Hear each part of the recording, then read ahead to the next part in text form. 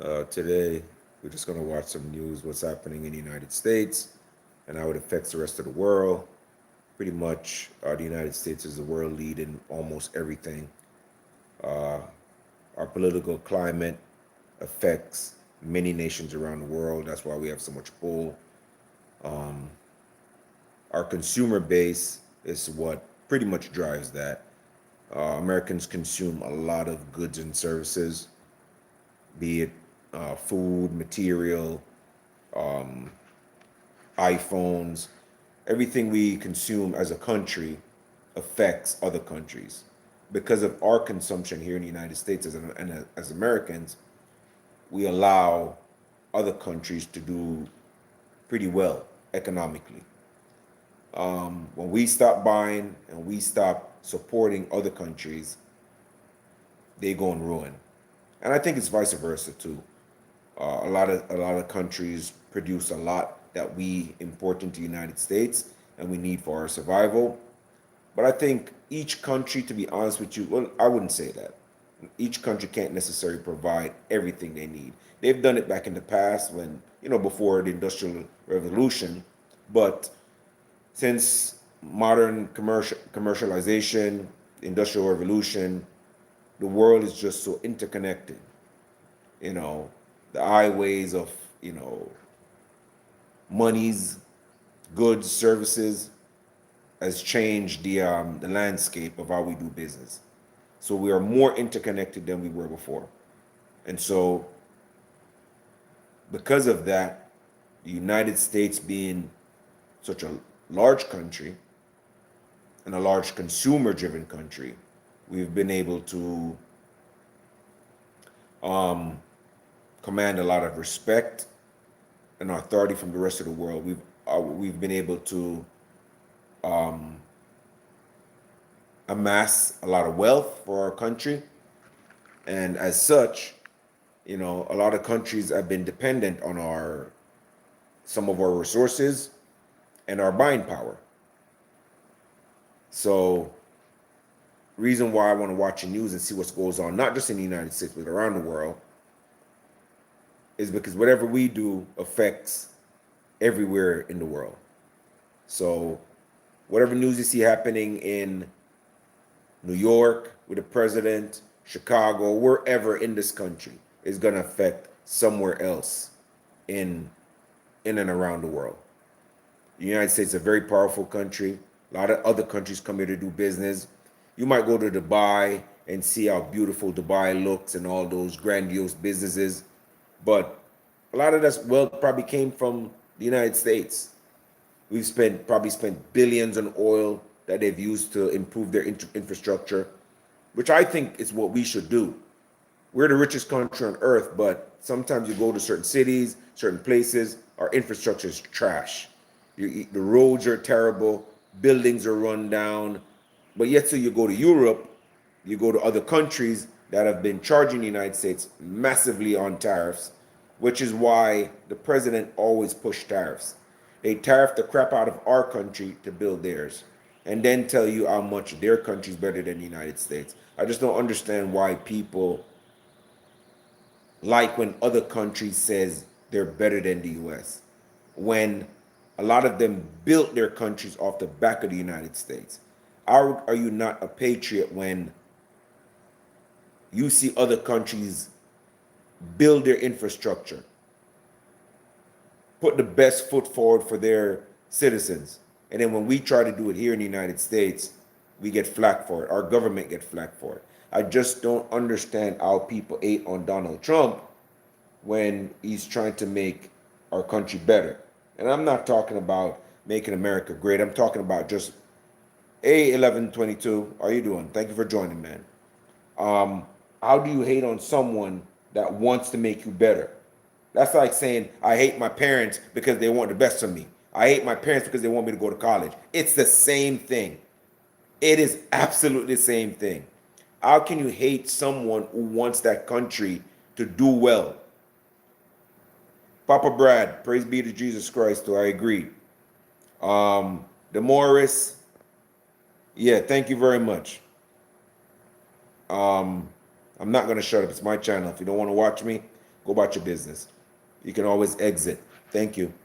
Um, to want to see our country do well, people don't want to see that. People like, this guy, Demoris Chinyu, don't even sound like he's from here. Sound like he's probably an immigrant hiding somewhere from ICE. It's whatever. It's okay, my guy. They'll send you home soon. Um, so I just don't understand how people just love to hate the United States, but yet still they do their best to come here, right? It's the same way how people hate Christianity, right? But then they want to leave their Muslim country that they're suppressed. They can't speak their mind. They can't practice a religion that they really want to, and then they come to the United States and try to shit on Christians and shit on Christians' way of life and push the Muslim faith.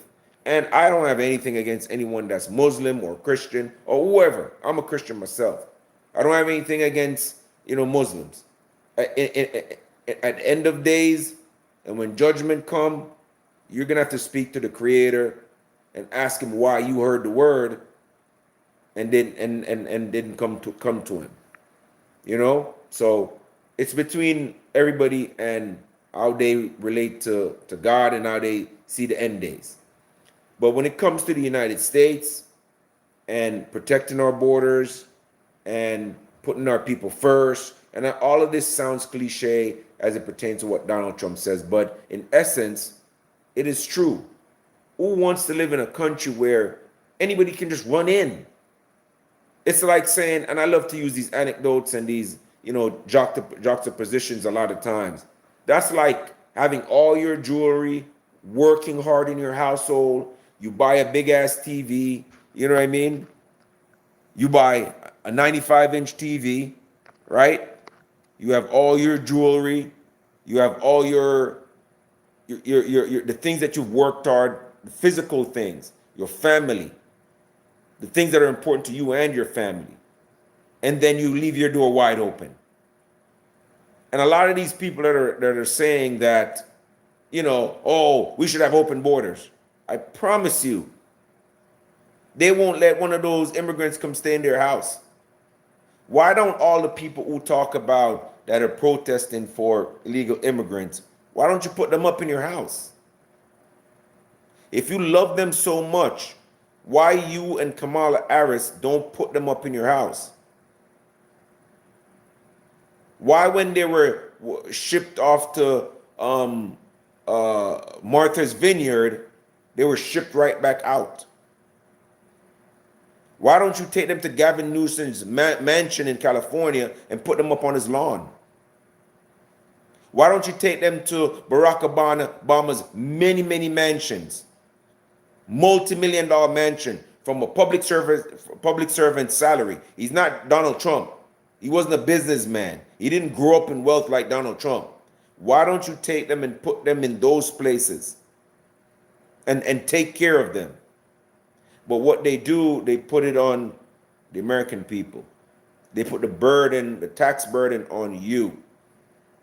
And then give you this rhetoric about how somebody's evil or somebody's Hitler or somebody don't like blacks or don't like immigrants, and they use that talking point to try to trick you into you paying for it. You watch places like Chicago where African American groups have been disenfranchised for such a long time. And you see where these African American groups have been begging the local government to help with inner city youth, help with programs that help to promote and elevate these young men and women from the inner cities. And they can't get a dime from local government. The same local government, these same people vote into office who's supposed to be public servant. You are a public servant. That means you serve the interests of the public that voted you in. That's what a public servant is. You're not voted in to get rich. You're not voted in to promote the interests of your friends. You're not voted in to promote the interests of big businesses. You're not voted in to promote the interests of illegal migrants. You're voted in as a public servant to promote the interests of those who elected you to that position. That's where your interest lies. Okay? Ain't nobody trying to slam no brown people. I'm a brown person. What are you talking about? How is it that I'm trying to slam brown people? What are you talking about? Go sit your ass down somewhere. Imagine it. Let's put a foot on the other shoe. Imagine if all this, if America was a different type of a country, and we took all African Americans, or a bunch of African Americans, criminals, rapists, murderers, and other countries add wealth, and we brought them and just dumped them on the street and said, hey, we just going, when we take them to Venezuela, when we take them to Europe, when we take them to anywhere, the government just starts giving them stuff that you never received, that you paid tax for. How do you think you would feel? You see, people don't have the mental capacity to turn their minds in and out and look at stuff from looking at from this perspective and then turning it around and looking at it from this perspective. And when you look at it from that perspective, you see a whole different thing. And if you can take your emotions out of it and look at it from that perspective, you'll see something different. And I hear Mr. Robert Vasquez. He says, my arrogance is profound. Please, don't just say my arrogance is profound. Speak on it. Give me facts and tell me why am I arrogant and why is it profound.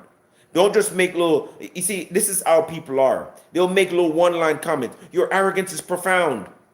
Please tell me how is it profound. I don't care what your name is, Norbert. I don't care.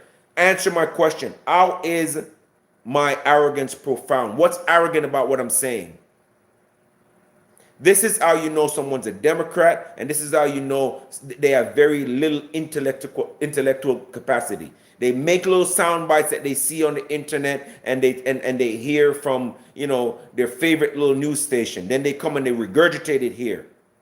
Yes, I do need a lecture. I want it. Because if he's saying that I'm arrogant, right? Please tell me how I'm arrogant. That's like having the debates and then people just say stuff and nobody backs it up. Everything I just said about having immigrants come into Chicago and take away resources from African Americans that have been there, that's asked for it for years. Tell me where I'm wrong in that. What you don't know about Chicago is Chicago has no money. So the little money that they do get, that they're trying to give to the migrants, it makes no sense because the people that elected you to go to that position, they can't get the money. You have places where it's built for the kids, for recreational purposes, that the people in the African American community have fought and bled to get. And then you take away that resource from them and put illegal migrants there. And then I've seen many videos where the migrants are cursing at the people, the tax-paying citizens, and telling them to go to hell. And imagine, I've lived in this country since 1998. I've made hundreds of thousands of dollars. I've probably paid hundreds of thousands of dollars in taxes. I've never asked for a handout. My mortgage has never been paid for me for free. Nobody's ever bought a PlayStation for me and put me up in a hotel when I work months at a time, sometimes years not taking a vacation. So please tell me, how am I wrong? Mr. Norbert, explain to me your assumption that I'm a Democrat. Then if you're not a Democrat, please answer my previous question. My arrogance is profound. That's what you said. How am I arrogant and how is it profound? Stop going and beating around the bush and tell me, how is it profound?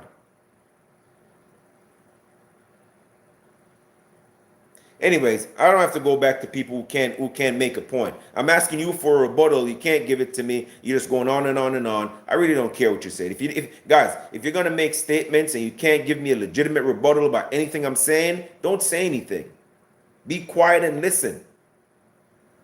You don't have to watch. You don't have to go back and forth with me. A lot of people like to go back and forth just to say something, but they have no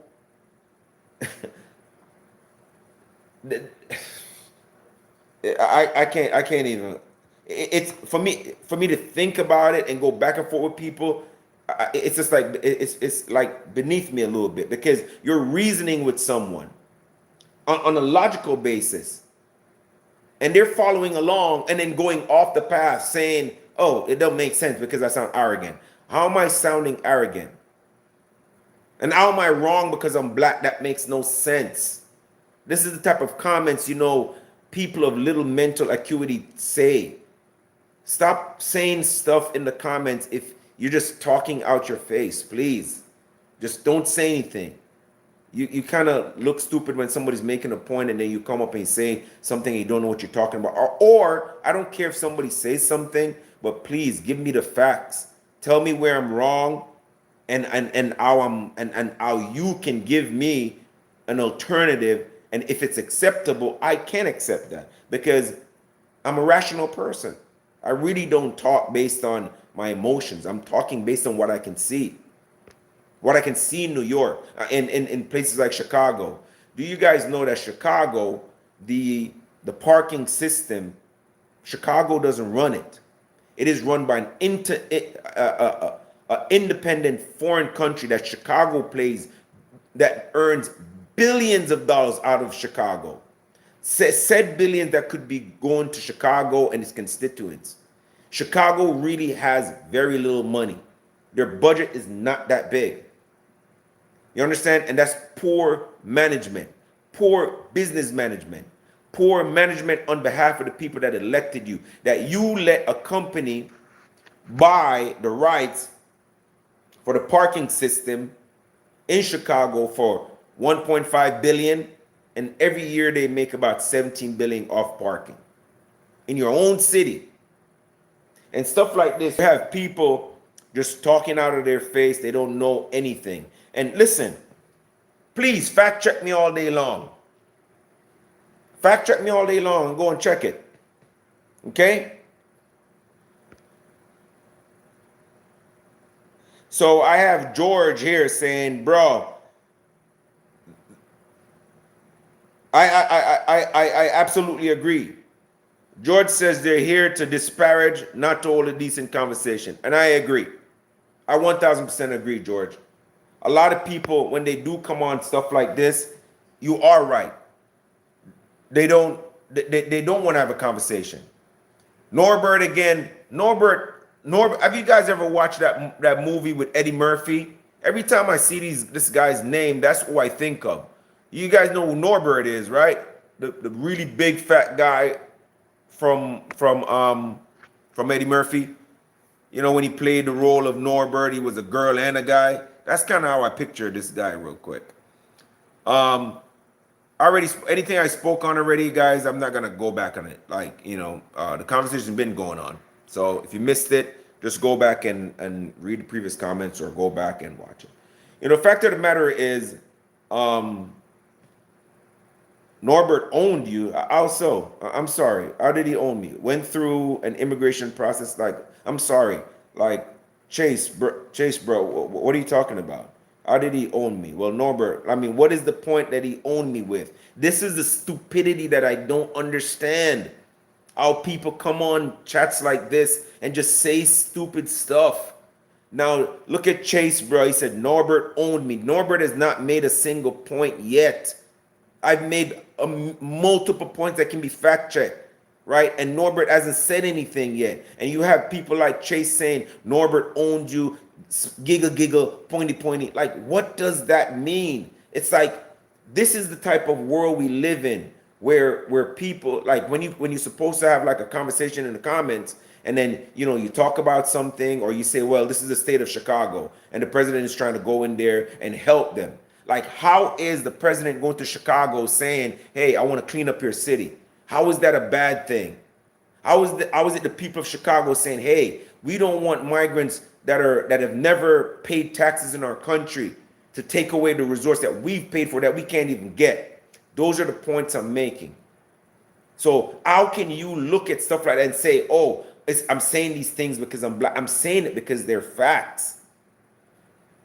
Anyways, I don't want to go back and forth, man. You know what I mean? Again, like Looney says, thank you for speaking up for those of us with common sense. You know what I mean? It's true. And Looney, the funny thing is, you walk around in this world and in society, and then you see so many people. I used to always assume that everybody I see is pretty smart. That's what, just from based on looking at them, I would just see somebody. I'm like, yeah, that look like a pretty smart guy. If you were to go to them and say, hey, 1-on-1, what do you think 1-on-1 is? They'll say 2. Or what do you see 2 and 2 is? They say 4. Or 4 and 4, they say 6. And technically, to be honest with you, a lot of these people are stupid as hell. A lot of people you walk past every day, the sense of having a conversation with them and systematically going from one point to the next and having a conversation and then rationalizing things and reasoning it out with you is not there. It's absolutely not there.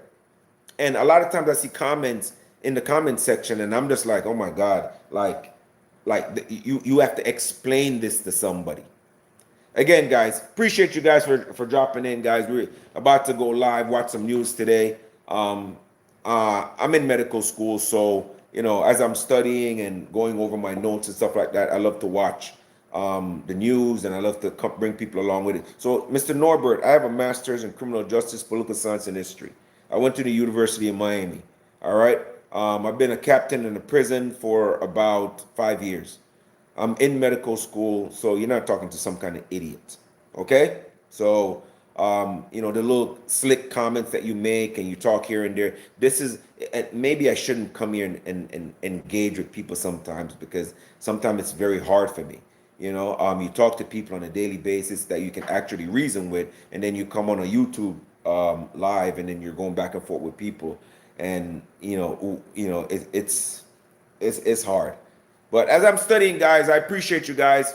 We're gonna, see what. Yes, absolutely, I am butthurt, Mr. Norbit. And again, there he goes. He says some silly little stuff. I'm asking him make some points, and then he says I'm butthurt. Don't tell me that I'm butthurt. Give me some facts. Tell me where I went wrong in the comments. Tell me what I'm saying wrong. You get what I'm saying? This irritates me about like low vibration people. You get me? That's what irritates me. If I make a point and I say something about illegal immigration or something that our president talk about, that he makes a good point. I'm not saying the Democrats don't have any good points, but I'm saying a lot of things that they promote don't make any sense. A lot of rational things that our president talk about. You can't say just because you think he's a racist or he's orange or he's old or whatever the case might be, or he's a racist or sexist or misogynist, all of which we know he's not. You can't just say that he's all those things. Prove it to me. That's like them saying this man, President Trump is a racist. And I'm like, for years I've followed President Trump.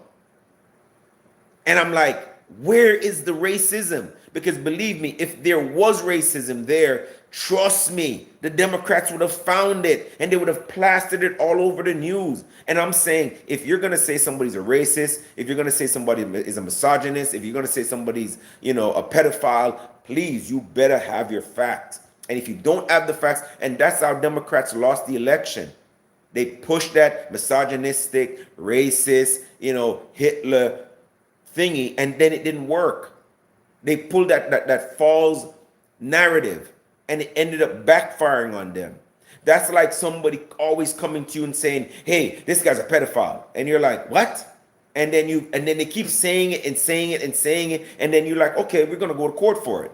Then you go to court and then you say, okay, you've been calling me a pedophile for however long you've been saying it. Please, where's the facts? I don't even have any facts. Then why did you start saying that? Oh, somebody told me. Who told you? Okay.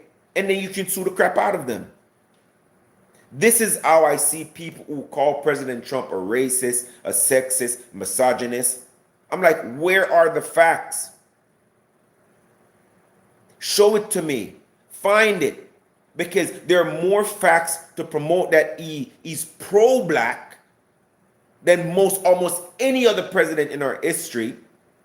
Then he is a racist. People don't even know that when Jesse Jackson, just in case you guys didn't know, you can go fact check me, Jesse Jackson actually ran for president. And guess who funded it? This is a fact. I'm not making, you can go fact check it while I'm on the live right now. Get on your computer and Google, guess Jesse Jackson run for president and who funded him. Go ahead, I'll wait. When Mike Tyson was accused of rape, who backed him? Who spoke out for Mike Tyson? And I don't know if Mike Tyson is guilty or not. When the 4 men were convicted of, I think what, rape in New York, way back in the days, and President Trump said they should be arrested, people jumped on it and said, "Oh, President Trump, he was the one that said the black man should have been arrested." At the time, everybody, this is the thing, at that time, everybody saw the news. The news said they found the men that did that. Everybody on every news station said that. So at the time when Donald Trump said that, he was just as informed as every other news outlet and every other people in the country. And he said it. And he might have not known the facts at the time, but he didn't say it to be anti-black or to be a racist. He said it based on the information that was given. And I don't understand this racist narrative, how one man can be racist against another. But we have more narratives of Biden being a racist than Trump being a racist. It's crazy to me. Look at any videos in the 80s, 90s, 2000s, early 2000s. Everywhere Donald Trump was, he was in a black environment around a lot of African Americans. You see Mike Tyson fight sitting right next to Muhammad Ali. His caddy is the same caddy he's had for over 40 years. And that man said he would never give up that job. So I want to know, where does this racist and then the sexism that is, and he's a sexist because he said grab the lady by the pussy, right? So please tell me, as a man, when you sit around, when you go play basketball with your boys, when you go play football with your boys, when you go to the club with your boys, when you go do anything with your boys, right? What do you guys talk about? Do you guys talk about, fairies and crochet and, buying a pair of shoes? What do you guys talk about? As a matter of fact, no, let me ask you this. What do you guys think women talk about when they're by themselves? And I'm not talking all women, but what do you guys think women talk about when they get with their girls and they talk? Do you guys think women just talk about crochet and shoes? Listen, I've been in the classroom with other people, other women. And the funny thing is, the men in the classroom are more conservative and more laid back. And the women are the one talking the most vile things and what they did and what they could do. And you listen to them talking and you're like, wow. I used to think women don't even speak certain things out of their mouth. And some of them, their mouth is just, you're like, oh my God. Like it's just even embarrassed to sit there and listen to hear them, the things that they talk about. So when they say, oh, Trump is a sexist or a misogynist because he said grab her by the... guys say that kind of stuff all the time. That's guy talk. And whether you catch somebody on, a recording saying stuff that's how guys been talking for millennia. That doesn't make a guy a misogynist or a sexist. Then we all are misogynists and sexist. Because that's how we all talk. Women talk like that and even worse. So I just don't get where we get this narrative that this man is this. You know how you want to see what a good man is? Look at his family. So let's do a juxtaposition. Think about Joe Biden's family. And I'm not talking smack about Joe Biden. I don't have anything against Joe. But look at how his son is involved in the scandal, selling American information to China, drugs, cocaine, prostitutes. In the history of the United States, it's during Joe Biden's presidency that they found coke in the White House. And I'm not saying there's no coke in the White House. They might be. But it's through his presidency that kind of came about. Now, on the flip side, look at how they present Donald Trump's family. All his kids are in politics. Always well-dressed, well-behaved. Never in any kind of the news or about anything negative. His kids are business owner. Look at his youngest son. Look how he dress, how he presents himself. Look at Melania. She always looks like $1,000,000 all the time. The epitome of what a first lady should look like and carry herself. The decency with which how she represents her husband. You had Barack Obama came to President Trump inauguration without his wife. She's on social media talking about, oh, I don't want to go there because I can't stand Trump. Like, what? You're supposed to go there. You were a former first lady. Show up. Whether you like the president or not, show up, show your respect, and then go home. You don't have to talk to him. Look at her. She's on a podcast demeaning her husband. She's here saying that Barack Obama can't turn down the AC. I would never want to have a son if he's going to be like Barack. And then you have Barack Obama coming in front of millions of people, talking about how all young black men should have a gay mentor. What? A gay mentor? Mr. Crowder, this is my live. You don't have to be here if you don't want to. You can leave anytime you like. All right? And again, so like I said, if you want to see what somebody's moral looks like, you can see it as a reflection of their kids. If you have some kids and they're cursing and twerking and don't know their ABCs, you think that's because of the child? No, it's not. If you have a child and that child can twerk and know every Cardi B song and know every Nicki Minaj song and don't know their ABCs, they don't know basic anatomies, they don't know the right or left hemisphere in the brain, they don't know what the pituitary does, they don't know what the integumentary system is, they don't know the causes of diabetes. If they don't know that kind of stuff, I'm from Jamaica. That's basic human anatomy for us in Jamaica. And for kids who their parents want to put them on a path to medical school, or want to put them on a path to higher education so they can contribute.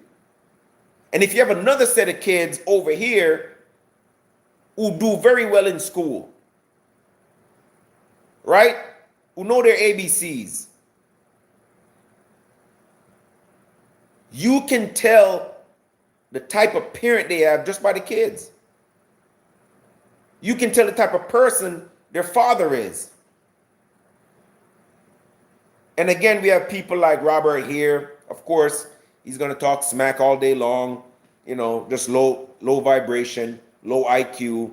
We're gonna let him be. You know what I mean? Because he knows no better. You can tell that he'll let his little 3-year-old son have a sex change at 5 because he feels like he's a little girl today. That's the type of, people we have in our society. You know what I mean? So, anyways, guys, for me, I'm gonna bet on the guy that is family. He has an awesome family. His kids are in politics. They're well behaved. They're not snorting coke. You know what I mean? And that's who I'm gonna go with. But whatever. Anyway, guys, we're gonna get to this because I gotta get some studying done. Got an exam next week. Pretty big exam. We're gonna watch the news around the world. Thank you guys for logging in. Robert Vasquez, go about your business. You don't know what you're talking about. Go sit down somewhere. You need to go read a book or something. That's what I think. This is you are a part of the problem and why America is in the kind of turmoil we were in during the Joe Biden administration. People like you who keep promoting a lot of unethical, low vibration. In Jamaica, we call it nastiness. You know what I mean? And like people who don't stand for ethics, doing the right thing, following proper procedure. That's Robert right there. That's Robert. That's the epitome of what is wrong with our country. They don't really love the United States.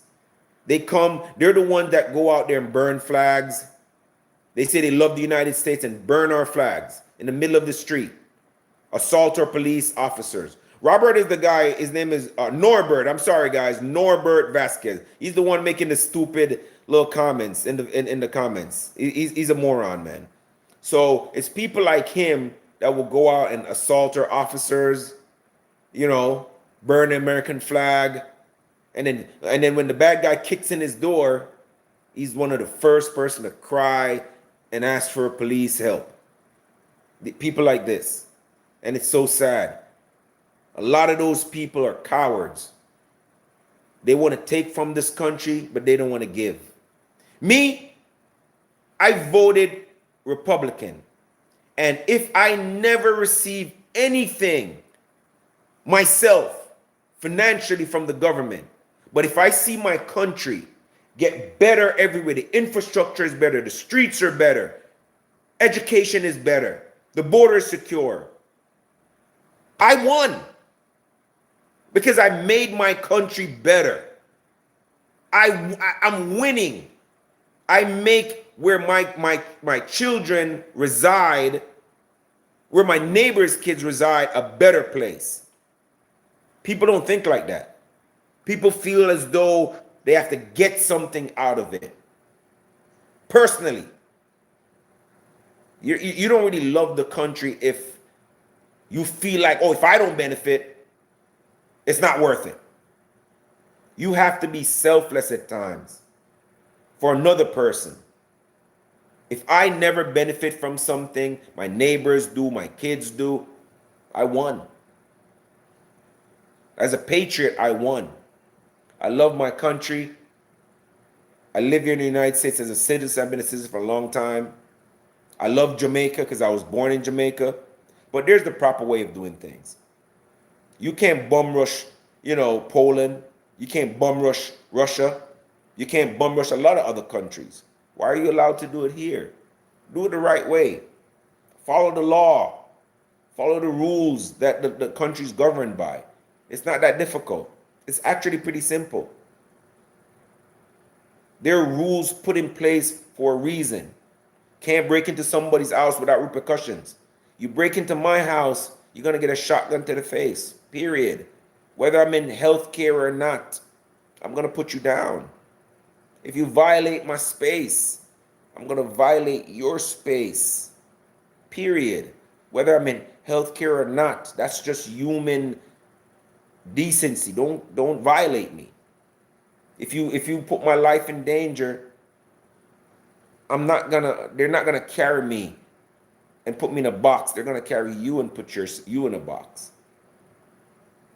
I just don't understand. If you love America, how you can. I don't understand how the Democratic Party vote against certain things.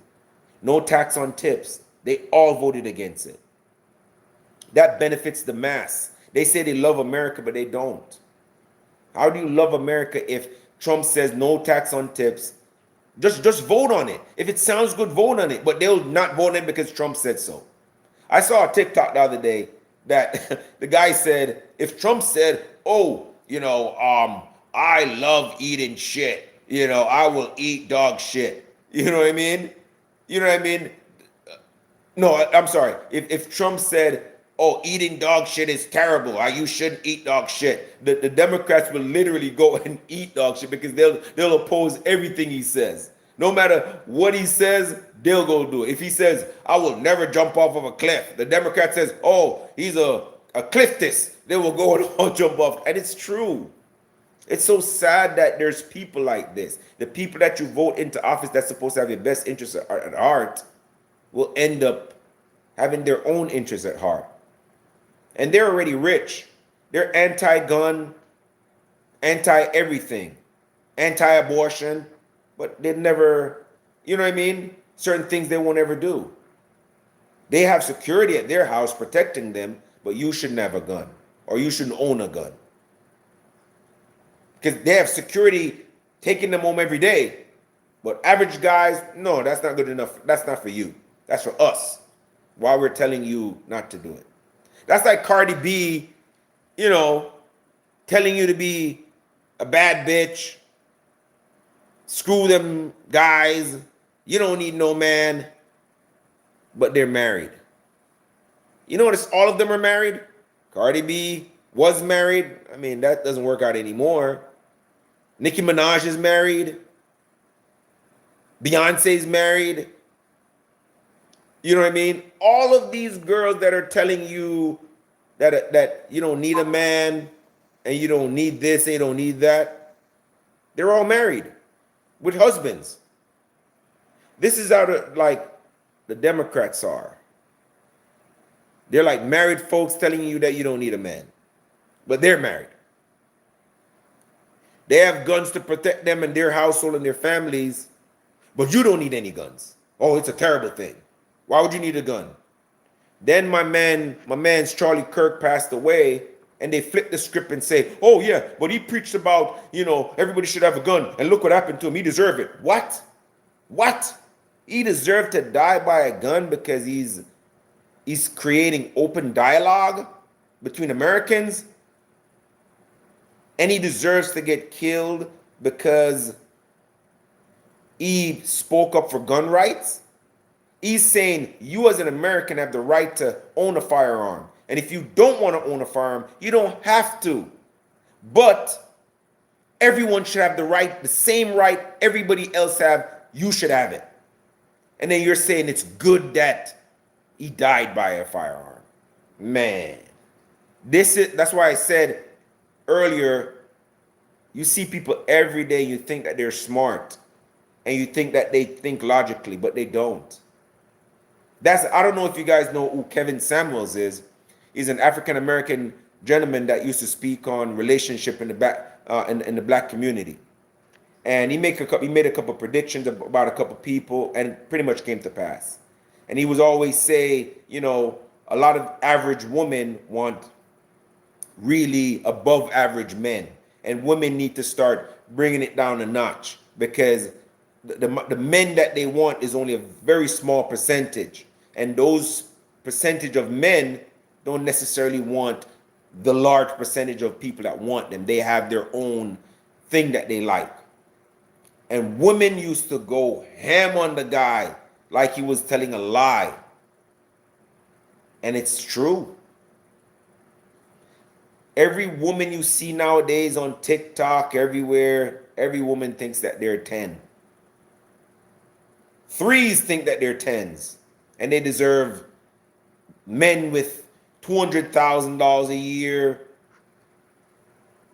that long. You know, that's the Democrats right there. Anyways, I don't care about who's a Democrat or not. I care about who loves this country. That's who I care about. I care about the United States. I care about its citizens. I care about people of the world too. You know, but I care about making this country safer. I care about doing the right thing, following the law. I care about the rules that govern this land. I care about Christianity because I'm a Christian. I care about not persecuting Christians, make them feel like they don't belong here. It's a Christian country. I care about the youth and their education. I care about women and protecting them. I believe women have the right to do what they do. It's up to you. You make a decision and you're going to have to speak to the Almighty one day. That's your prerogative. I care about if you're gay, you can be gay if you want. Just,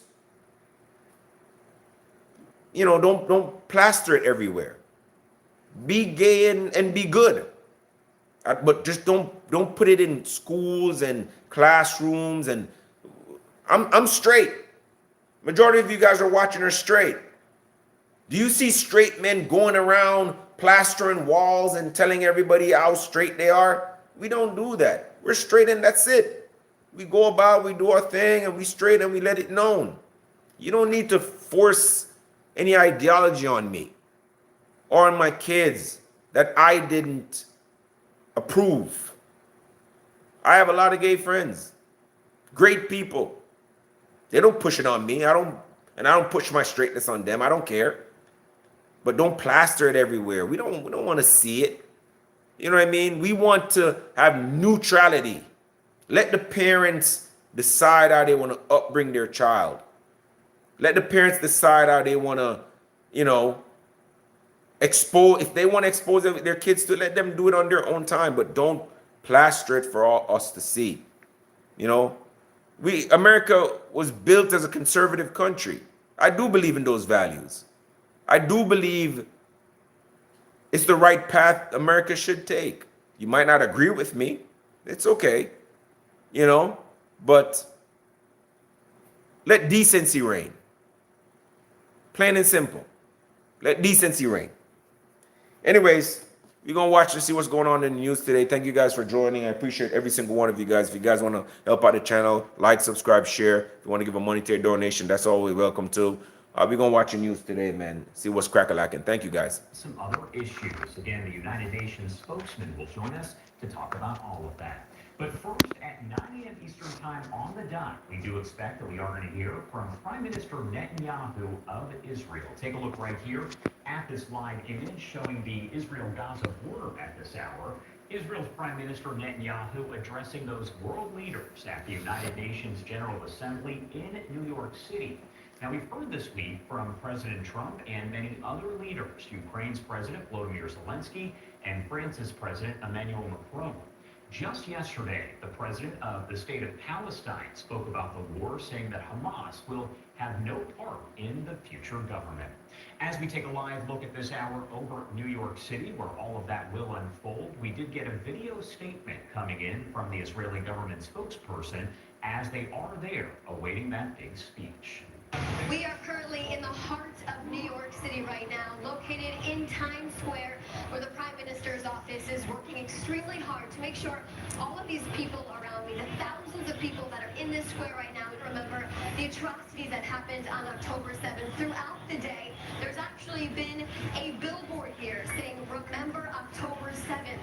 So everyone around this area can remember that horrific day that now soldiers, thousands of soldiers, are fighting in Gaza against the Hamas terror organization, in addition to 48 hostages who are still in captivity at this point in time. Today was an extremely busy day for Prime Minister Netanyahu, who hit the ground running once he arrived early this morning, meeting with several world leaders. Specifically, he met with the president of Argentina. The two of them have a very unique and special relationship and a bond.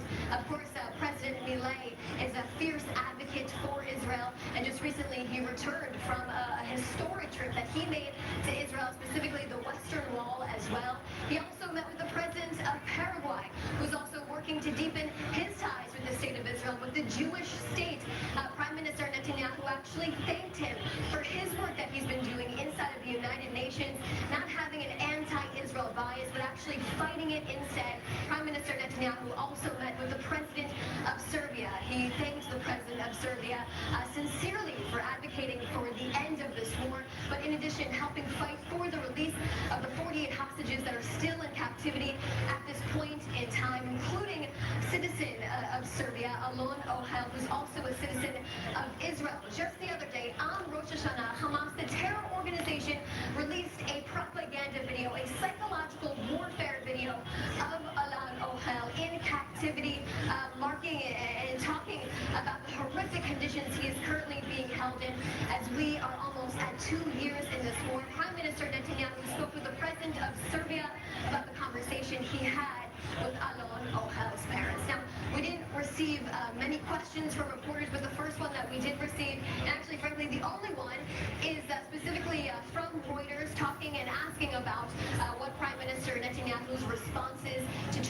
President Trump's recent comments on possible annexations in Judea and Samaria. Right now, Prime Minister Netanyahu will be waiting until he gets back to Israel from the United States to address this. We will continue to have daily briefings throughout our time here in the United States. Stay tuned. You can always ask questions in the WhatsApp group that we have listed. Thanks so much. All right, and that was the Israeli government spokesperson. There are a group of people that are with Prime Minister Netanyahu as he is there in New York City. Again, that speech scheduled for 9 a.m. Eastern Time. Right now, I do want to bring in David Rubenstein, the former Netanyahu aide, also a Middle East analyst. If you qualify for Medicare and Medi-Cal, Kaiser Permanente has a plan for you with extra perks, including a dedicated care coordinator. Visit kp.org/partner to see if you qualify. Kaiser Permanente. Dozens of world leaders. What is it likely overall, specifically, that he will focus on, and what might he maybe leave out? I think there's one major issue that stands out above all others for the Prime Minister of Israel and the people of Israel, and that is the hostages in Gaza. Hamas, the terrorist army that governs the Gaza Strip, is still holding 48 Israeli hostages. It is believed that 20 of them remain alive. Hamas is holding them underground in tunnels, torturing them and starving them, and there is simply not enough urgency from the entire world, from the United Nations, to pressure Hamas and Hamas's backers, such as the Qatari royal family, to tell Hamas to release these hostages immediately. This is a barbaric practice, the taking of hostages, the holding of hostages, the torturing and starving of hostages, and I expect that the Prime Minister of Israel will really make this issue front and center of his speech. I want to ask here, just to kind of get your take on it overall, how pivotal is this speech for Netanyahu and for Israel as the war itself there in Gaza does get very close to that 2-year mark? We're just about a week or so away from October 7th there. So how pivotal is this speech for him?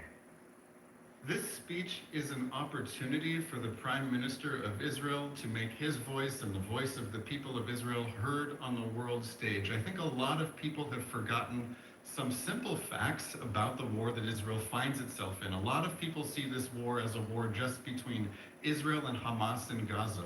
People forgot that this was a 7-front war. It wasn't just Hamas in Gaza. I expect the Prime Minister will talk about how Hezbollah, the Iranian proxy in Lebanon, joined Hamas's war one day after October 7th, 2023, and fired thousands of rockets and anti-tank missiles and suicide drones into Israel. And Israel has removed this threat of Hezbollah from Lebanon. I expect the Prime Minister will speak about the threat of the Houthi pirate army in Yemen.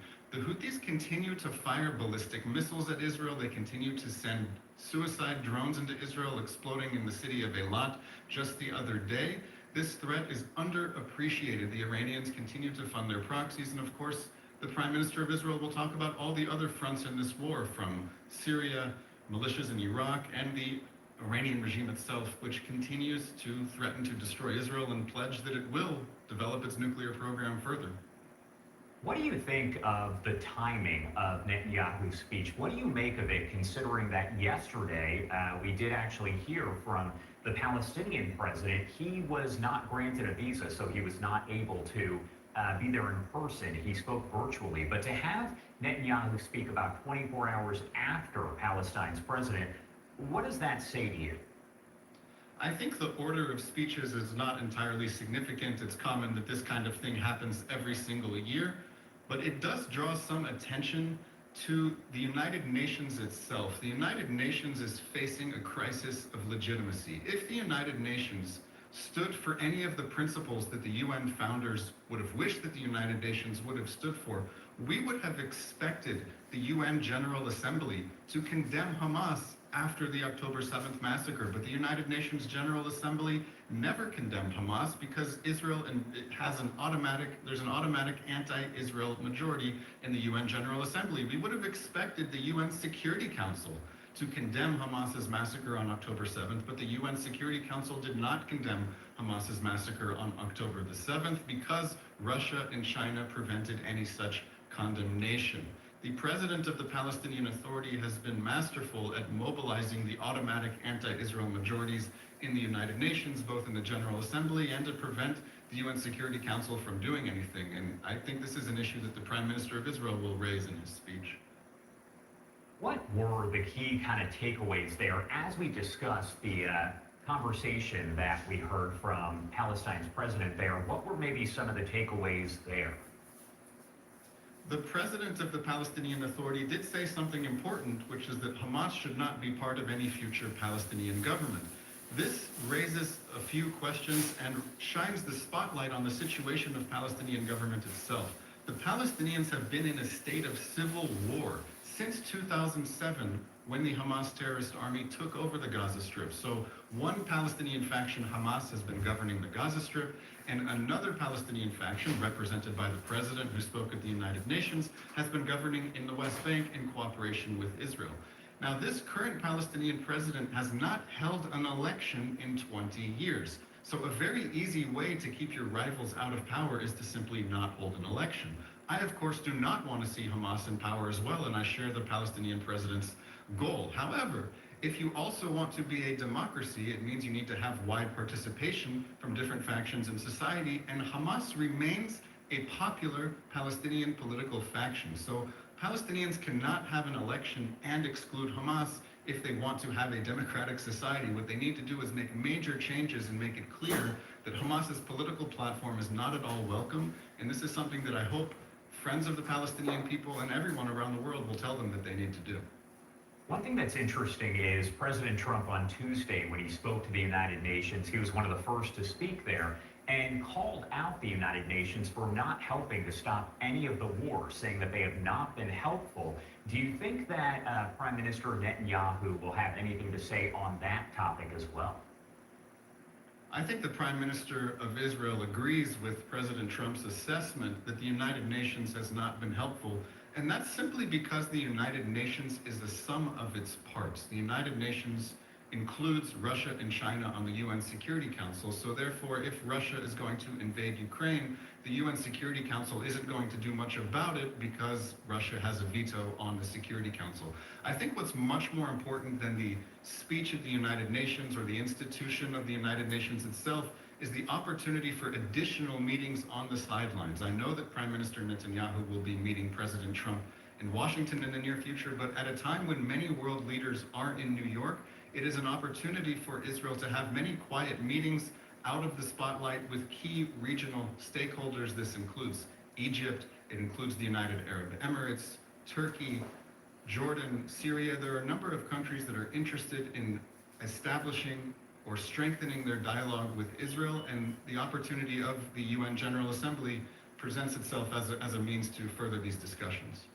All right, David Rubenstein, thank you so much for taking the time to join us and break it down. Of course, we're going to be paying close attention here in just under 3 hours as we hear from Benjamin Netanyahu. Anything we missed, anything you want to make sure to add here before I let you go?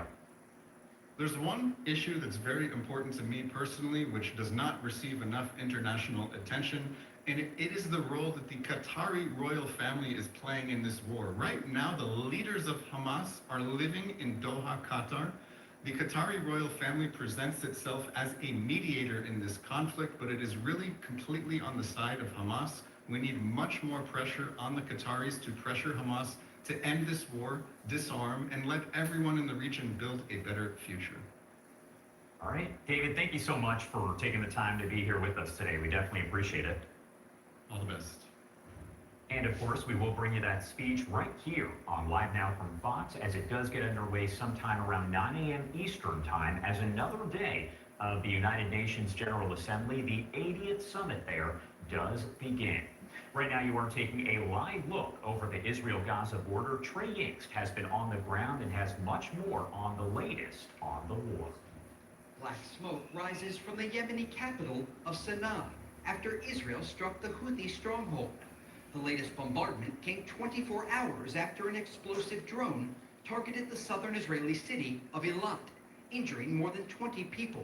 Within the framework of responding to the Israeli aggression against our country, the Yemeni Armed Forces Air Force carried out a quantitative military operation with 2 drones targeting an Israeli enemy target.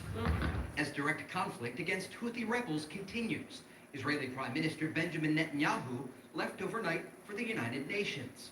He'll address the UN General Assembly on Friday, with an update expected on his country's multi-front war, before heading to the White House on Monday to meet with President Trump about ending the fighting in Gaza. In Washington, I will meet for the 4th time with President Trump and discuss with him the great opportunities that our victories have brought, and also our need to complete the goals of the war, to return all our hostages, to defeat Hamas, and to expand the circle of peace. The bilateral meeting will be the first since Israel launched strikes against Hamas in Qatar, something President Trump said he was very unhappy about. Netanyahu's visit to Washington is scheduled amid the backdrop of at least 10 new countries, including the UK, Canada, and France, formally recognizing a Palestinian state this month. Palestinian civilians hope the decisions will speed up an end to the war. The formal recognition of the state of Palestine by multiple countries may mark the starting point for ending the war, and the beginning of the end to the tragedy endured by the Palestinian people, particularly those in the Gaza Strip. Israeli officials have rejected the recognition of Palestine, calling it a reward for terrorism. In Tel Aviv, Trey Yingst, Fox News. Trey, thank you so much. And of course, as I mentioned here, that speech set to get underway around 9 a.m. Eastern Time. We'll bring it to you right here, as we always do, on Live Now from Fox. The time now is 6:12 on the East Coast and 3:12 on the West Coast. My name is Josh Breslow. We're going to head to a quick 2-minute commercial break, but a lot more news to get to on the other side. We'll be right back.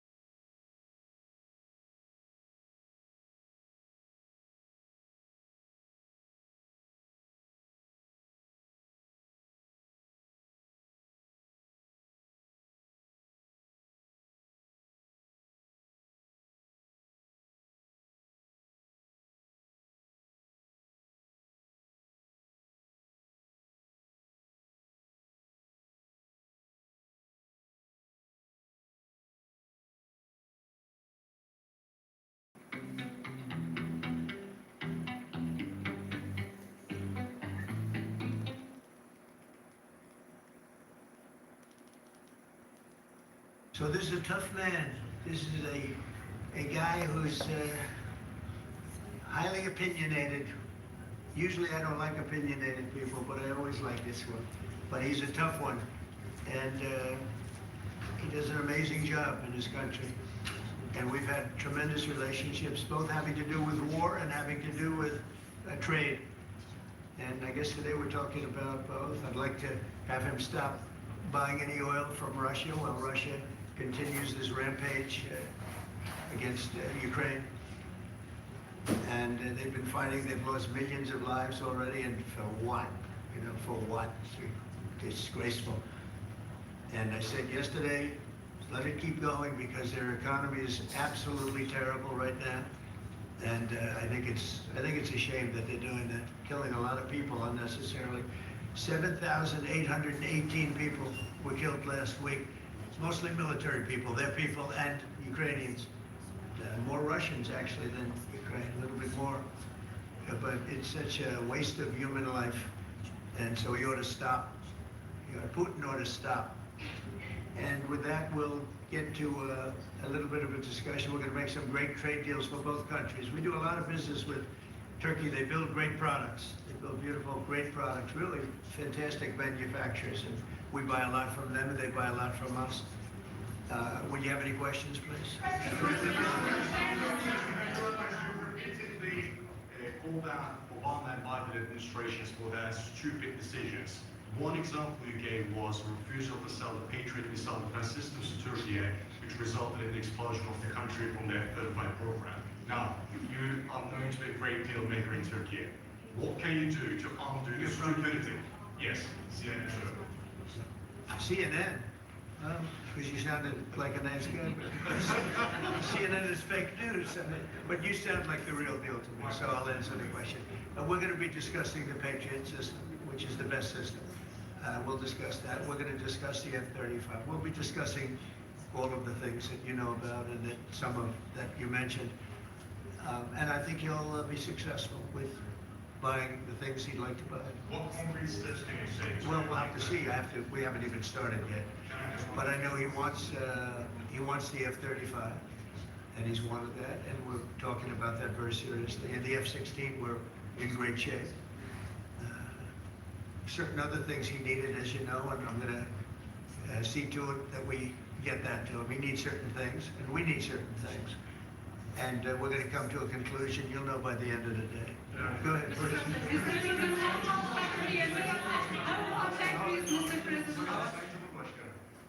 Siz Başkan Trump'ın ne kadar barış için çabalar gösterdiğini daha önce de söylemiş bir Cumhurbaşkanısınız. Siz de bölgede birçok ülkeyle, birçok liderle görüşmeler, kontaklar kurabiliyorsunuz. Bu konuda birlikte nasıl çalışabilirsiniz gelecekte? Buna inandığım için zaten bunları söylüyorum.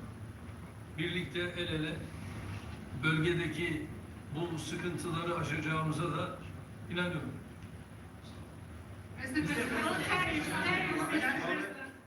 Because I haven't learned this language yet.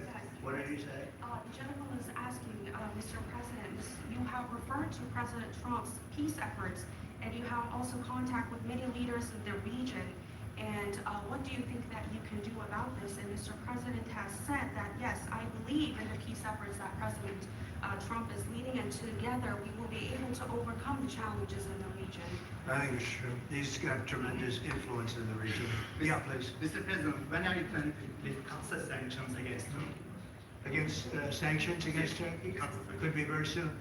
If we have a good meeting, almost immediately. President Erdogan is removing tariffs on U.S. goods, and what impact it will be in U.S. production? Where are you from? Turkey. I see. We have a lot of people from Turkey here. Because I like the questions very much, actually. They're very nice questions. And we'll see about tariffs. We're going to be talking about tariffs. You already removed them. Well, we're going to be talking about that.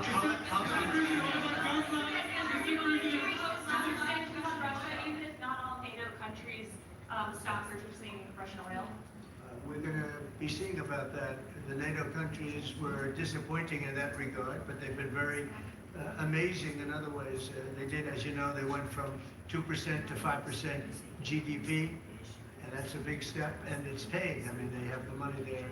We're selling a tremendous amount of military equipment to NATO. We're we're not giving like Biden did. We're selling it to NATO, and it's a lot. They're buying a lot, and I assume they're giving it to Ukraine. They could buy it for other reasons too, but I assume they're giving most of it to Ukraine. But they're buying highly sophisticated weaponry, and they're paying for it full price. And that's how we're involved. Biden gave $350 billion. Look, this war would have never started if I were president. If I were president, this war would never be happening. Would have never happened. Yeah. Mr. President, I'd like to ask about Gaza. Are you on the same page, Mr. Erdogan, for Palestine, Israel? Well, I don't know his stance. I can't tell you about that. I just say that we want to get Gaza over with. I had a great meeting with the leaders of that area, of that region, generally speaking, the Middle East. We had a great meeting the other day at Onga, as you know, and I think we're close to getting some kind of a deal done. Yeah, we want to get the hostages back. Have to get the hostages back. We're the ones that got the hostages, all of them that we have now. But it looks like there are 20 living hostages and probably 38 or so dead hostages. Pretty sad. And the parents of those dead souls, those dead, mostly men, boys, in many cases like literally boys, they want those bodies back so badly, as much as though they were alive. And so we had a very good meeting with the representatives of the most powerful countries in the Middle East, and I think we're going to be close to a deal. We've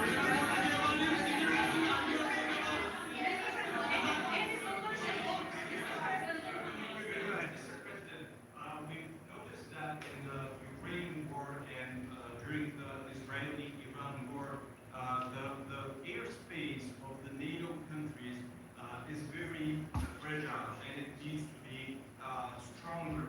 And in that sense, Turkey being the second largest army in NATO, it needs to support its air force and air defense. How do you look at this issue in general as a NATO? We're in NATO, and you know, they're paying now 5% of GDP. Nobody thought that was possible, and they agreed to that 6 months ago when I was there. And the relationship is very good. The NATO countries, with us, is the strongest it's ever been. We used to complain that they're paying 2%, but they're not paying. The United States was paying almost everything. And now they're paying 5%, and they pay. And that's trillions of dollars. You know, we're talking about trillions of dollars. And they're spending that, giving that money to us, and we are giving them great defensive, you know, the Patriots and all of the different javelins, all the different missile systems and everything else that they want. But it's, you know, it's trillions of dollars. So we appreciate that they did that. So they went from 2% to 5% of GDP, and that was something that nobody even would bring up. Biden should have brought it up a long time ago, because under Biden, we paid $350 billion, and all it did is make things worse. So,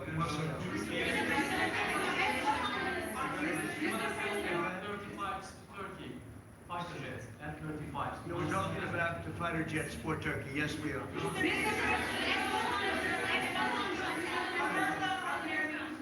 going to see any steps going to be taken today about the issue, about the things that are going on in the Gaza, Palestine? It could be today, yeah, could be today. We have a very strong dialogue going on with Saudi Arabia, with, I would say, you have 4 or 5 real leaders that are being good. As you know, I met with Qatar, Saudi Arabia, UAE. We met with Jordan. The King of Jordan was there. We had a really great meeting. I think a lot was determined at that meeting. And I have to meet with Israel, and I have to do that also. They know what I want, and I think we can get that one done. I hope we can get it done. A lot of people are dying. But we want the hostages back. We don't want them back 1 this week, 1 in 2 months from now, 3 later, and you know, like the way it's been going. We got them all back. We got a lot of them back. We got the American Alexander. We got the American hostages back. But we have now 20 plus 38 bodies, dead bodies, and we want them all back. We want them back at one time.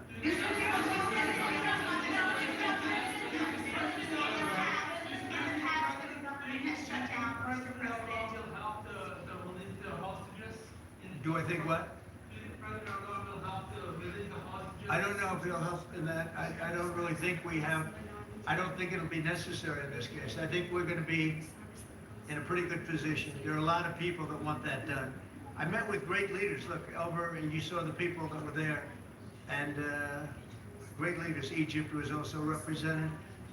We met with the leaders of that part of the world, and they want to see if they can get something done. And I'm going to have to tell Israel, let's go. We want to get the hostages back. Everybody wants to see that war over with, by the way.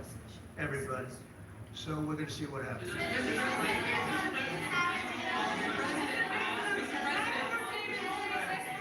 Mr. President, how do you see a joint initiative with President Erdogan to bring the President of Russia, Putin, and President Zelensky to the table?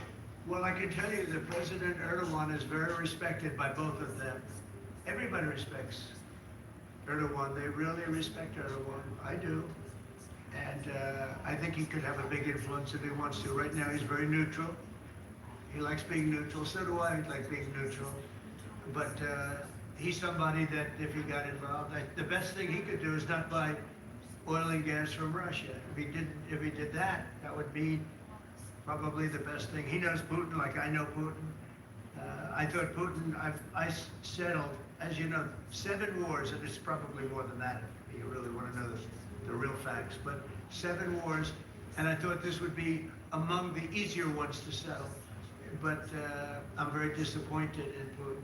And he's been fighting hard, he's been fighting long, and they lost millions, they lost like 1 million soldiers. And you know, with all of the heavy bombardment over the last 2 weeks, they've gained almost no land. Think of that.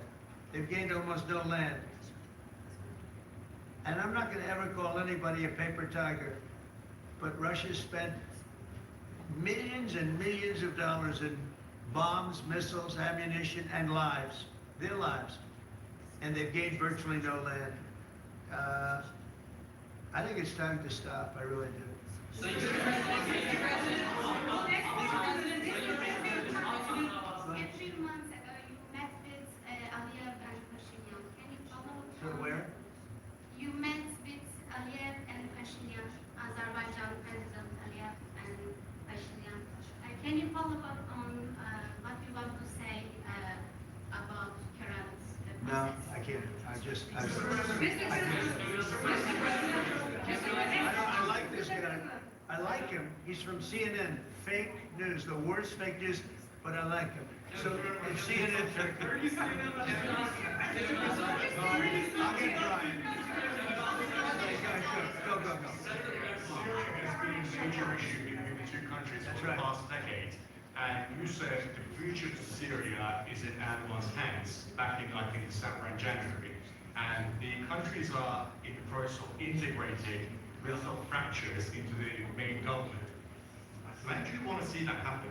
Well, I think President Erdogan is the one responsible for Syria, for the successful fight in ridding Syria of its past leader. And I think this man is responsible. He doesn't take the responsibility, but it's actually a great achievement. They've been trying to do it for 2,000 years. I said, he does it, he did it. I mean, they're your surrogates. I think you should take the credit for it. I told him, take the credit. For 2,000 years, you've been trying to take over Syria. He took over Syria, and he doesn't want to take the credit. You know, all of those people are his surrogates. But the leader of Syria, the new leader, as you know, I took sanctions off in order to let them breathe, because the sanctions were very strong. But I think we should have a major announcement today. He was responsible for that victory. It was a victory for Turkey, because they've been fighting, as you know, for like 1,000 years. And it never went, you know, it was back and forth, but he's responsible for that. So he would have a lot to say with respect to Syria. But at his request, I took, and the request also of the King of Saudi Arabia, it's very interesting, and Qatar, they said if you could take the sanctions. We had very strong sanctions.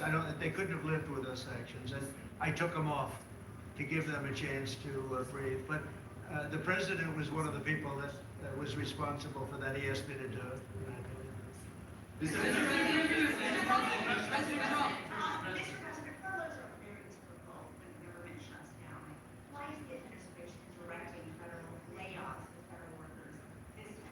this is all caused by the Democrats. They asked us to do something that's totally unreasonable. They never change. They want to give money away to illegally, people that entered our country illegally. They want to give them massive federal money. And we don't want to do that because it means everyone's going to just keep pouring back. Right now we have absolutely perfect borders like you haven't seen in many years. Even better than I had great borders during my 4 years, but these borders are stone cold closed. You can only come into our country legally now. But the Democrats want to give it all away. They want to open up the borders. Take a look at that. Big thing. They want to open borders again after what we're going through now, getting rid of prisoners, getting rid of all of these people dropped out from mental institutions, drug dealers, drug addicts, everything. They're putting everybody into our country. It's all ended now. But this is what Schumer wants. This is what the Democrats want. They want to have, and they want to take our money.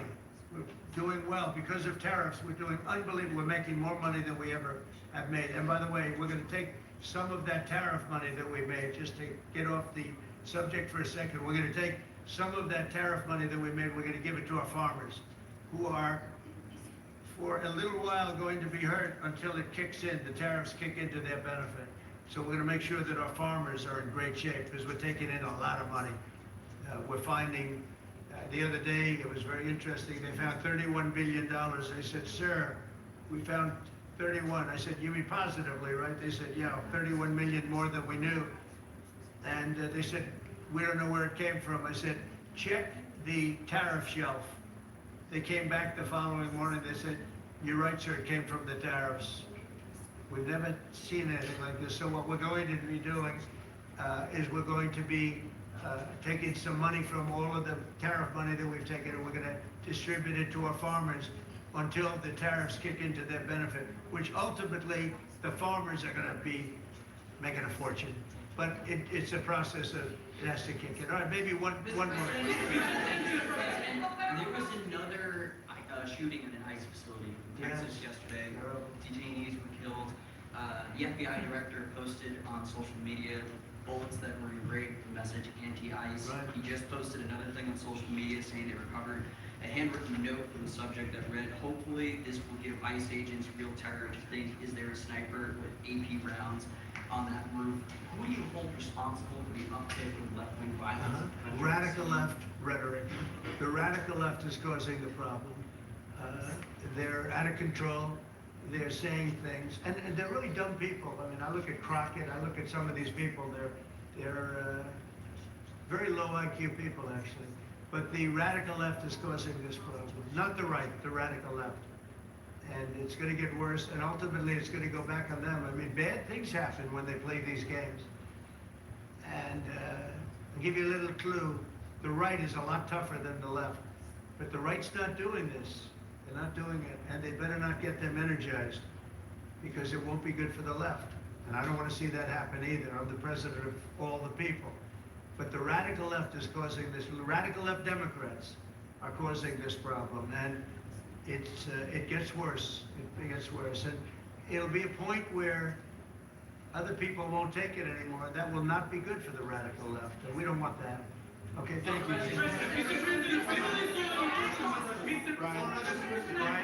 It seems like an indictment of James Comey is imminent. Would this be the first step in accountability for pushing the hoax of Russia, along with Barack Obama involved as well? Well, I can't tell you what's going to happen because I don't know. You have very professional people headed up by the Attorney General, Todd Blanche, and Lindsay Halligan, who's very smart, good lawyer, very good lawyer. They're going to make a determination. I'm not making that determination. I think I'd be allowed to get involved if I want, but I don't really choose to do so. I can only say that Comey's a bad person. He's a sick person. I think he's a sick guy, actually. He did terrible things at the FBI. And, but I don't know. I have no idea what's going to happen. Thank you very much, everyone. All right, that was President Donald Trump as he met with the president of Turkey, Erdogan, there at the White House just yesterday amid the United Nations General Assembly, where President Trump spoke on Tuesday. You are taking a live look over the Capitol building, and I do want to make sure to mention that was right before former FBI Director James Comey was indicted. There was a question there at the very end, but he was charged Thursday with crimes connected to his Senate testimony back in 2020 about an investigation, which is a major strike against a high-profile figure who has long been kind of clashing, I would say, with President Trump. Attorney General Pam Bondi saying, quote, "No one is above the law." In just about an hour, we will be joined by Madeline Rivera over at Fox News to break down more about the indictment, what it includes, and what happens next. Going to head to a quick 2-minute commercial break. A lot more live news coming up in just a few.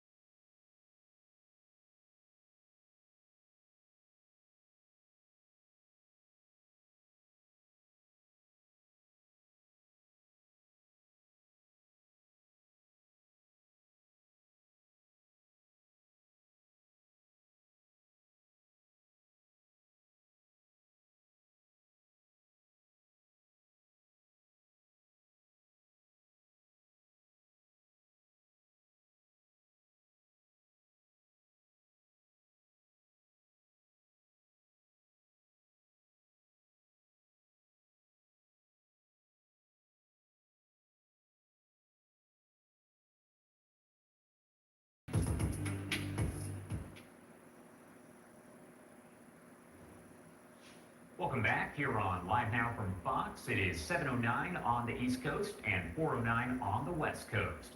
My name is Josh Breslow, and I'm here with you on this Friday to bring you all of your top stories, breaking news, and live events.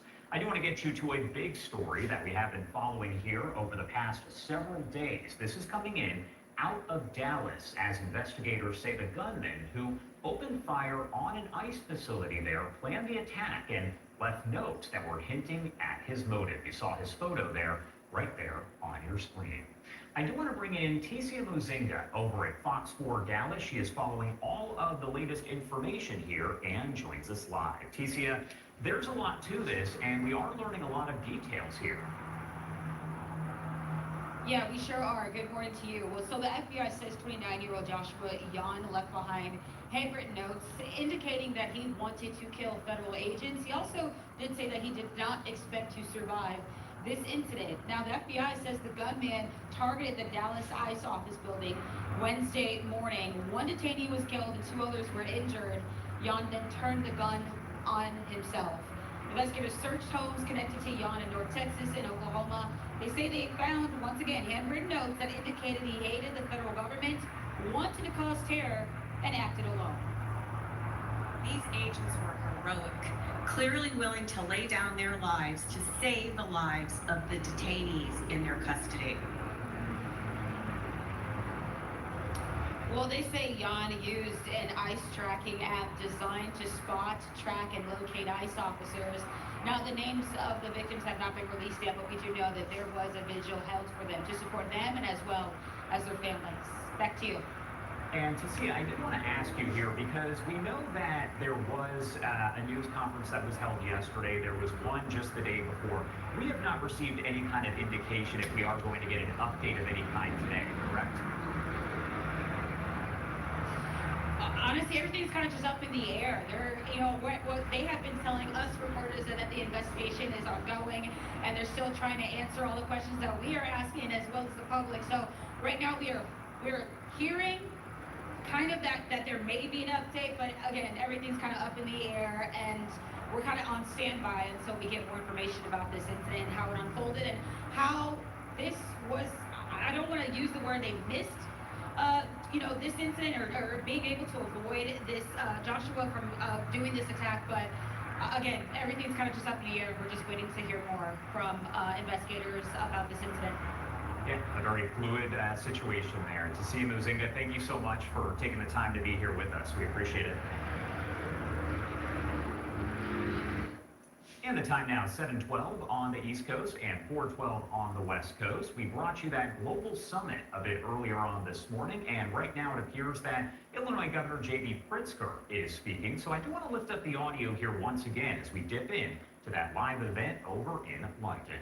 That everyday citizens are facing. And if we push them and force them to the ground where they are feeling most uncomfortable, which is social justice, if we do that, I think that we might again win against them. Because I don't know what you think happened in the last election, and I'm interested in understanding better what happened according to you. I think that the living conditions and inflation, for example, had a role in that election. Yes. But I think that tariffs and the lack of political will of this extreme right wing to address the living condition of our population, again, will put us in a position where we can set high in the agenda social justice. What do you think? Well, the simple fact is that Donald Trump won the last election with a series of lies. And now we are 8 months into his administration, and many people among the American public who voted for him have seen that he was lying. He said, for example, that he would end the war in Gaza, that he would end the war in Ukraine immediately. He said day one. He said he would lower prices in the United States day one. And forget about whether he could do it day one or not. We're 8 months in, and all of those things got worse. All of the things. And I only mentioned 3, but for the average voter in the United States anyway, the fact that going to the grocery store is still quite expensive, and prices continue to go up, and he's done nothing. Indeed, he's added to the burden because tariffs are a tax on the American people. And so there is, I think, a growing understanding that the prevarications of his campaign are just that. Now, I don't want to go back and debate about why Democrats lost and Republicans won in the 2024 elections, except to understand today that looking forward, we can't let them continue to lie and not have a response that calls it out. And every day that goes on, at least in the United States, I do not think that talking about the social justice issues is the number one thing that's affecting people's votes in the 2026 elections. I think it's literally their living conditions, their ability to buy a house or rent an apartment, their ability to get to work and get home in a timely fashion, their ability to buy what they need at a grocery store. The price of beer, the price of tomatoes, the price of beef, everything, eggs and so on, has all gone up, and people voted for him because they thought that Democrats had caused that to happen and that this guy was promising to make that better. Those are the things that if we're going to win elections, and I would say the same thing to you, that we have to not only have policies about, but at least at the local and state level in the United States, we have to deliver. And we've tried to do that in Illinois, just as an example, in two ways. One is that we raised the minimum wage for workers in Illinois from the federal minimum wage in the United States is $7.25. That's about, what, £5 here in Great Britain per hour. We raised our minimum wage to almost double that. So a little over, I guess it would be more than £10, $15. And that's one way in which, frankly, you can address inflation and the cost of living. The other, of course, is to try to actually lower prices. And I can't control the broader economy and the cost of goods generally, but we eliminated the grocery tax. We had a tax on sales at grocery stores. We eliminated that in Illinois. And I do not think, those of us on the center left should avoid talking about where we can cut taxes, particularly for working class people. If we can lower costs and lower prices for people, that's what we ought to be going after. And then you mentioned health care.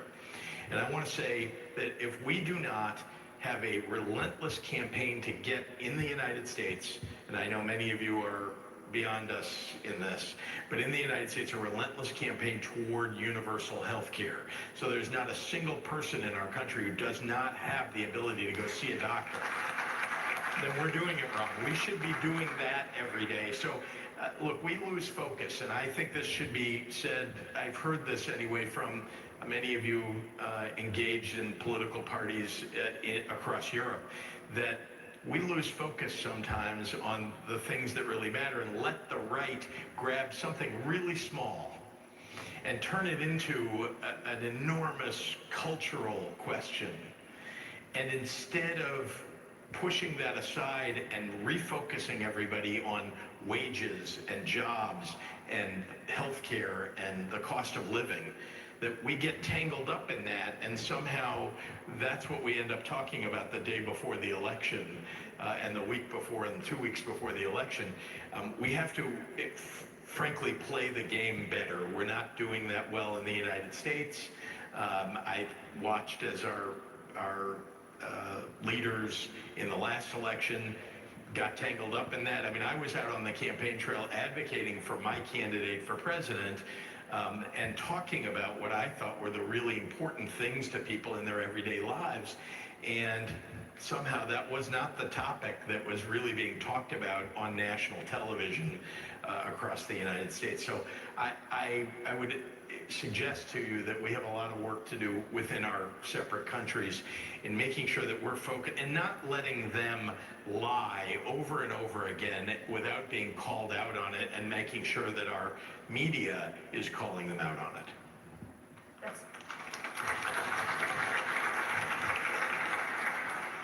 Sure, it's not easy because you know that they are getting control. They now can put together an unprecedented concentration of power, means, data, and resources as well. In my country, the government basically controls the public television, and they got rid of dissenting voices, and they control the most part of the private television, still the ones of the Berlusconi family. So it's not hard to do what you said, which is telling the truth and trying also to set the agenda every day, discussing the concrete issues that interest our people. But let's also recognize that when we talk about media, the landscape, I mean, when I ran for office in 2017 and 2018, when I ran for governor, what is that, 6.5 years ago, 7 years ago, but just in that short period of time, the focus of media and where you're going to get your audience and who's listening and how has changed drastically. It had already changed in 2018 from, let's say, the 2012 election when Barack Obama was running for re-election. But now, I mean, you can almost, I'm not going to suggest that we do this, but you can almost ignore broadcast television and entirely run a campaign of ideas and media on other channels, right? On Facebook, on Instagram, on, you know, lots of other platforms. And we should be focused on that in the way that, at least in the United States, the right is focused on that. That they decided that even Fox News, which I think is wrong on so many levels, that even Fox News is not a great channel for getting your message out, that there are so many other ways to do that. We don't do it as well as the Republicans. We haven't historically. And we need to not only create more channels, do better in terms of having more outlets that are at least fair, but also that those of us who are in public life and who are speaking to the public are going to those programs that people are watching. I mean, in the millions now, people that you never heard of 3 years ago are now having their own programs that are listened to and watched because of people's deep concerns. And particularly, people have deep concerns who are at least on media about what I would just broadly say is, you know, challenges to democracy in the United States.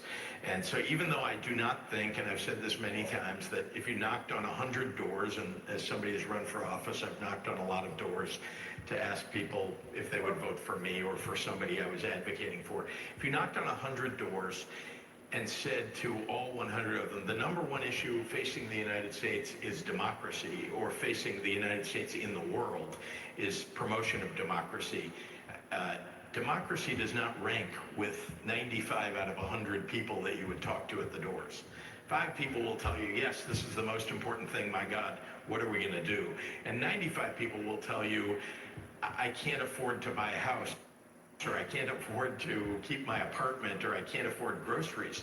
And so it's very important that we are talking about those issues, but we cannot ignore also going on social media, being on podcasts, talking about democracy while we're also talking about what the failure of democracy does to your pocketbook. So new means to discuss about basic needs of people. And I agree, I mean, that's what we see every day. Our government lies by saying that they've done the biggest investments in the history of the country on the public health system. But you know that it's not counted in absolute terms. It's counted in every country of the world in, let's say, referring to the GDP of the country. And if you look at that figure, it's been, you know, declining and going down since they are in government. And when we were in the parliament showing this figure, I mean, literally showing it on a page, it went viral on social media with more than 8 million views. So it means that we have a way to talk about what people are worried about. Healthcare is #1 worry for all Italians, and also people who have voted for the right wing. So I agree that we have to focus our agenda on the basic needs of people. But my question would be, as you mentioned before, I know that you are also coordinating with other governors on what you can do to react to what is happening in the US with the Trump administration, but also what you can concretely do to deliver. And I'll tell you a couple of examples, because we're in a different situation. We have regions, we don't have states, but we rule in some regions, and we rule in most of the municipalities as Partito Democratico in Italy. And our mayors are trying to do their best to react. For example, by making kindergartens for children education free for families, because this is a concrete help. And by the way, it's very, embarrassing to have to underline this in front of the first female president of our country. But when they cut off the public health system, and when they cut off funds for our local administration on welfare, Giorgia Meloni knows exactly what happens in Italy. All the care work lies on the shoulders of the families, but in the families, particularly on the shoulders of women. And it's one of the reasons why we have the women employment rates that are the lowest in Europe, in the south of my country. So investing in children education by our local administration means both combating inequalities and children poverty and poverty in education from the very beginning of their lives, but it means also supporting families and, in a way, redistributing the care work in the families, which also help fathers to stay.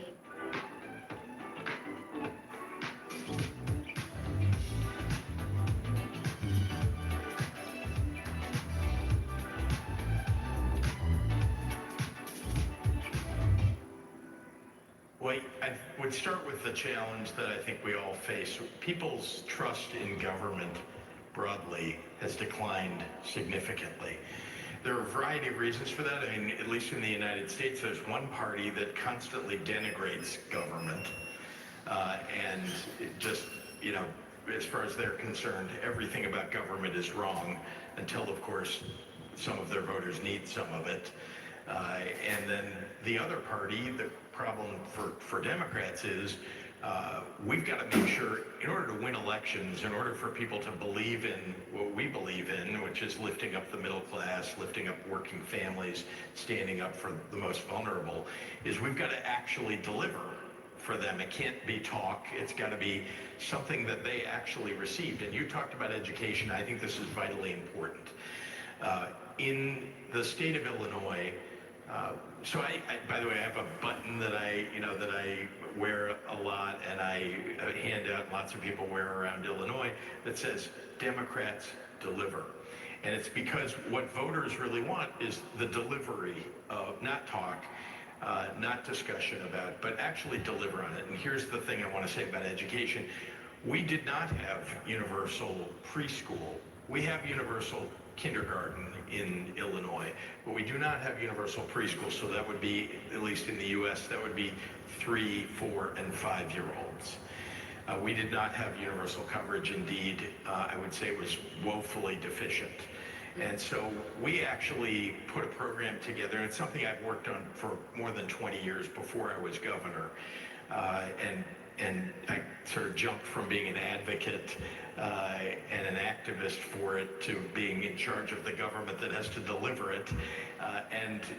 So we've actually put in place a plan that by 2027, and we've been delivering on it, getting universal preschool for 3, 4, and 5-year-olds.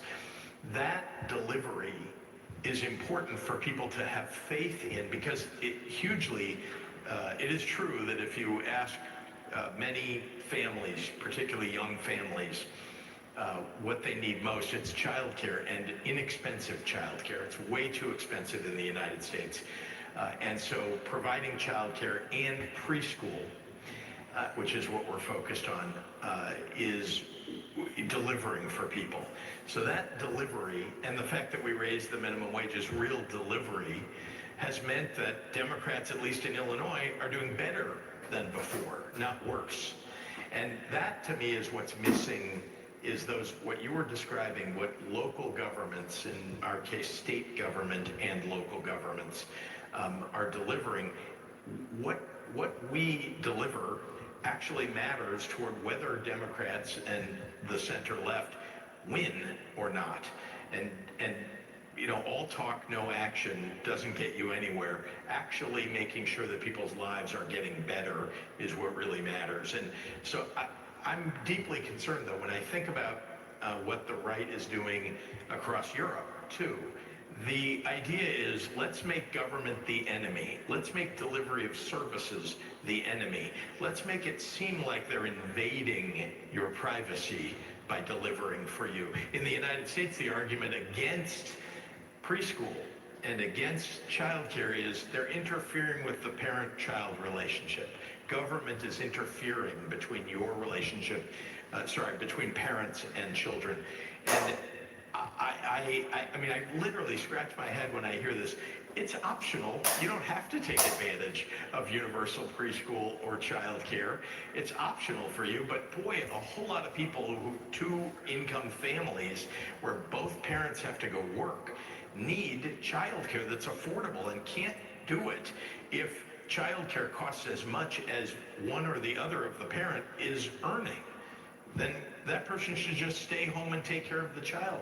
So I really think that we're responsible for our own futures as center-left advocates if we are delivering or not delivering. That is what matters, because it's so easy to be on the other side where you're just railing against government all the time. That sounds so great. Let's cut taxes. The government doesn't work anyway. Let's just get rid of it. That's great until you actually need it, and it's not there. All right, Illinois Governor J.B. Pritzker speaking there live over in London at a global summit that is going to be attended by several other people, including UK Prime Minister Keir Starmer, who we heard from earlier, and Mark Carney, the Prime Minister over in Canada. At some point later on this morning, Pete Buttigieg, the former Transportation Secretary, also expected to take part in a discussion just like this. We're going to head to a quick 2-minute commercial break, but we will listen back in coming up on the other side. Stay with us.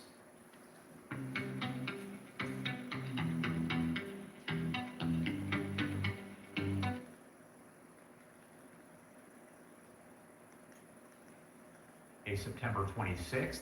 My name is Josh Breslow, and I'll be here with you for the next couple hours to bring you all of your top stories and live events from across the country and across the world. Coming up in just about 90 minutes or so, we expect that we are going to hear that big speech from Prime Minister Netanyahu of Israel as he takes the world stage for Day 4 of the United Nations General Assembly. We'll bring you that speech here on Live Now from Fox. Right now, I do want to head live back out to London as we are hearing from Illinois Governor J.B. Pritzker. Costs, because like this they lose competitiveness towards all the other actors, and there are things that can be done immediately following the example of Pedro Sanchez in Spain, and I know is about to come, so we'll have to leave very soon, but also Portugal. Why is our government not decoupling the price of energy from the price of gas? Because they do not want to touch the extra profits made by a bunch of big energy companies against all the other companies and families in our country.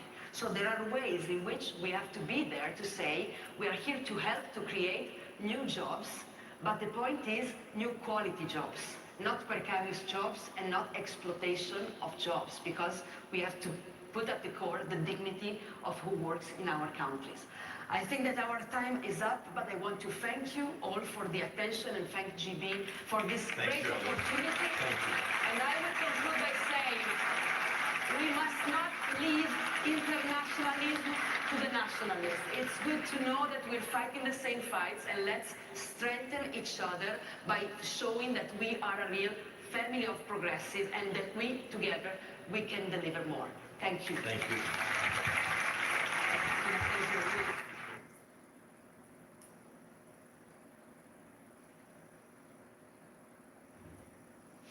All right, so that's that. That is Illinois Governor J.B. Pritzker. They wrapped up that conversation as we came back from break. Again, this is a global summit, and there are going to be folks from across the U.S. as well as the U.K. as it is taking place over in London. There's also officials coming in out of Spain and other countries. It looks like they are bringing in their next guest, so let's lift the audio back up and listen in live. Because I introduced the party leader of the Swedish Social Democrats, Magdalena Andersson, who will be in conversation with me right now. She's known by some in Sweden as the bulldozer, and I'm sure you'll find her less terrifying than her nickname suggests. So please do welcome Magdalena Andersson to the stage, please.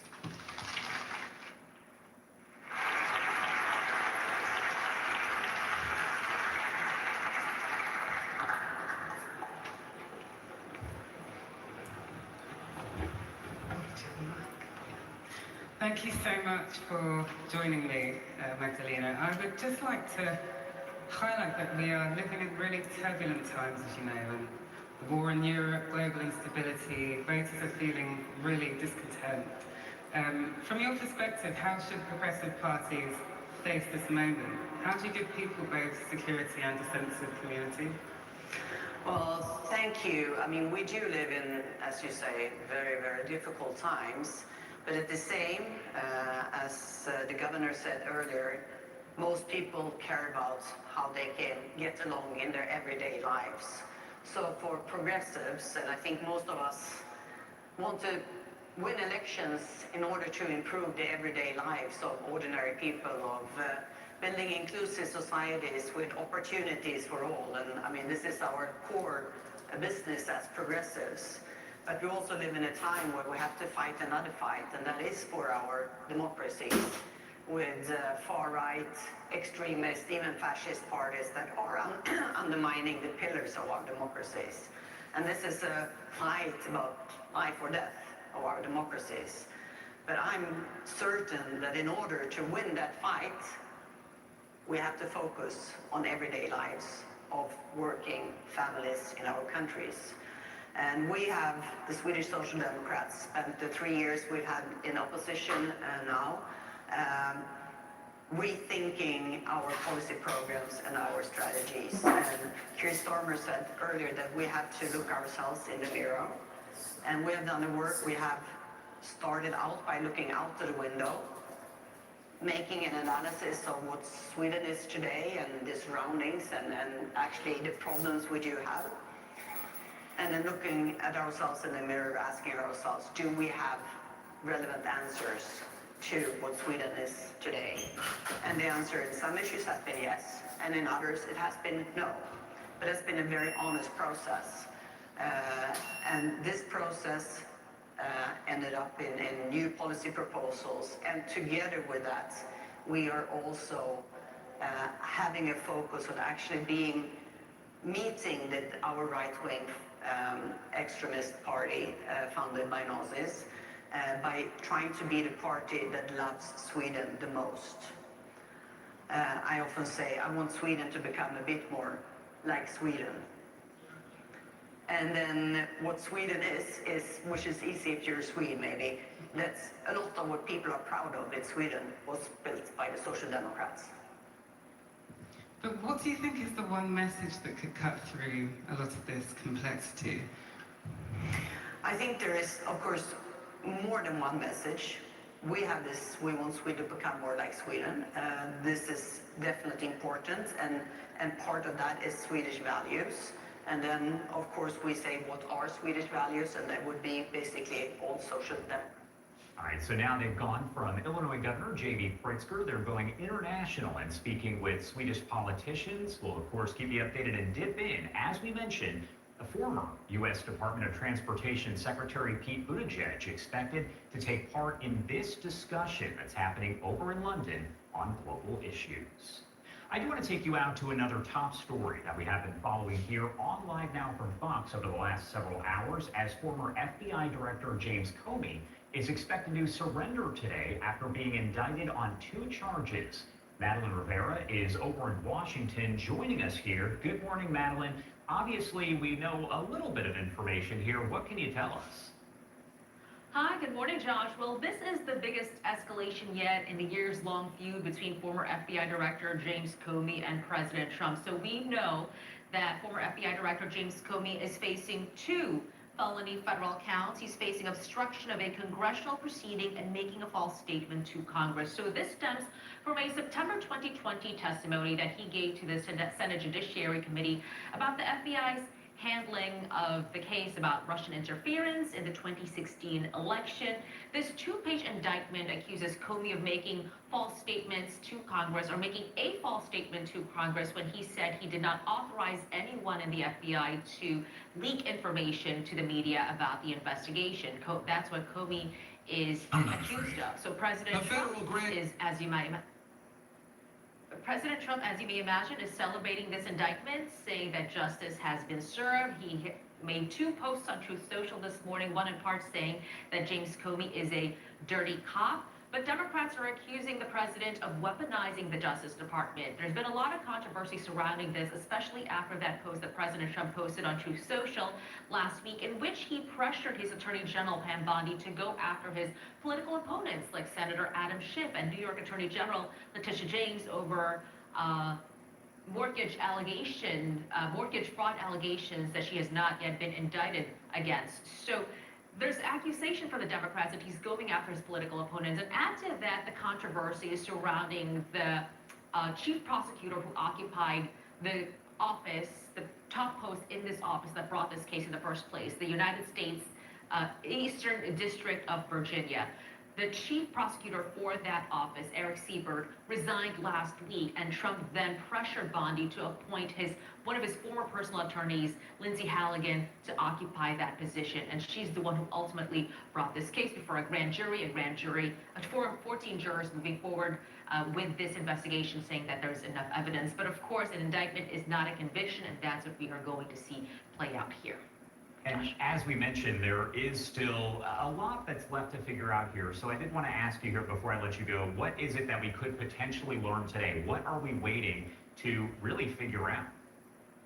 Well, we'll see the evidence. We'll see what the evidence is that was brought before the grand jury. As you know, grand jury proceedings, they are secret. So what we could potentially see over here is discovery, right? That's probably the next step in this investigation, in this case. I'm not a legal expert, so I can't say to that for sure, but that's what we assume is going to be the next step, discovery here, and that's when we could potentially see the evidence that's been built up against Comey, and yeah, that's what we're hoping to see, more transparency in this case, Josh.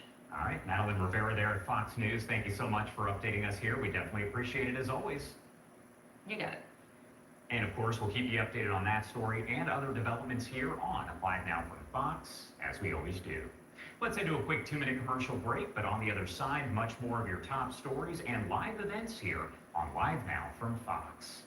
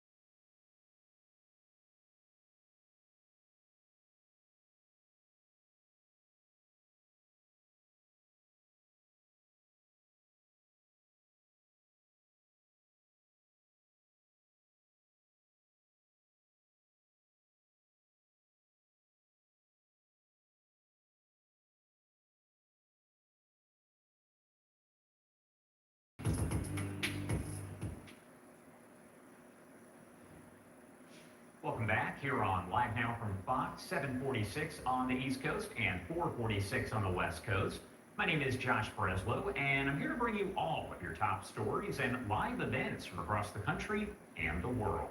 Now, Lieutenant Governor of Virginia, Winsome Earl-Sears, held an event just yesterday as she is running for governor of the state. She did hold an event where she talked about a variety of issues, including education. We were not able to bring that to you yesterday, so I do want to play it for the first time right now here on Live Now from Fox.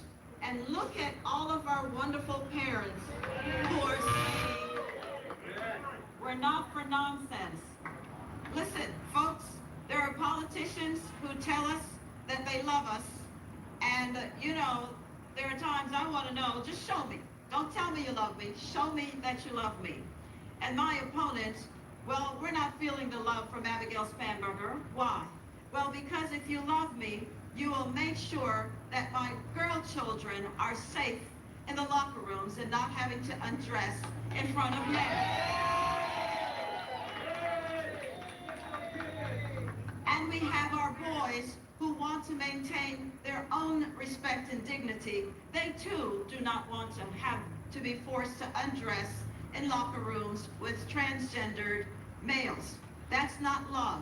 And by the way, it's also not love, Abigail Spanberger, to have the girls not being able to be protected by Title IX, which gives them opportunities for success.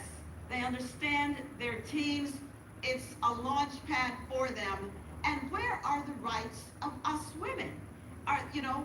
These rights that were so hard fought, that's not love. That sounds like ridiculousness. That is where she is. And let me say, media, you must challenge her because she has not only supported unsafe measures with our girls having to change in front of men, nude, but she has voted for it. You've allowed her to get away with a word salad where she says a whole bunch of nothing. And nobody understands. We don't understand whether or not it's a yes or a no. It doesn't take 5 minutes to say that you continue to support your record, which is you support men in girls' sports. Abigail Spanberger supports and has voted for men in girls' locker rooms nude. There's nothing about that makes any sense. Finally, as you all know, she has voted against parents because she voted against the Parents' Rights Act, which simply said this: I need to know as a parent whether or not by the time my child is in grade 3, are they reading and doing other work on grade level? Are they? That's number one. It also said if my child is transitioning and you're helping, I need to know that. It also says if violence is happening in the schools, I need to know that as a parent. It says so many other things, and yet my opponent voted against parents. And now she wants to be governor of Virginia. We think not. She will not be governor. We have our head on our shoulders, and she must not win. She's a dangerous person to us. Thank you. Common sense. Kindred is a global home swapping network that lets you travel the world by swapping homes within a trusted community of vetted members. You're not booking a stranger's place. That is called common sense. You're swapping with a community. Bedrooms, kitchens, forts. For travel that feels human, connected, and actually like home. Kindred. Let's just have fairness. Let's have girls have their private spaces and boys have their private spaces. It has worked for how many millennia? And certainly it can work now. Let's have that. It's very simple. I tell you who's not undressing in locker rooms with the opposite sex. That would be the school administrators. They have their own bathrooms, they have their own locker rooms, and this is just common sense. None of us as adult women are going into the gym and want to undress in front of the opposite sex. This is not hard. Are you worried about what a federal shutdown could do to workers here in Virginia, and have you called on Trump to resolve it? Here's what I would say. We need a clean, continuing resolution. The Democrats are holding it up. They're wanting to add over $1 trillion just to get this continuing resolution through. Let me say this, that is absolute nonsense, because it's the Democrats who are holding this up, when all we want is a clean, continuing resolution so that we can continue to negotiate. Now, my opponent, Abigail Spanberger, is all over the airwaves talking about job cuts. Well, this is the job cut that we don't need. She needs to tell our senators, Kaine and Warner, vote for the continuing resolution and not put all of these federal jobs in jeopardy. That's what we need to do.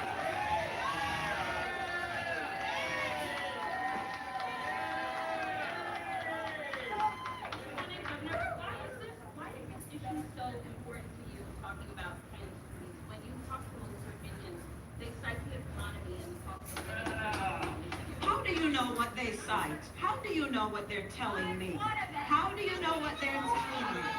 Because let me tell you what I'm hearing. I am hearing, look at all of these people here. These people here. And they are supporting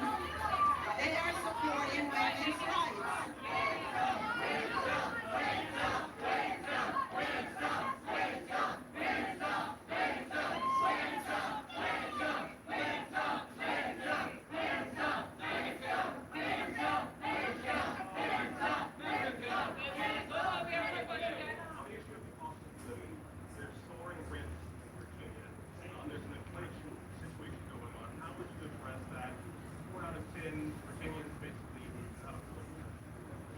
You know, these are very interesting questions, and I don't see my opponent, Abigail Spanberger, before any microphone wanting to answer all of these. But if she did, she would be giving you some kind of word salad. Let me say this. Let me say this. Virginia doesn't need a mealy-mouthed politician. Virginia needs straight talkers, straight answers, and that's what I give. So, as to your question, we know that we need affordable housing in Virginia. And you know who's doing it very well? North Carolina, because they've gotten rid of so many regulations that they're able to bring jobs which it creates, and housing online. All of these proffers are doing no good to help affordable housing happen. When especially we look at Northern Virginia, before you put the first shovel in the ground to dig the dirt, you're looking at $155,000 to build a home. So it's not even going to start out affordable. Then you have the permitting process. You have map guides that are necessary. You have storm and water issues. You have this and you have that. How can you do that? This is mostly a local issue, and the folks need to go to the Board of Supervisors meetings and talk to them and say, we need affordable housing. You're part of the problem. Get to it. All right, comments there, airing them for the first time here on Live Now from Fox from Republican candidate for governor of Virginia, the current Lieutenant Governor, Winsome Earl Sears. We are going to head to our final 2-minute commercial break of the hour here, 7:54 on the East Coast and 4:54 on the West Coast. As we go to break, we do have these 2 live images, one of James Comey's residence and the other of the courthouse, where he is expected to appear later on today. We'll have much more on that story coming up here in just a couple minutes. Stay with us.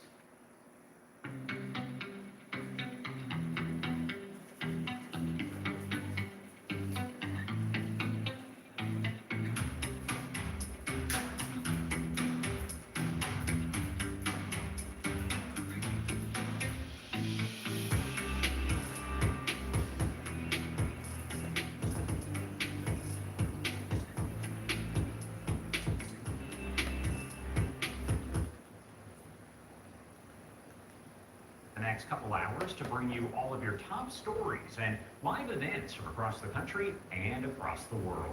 Right now, I do want to get back into your top stories here. As we mentioned a bit earlier, with the help of Madeline Rivera over at Fox News, former FBI Director James Comey has been indicted. And as you can see there on the right-hand side of your screen, that's a live look over in McLean, Virginia. where they are outside of Comey's residence. He's expected to, at some point today, surrender.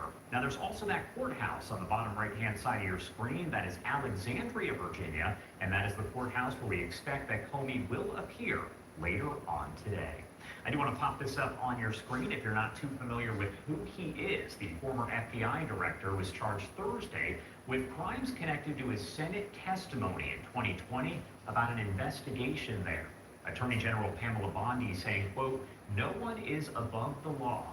The indictment accuses Comey of making a false statement to Congress and obstruction of a criminal proceeding. He declared his innocence just last night and said, quote, "Let's have a trial." Comey said in a video posted on Substack, quote, "My family and I have known for years that there are costs to standing up to Donald Trump," end quote. Comey, who was FBI director from 2013 to 2017, was fired by President Trump during his first term amid the government's probe into allegations of ties between Russian officials and Trump's 2016 campaign. Trump mentioned that Comey last weekend, he talked about him in a social media post where he complained that no charges had been filed against him yet. During a news conference that was held in the Oval Office yesterday, he was also asked about this and said he didn't have a lot of information just yet, but it is likely he will get more today. And speaking of which, we actually got this post a bit earlier on this morning, maybe an hour ago, that came in from President Donald Trump on Truth Social. He said, "Whether you like corrupt James Comey or not, and I can't imagine too many people liking him, he lied. It's not a complex lie, it's a very simple but important one. There is no way he can explain his way out of it. He is a dirty cop and always has been, but he was just assigned a crooked Joe Biden appointed judge, so he's off to a very good start. Nevertheless, words are words, and he wasn't hedging on a dispute. He was very positive. There was no doubt in his mind about what he said or meant by saying it. He left himself zero margin of error on a big and important answer to a question. He just got unexpectedly caught. James, quote, dirty cop Comey was a destroyer of lies. He knew exactly what he was saying and that it was a very serious and far-reaching lie for which a very big price must be paid. President DJT. Now, again, he just posted that on Truth Social within the last hour.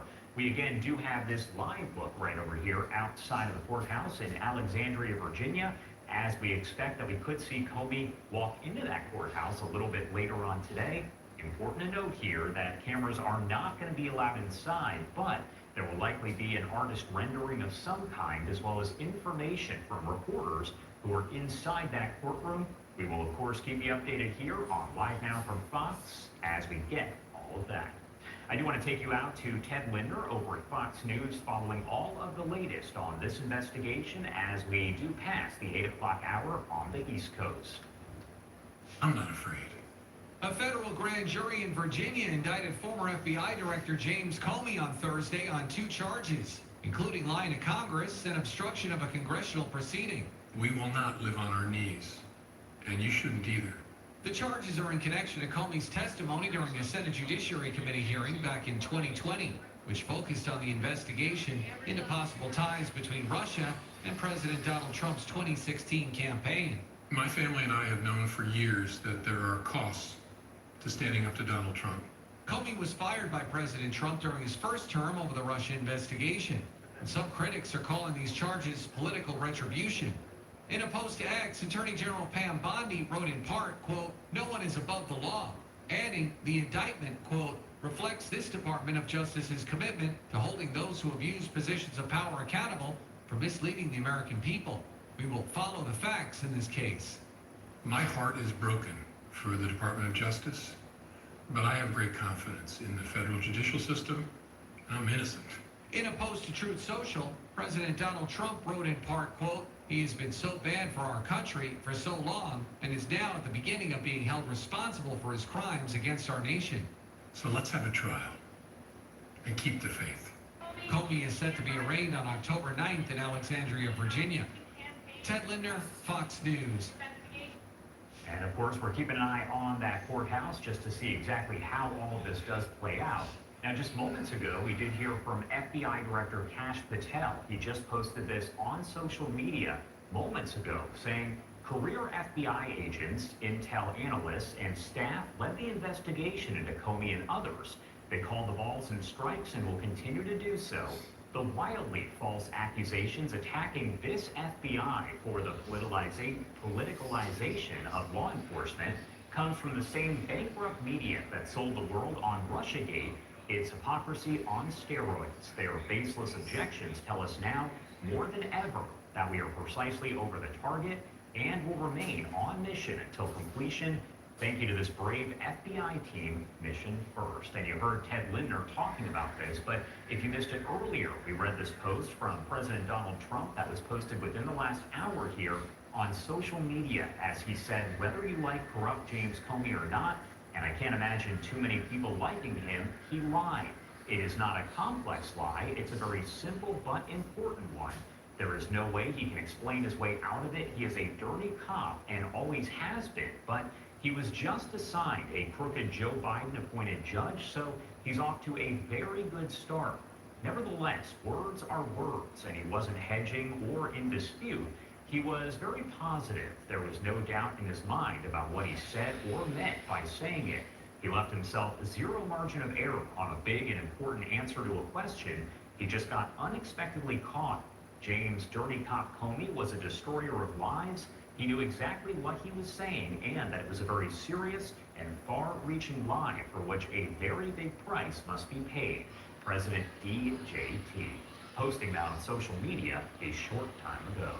And taking a live look here outside the White House, I do want to remind you that coming up here in just about under 2 hours, I would say, we expect that President Donald Trump will be leaving the White House and he will get on board Air Force One to head over to New York. That is for the Ryder Cup that is expected with an arrival sometime around noon Eastern time, give or take a few minutes.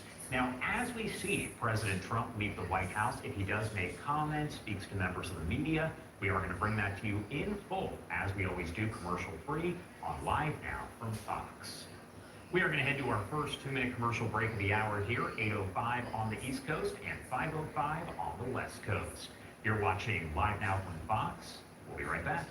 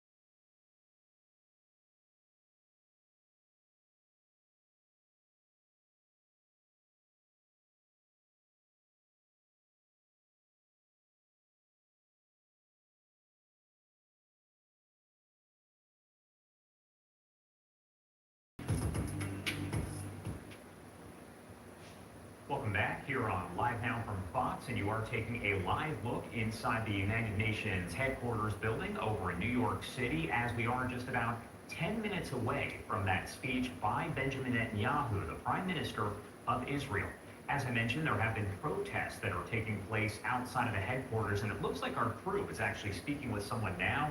I do want to lift up the audio here just to listen in. Palestinians have a right to freedom and to exist, and you need to get your greedy hands out of there, and U.S. tax dollars should not be funding the slaughtering of Palestinians. Great, thank you both so much. I really appreciate it. Thank you. Sorry, I did not look at No, you're perfect. We really appreciate it. Thank you.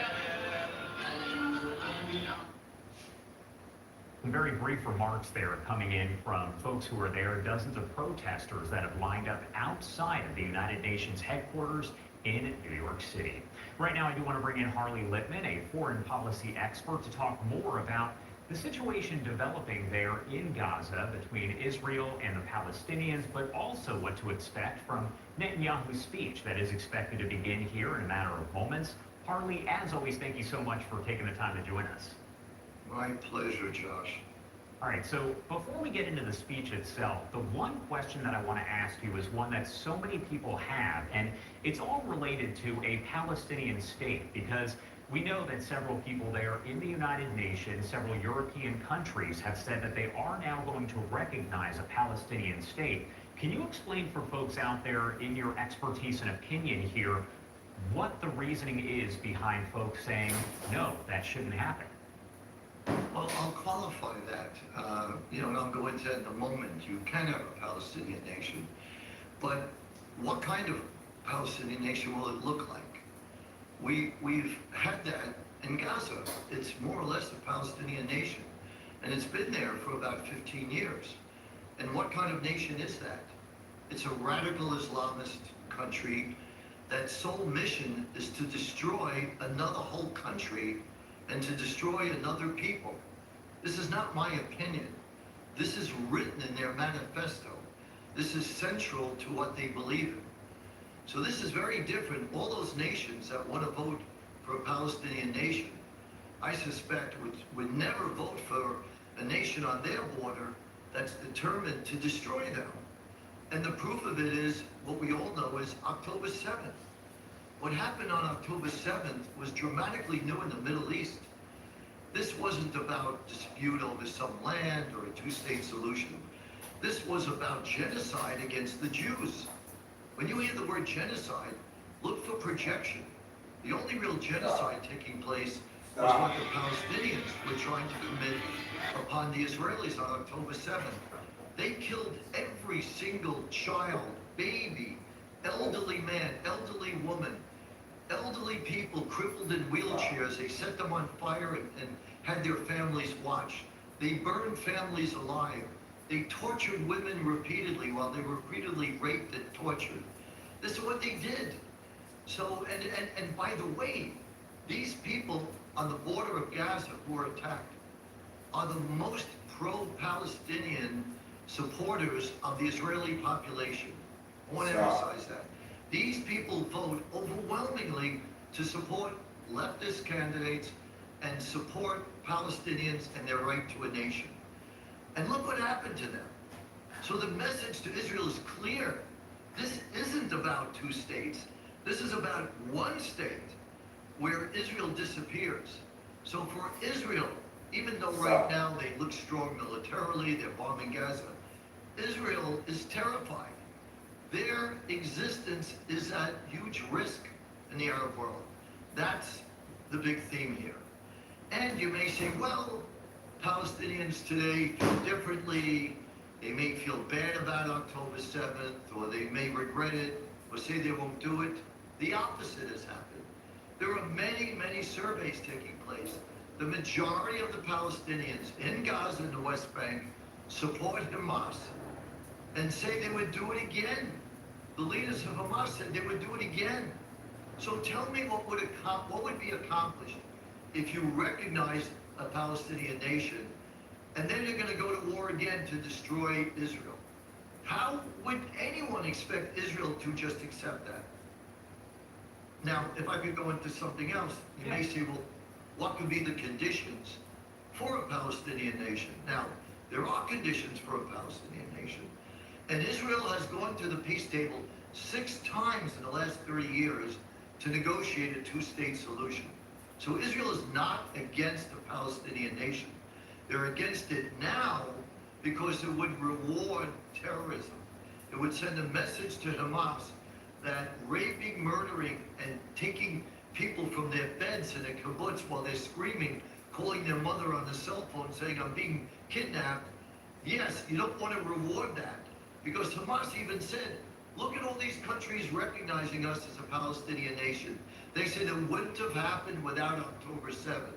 So if you reward that terrorism, and this is what Bibi Netanyahu will speak about, I believe, in his UN speech coming up, you're sending a signal to all these radical Islamist groups and all extremist groups around the world that murder and killing and rape and torture pays off, because then they're going to get a nation out of it. And that can't be the message. That would be absolutely destructive. So a Palestinian nation could take place if the following things took place. 1, there's accountable government. 2nd, there's a de-radicalization in the schools. These kids are brainwashed to hate since they're young. They're taught math where if you have 10 Jews and you kill 8, how many do you have left? That's how they're taught math. If you have demilitarization, you take away weapons that can be used to fire rockets into Israel. If you implement certain themes like that, then yes, you can have a Palestinian nation. But no one's saying that. And that obviously will not occur if you just have a Palestinian nation, because Hamas is in power, and the Palestinian Authority is in power in the West Bank, and they're dictatorships. So I think that there can be a Palestinian nation, but you have to establish under what conditions. And Israel would accept that if you had those conditions. Right now, when Abbas spoke at the UN through a video teleprompter, he was wearing a pin. This pin said right of return. Right of return is a code for the destruction of Israel, because it means all the Palestinians can go back to Israel what Israel is now. And if Israel is flooded with millions of Palestinians, they'll swamp the Israeli nation, and Israel is over. So he is not, his pen was so revealing as to his intentions. And that's what this is all about at the end of the day. The Arab world wants to destroy Israel. Israel makes up 0.03% of the Middle East. There are 21 Arab nations, 54 Muslim-dominated nations. The Jewish people have a right to one tiny nation of their own in the Middle East.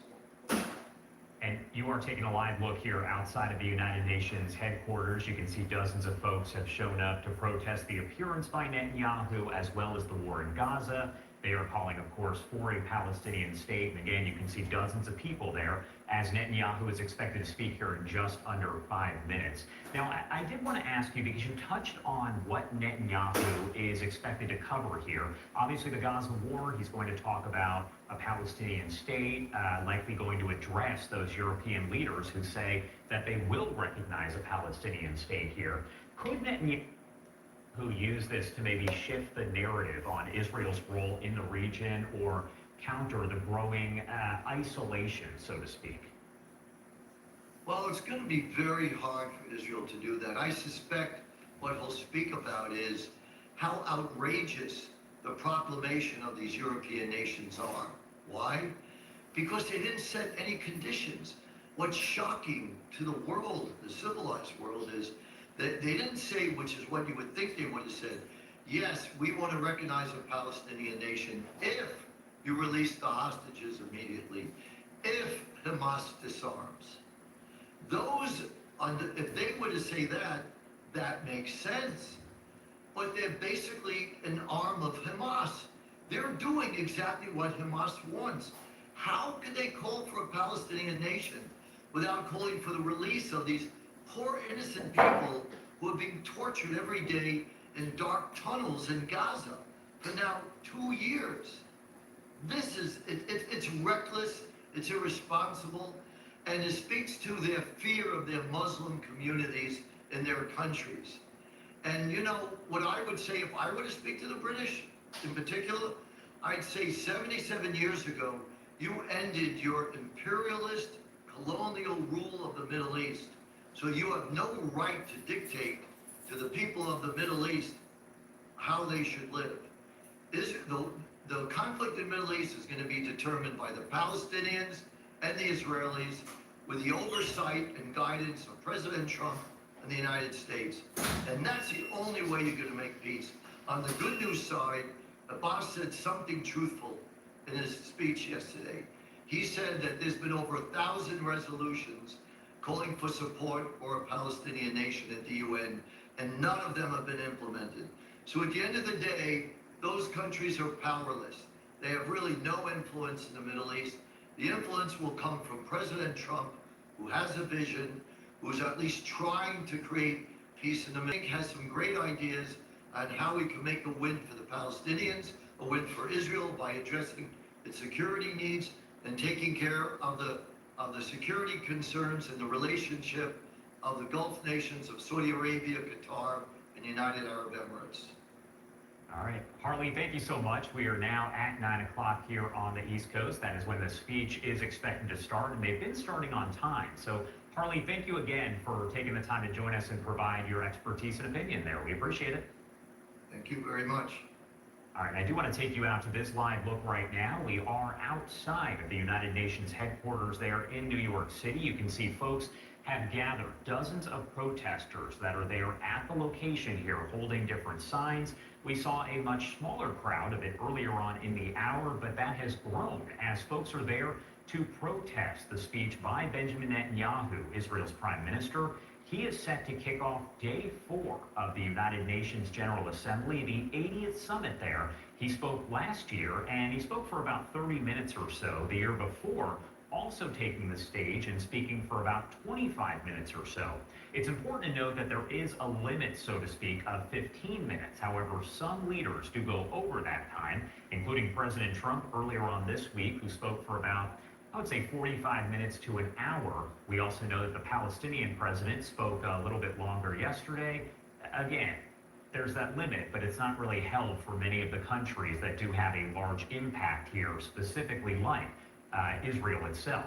Now, it looks like we do have the live image from inside of the United Nations General Assembly as folks are taking their seats. The first person set to speak here at 9 o'clock on the dot is going to be Israeli Prime Minister Benjamin Netanyahu. The topics of discussion, as we mentioned, are going to be the Gaza war. There's also the recognition of a Palestinian state. He's likely to talk about that as well. But you can see the leaders are taking their seats. You also have ambassadors. We saw Danny Danon enter in just about 30 minutes or so ago. He is the envoy for Israel to the United Nations. He entered into the building. He's not expected to speak during this event, but he is there, of course, to represent Israel in the United Nations and will be watching, much like we saw with Mike Waltz, who is the U.S. ambassador to the United Nations. He was there to watch President Trump as he spoke on Tuesday. He was the second speaker there. Again, we are taking a live look here at the world stage as those leaders are taking their seats at the United Nations. We also have this live look at the protests that are growing outside. Now, these folks are protesting against the Gaza war, but also the appearance in general by Benjamin Netanyahu, who many of them have said should not be in the United States. And we know that Zoran Mamdani, who is running for mayor of New York City, he was asked about whether he would arrest Netanyahu if he were to step foot on U.S. soil. As of right now, we know that the International Criminal Court that does have an arrest warrant out for Netanyahu, they are not recognized by the United States or by Israel. So that arrest warrant means nothing on U.S. soil. So, of course, the answer, no, Netanyahu cannot be arrested here as he is at the United Nations to address those world leaders. Again, you are taking a live look here inside as final preparations are underway for this to begin. We expect that Netanyahu could speak anywhere between 15 minutes to maybe as long as 30 minutes like he did last year. It's important to note that we are also approaching the second anniversary, 2 years since The Gaza war really did begin, the current war here, as Hamas terrorists did invade Israel, killing about 1,200 people and taking all of the hostages, dozens of which remain in Hamas captivity there, believed to be in Gaza. Let's lift up the audio here and listen in as all of this does get underway live over in New York City.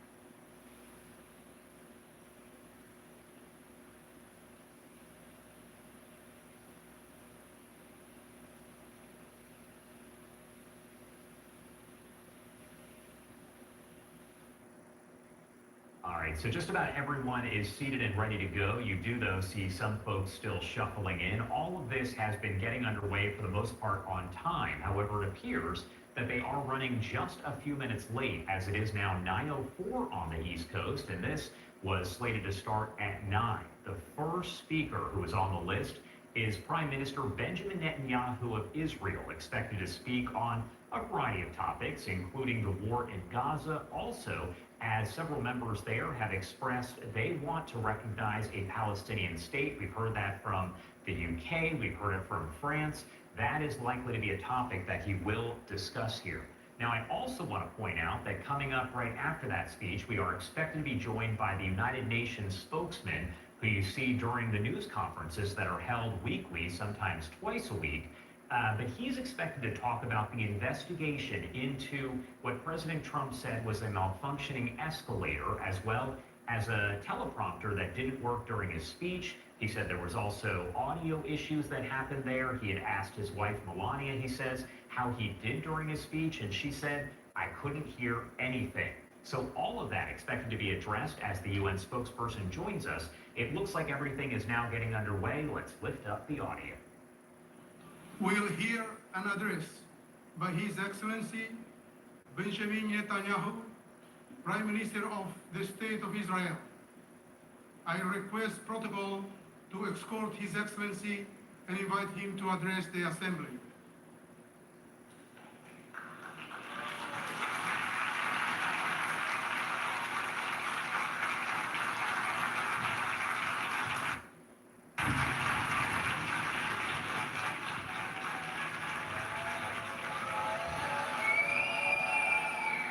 Please, order in the hall. Please, order in the hall.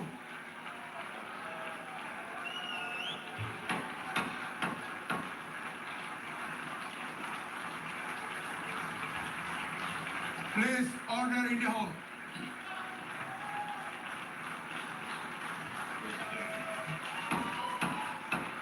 Please, order in the hall.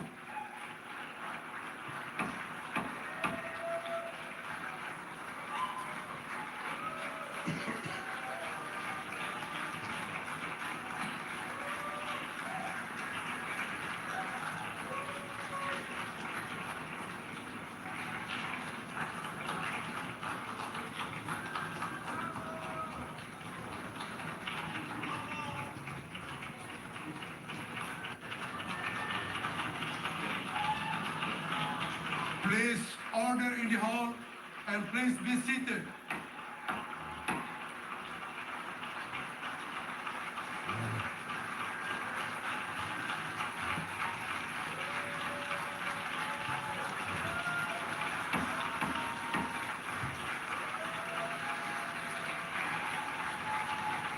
Please order in the hall.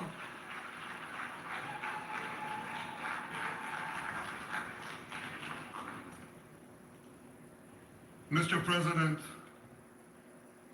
the families of our dear hostages languishing in the dungeons of Gaza, ladies and gentlemen, last year I stood at this podium and I showed this map. It shows the curse of Iran's terror axis. This axis threatened the peace of the entire world. It threatened the stability of our region and the very existence of my country, Israel. Iran was rapidly developing a massive nuclear weapons program.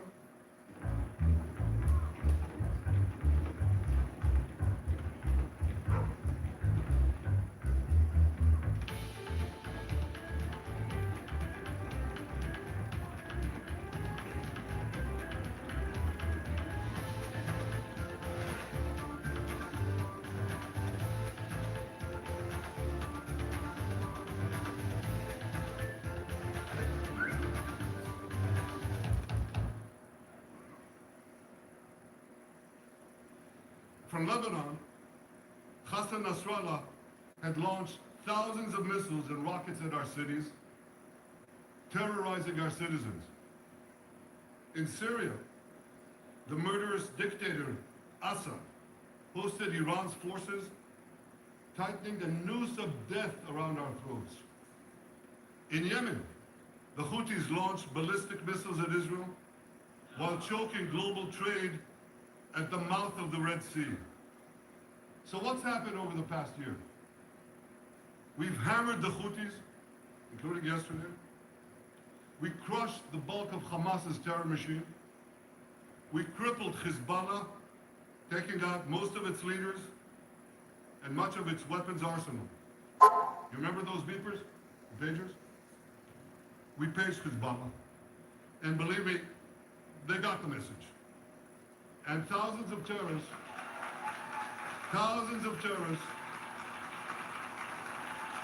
dropped to the ground. We destroyed Assad's armaments in Syria. We deterred Iran's Shiite militias in Iraq. And most importantly, and above anything else that I could say to you that we did in this past year, in this past decade, we devastated Iran's atomic weapons and ballistic missiles programs.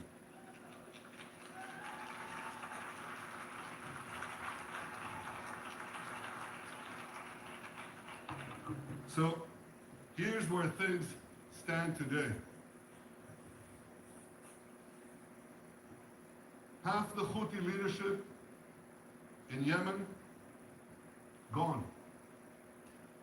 Yahya Sinwar in Gaza, gone.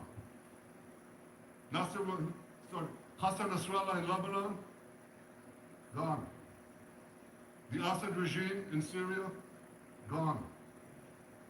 Those militias in Iraq, well, they're still deterred. And their leaders, if they attack Israel, will also be gone.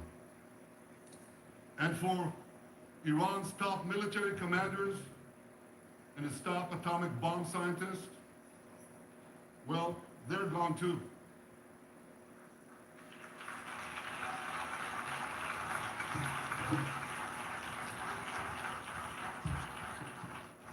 Israel's 12-day war with Iran, which I renamed Operation Rising Lion, that's from the Bible. This 12-day war will go down in the annals of military history. Our daring pilots neutralized Iran's missile defenses and took control of the skies over Tehran.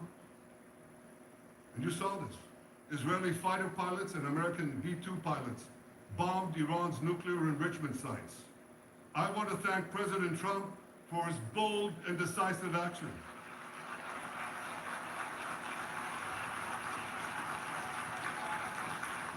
President Trump and I promised to prevent Iran from developing nuclear weapons, and we delivered on that promise.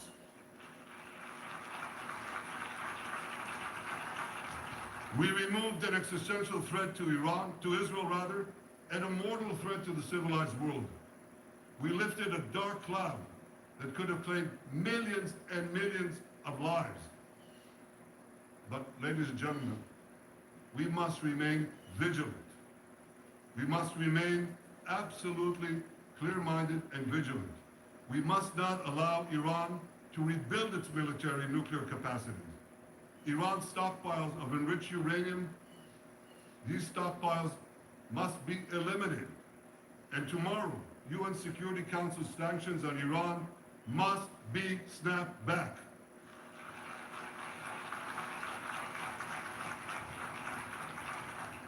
Thanks to the resolve of our people, the courage of our soldiers, and the bold decisions we took, Israel rebounded from its darkest day to deliver one of the most stunning military comebacks in history.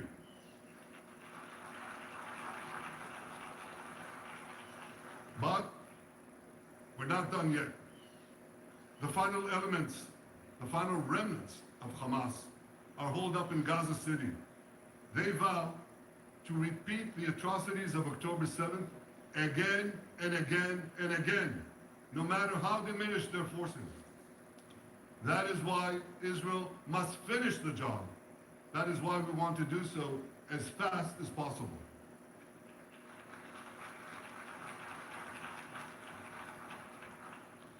Ladies and gentlemen, much of the world no longer remembers October 7th. But we remember. Israel remembers October 7th. On that day, well, I'll tell you, you can remember October 7th too. You see this large pin here? It's a QR code. What I ask you to do is hold up your phones, zoom in, and you too will see why we fight and why we must win. It's all in here. On October 7th, Hamas carried out the worst attack on Jews since the Holocaust. They slaughtered 1,200 innocent people, including over 40 Americans and foreign nationals from dozens of countries represented here. They beheaded men. They raped women. They burned babies alive. They burned babies alive in front of their parents. What monsters. And these monsters took more than 250 people hostage. And those included Holocaust survivors, grandmothers and their grandchildren. Who takes hostage grandmothers and grandchildren? Hamas does. So far, we've brought home 207 of these hostages, but 48 still remain in the dungeons of Gaza. 20 of them are alive, starved, tortured, deprived of any daylight, deprived of humanity. These are the names of the 20 living hostages. Matan Angrist, Gali and Zerg Berman, brothers, Elkanah Buchbot, Ron Braslavsky, Nimrod Cohen, Ariel and David Cunyo, another pair of brothers, Guy Gilboa Dalal, and Yatar David. You saw the picture of Yatar David, emaciated, forced to dig his own grave. Maxine Herkin, Eitan Hon, Segev Kalfon, Bar Kupperstein, Omri Meran, Eitan Moore, Yosef Chaim Ohana, Alon Ohel, Avinatam Or, and Matan Tselgarker. Now, ladies and gentlemen, I want to do something I've never done before. I want to speak from this forum directly to those hostages through loudspeakers. I've surrounded Gaza with massive loudspeakers connected to this microphone in the hope that our dear hostages will hear my message. And I'll say it first in Hebrew and then in English. אחינו הגיבורים, מדבר ראש הממשלה בנימין נתניהו. אני פונה עליכם מעל בימת האו"ם. לא שכחנו אתכם, אפילו לא לשנייה. העם כולו איתכם, ואנחנו לא נשקוט ולא נרפה עד שנחזיר את כולכם הביתה. החיים והחללים כאחד.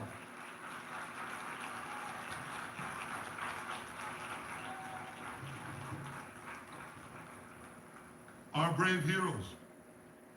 This is Prime Minister Netanyahu speaking to you live from the United Nations. We have not forgotten you, not even for a second. The people of Israel are with you. We will not falter and we will not rest until we bring all of you home.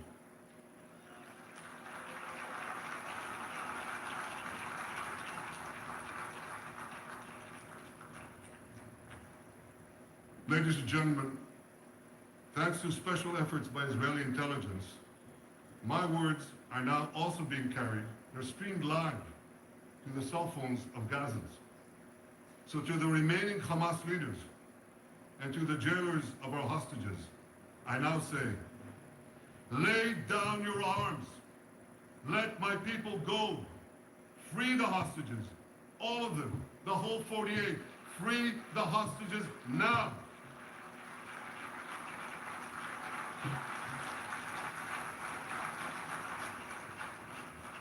If you do, you will live. If you don't, Israel will hunt you down. Ladies and gentlemen, if Hamas agrees to our demands, the war could end right now. Gaza would be demilitarized, Israel would retain overriding security control, and a peaceful civilian authority would be established by Gazans and others committed to peace with Israel. And of course, you understand that the war in Gaza has affected every Israeli. But I'm sure there are people in New York or in London or in Melbourne and elsewhere who are probably thinking, what does all of this have to do with me? And the answer is everything. Because our enemies are your enemies. So let's do something else, the first at the UN. Let's do a pop quiz. And raise your hand if you know the answer. Here's the first question. Who shouts death to America? Is it A, Iran, B, Hamas, C, Hezbollah, D, the Houthis, or E, all of the above? All of the above. Correct, all of the above. Second question. Who has murdered Americans and Europeans in cold blood? Is it A, Al-Qaeda, B, Hamas, C, Hezbollah, D, Iran, or E, all of the above? Correct. Again. So here's the point I wanted to make. Our enemies hate all of us with equal venom. They want to drag the modern world back to the past, to a dark age of violence, fanaticism, and terror. I think many of you are already feeling in your own societies the radical Islamist surge. You know, I'm sure you do, you know deep down that Israel is fighting your fight. So I want to tell you a secret. Behind closed doors, many of the leaders who publicly condemn us privately thank us. They tell me how much they value Israel's superb intelligence services that have prevented time and again terrorist attacks in their capitals, time and again saving countless lives. General George Keegan, former head of U.S. Air Force Intelligence, once said, if the United States had to gather on its own the intelligence that Israel gives us, we would have to establish 5 CIAs. 5 CIAs. This past June, when Israel struck Iran's nuclear facilities, German Chancellor Merz admitted the truth. He said, Israel is doing the dirty work for all of us. President Trump understands better than any other leader that Israel and America face a common threat. He showed the world that when Iran and its proxies murder Americans, take Americans hostage, shout death to America, burn American flags, and try to assassinate the President of the United States, not once, but twice. He showed them there is a price to pay for all that.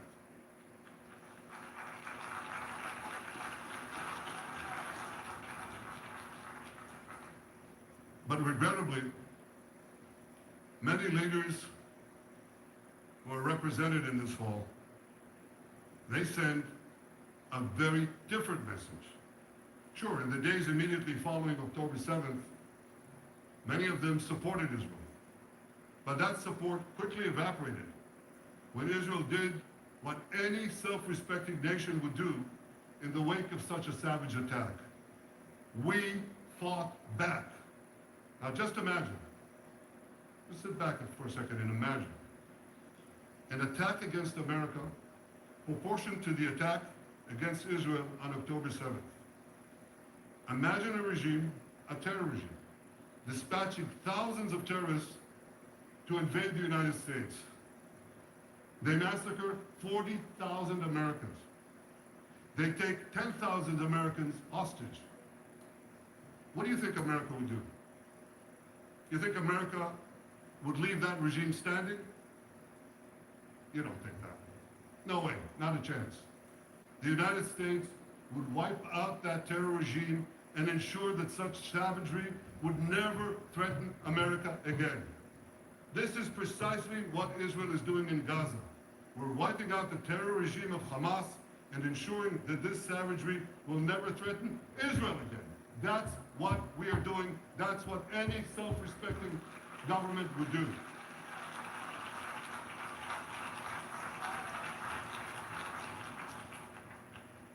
Yet, and it's a yet that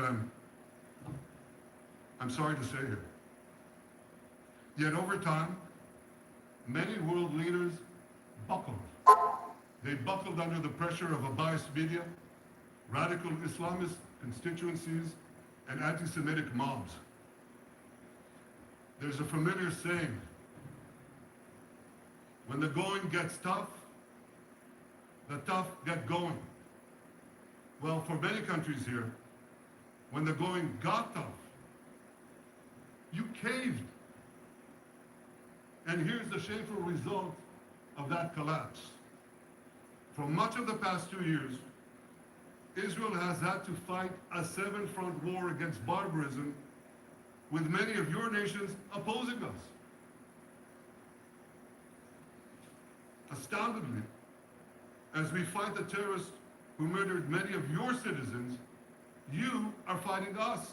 You condemn us, you embargo us, and you wage political and legal warfare, it's called lawfare, against us.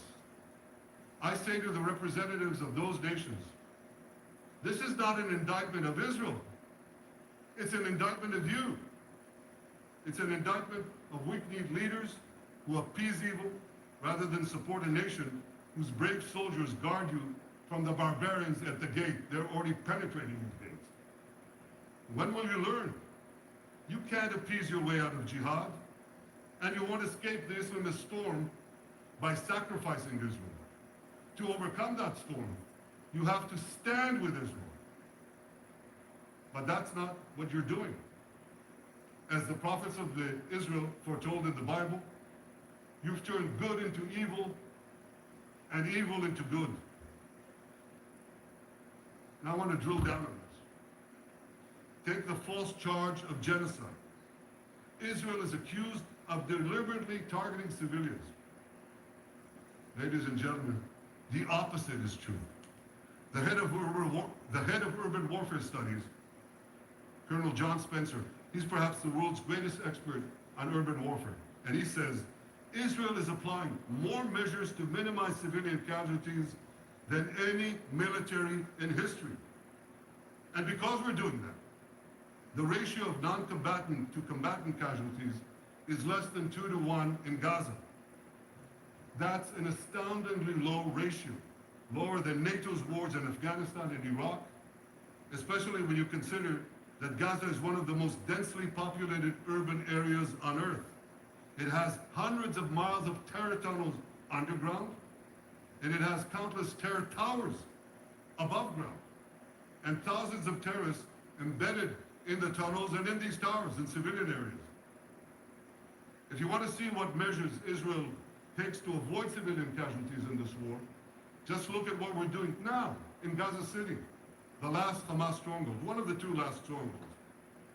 For 3 weeks, Israel dropped millions of leaflets, sent millions of text messages, and made countless phone calls urging civilians to leave Gaza City before our military moves in. At the same time, Hamas implants itself in mosques, schools, hospitals, apartment buildings, and tries to force those civilians not to leave, to stay in harm's way. And it often threatens them at gunpoint if they try to do so. For Israel, every civilian casualty is a tragedy.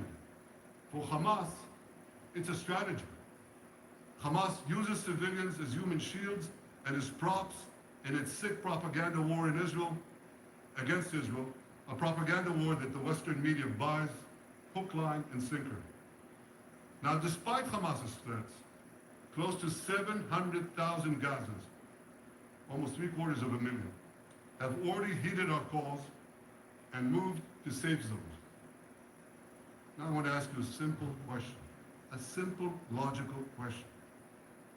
Would a country committing genocide plead with the civilian population it is supposedly targeting to get out of harm's way?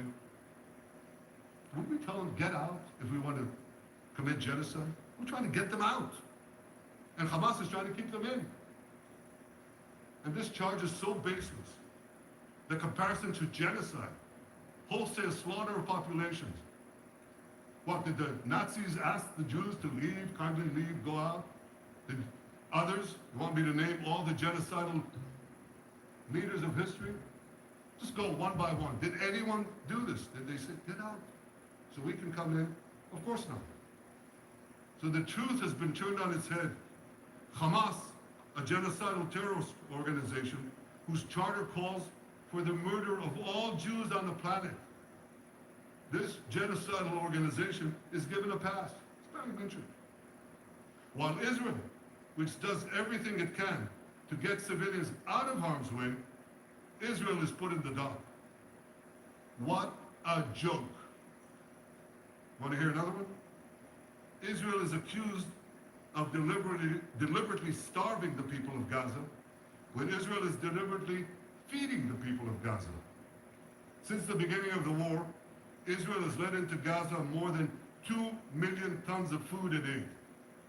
That's 1 ton of aid for every man, woman, and child in Gaza.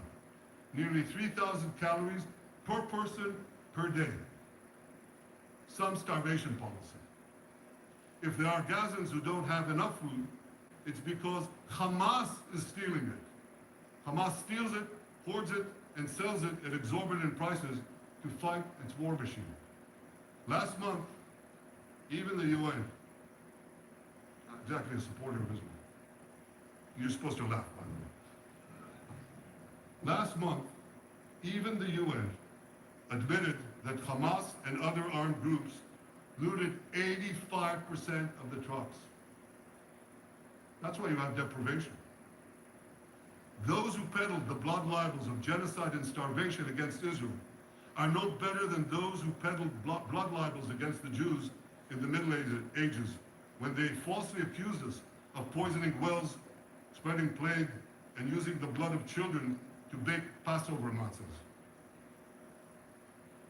Anti-Semitism dies hard. In fact, it doesn't die at all. It just keeps coming back with its libelous lies, refurbished, regurgitated over and over again.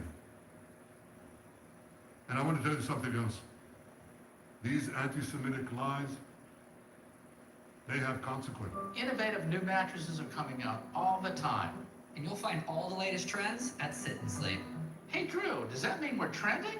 No, Dad. One brand that's always trending is King Coil and their intimate mattresses. Handcrafted for added pressure relief and enhanced airflow to help keep you cool all night long. Buy now and save up to $1,000 on King Coil's luxurious handcrafted mattresses. Sit and Sleep will beat anyone's advertised price on your mattresses free! Us museum. Thankfully, President Trump's administration is forcefully fighting the scourge of anti-Semitism, and every government here should follow its lead. But instead, Many do the opposite. They actually reward the worst anti-Semites on earth. This week, the leaders of France, Britain, Australia, Canada, and other countries unconditionally recognized a Palestinian state. They did so after the horrors committed by Hamas on October 7th. Horrors praised on that day by nearly 90% of the Palestinian population. Let me say that again. Nearly 90% of Palestinians supported the attack on October 7th. It's not supported only, they celebrated. They danced on the rooftops. They threw candies. That's both in Gaza and in Judea Samaria, the West Bank as you call it. And it's just the way they celebrated another horror, 9/11. They danced on the rooftops. They cheered. They threw candy. You know what message the leaders who recognize a Palestinian state this week sent to the Palestinians? It's a very clear message.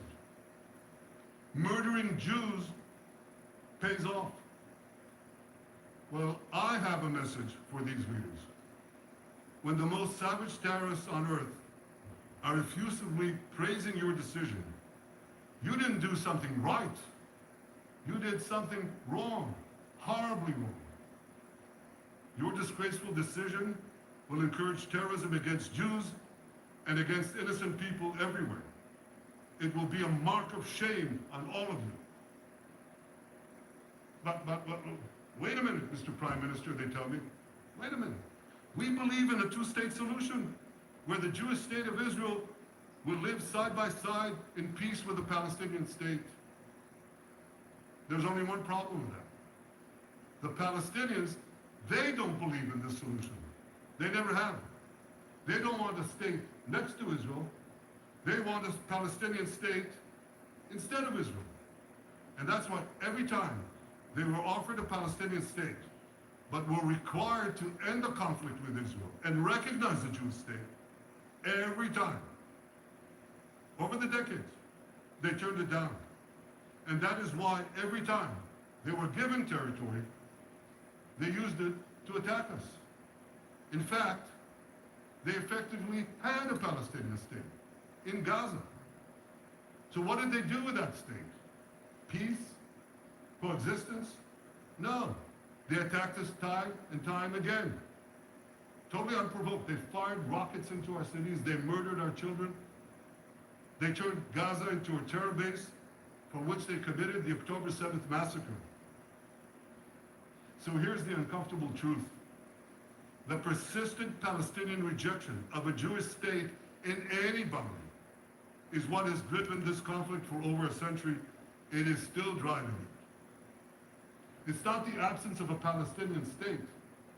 It's the presence and existence of a Jewish state. And I find it amazing,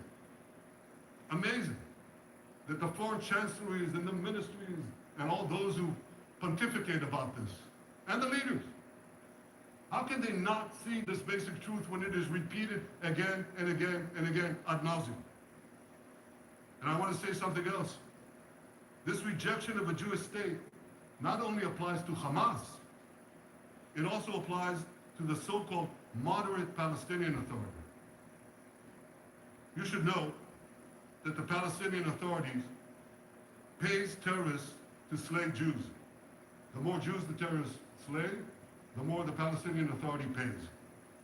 The Palestinian Authority names its government buildings, its public squares, its schools, after the mass murderers of Jews, which they glorify as martyrs.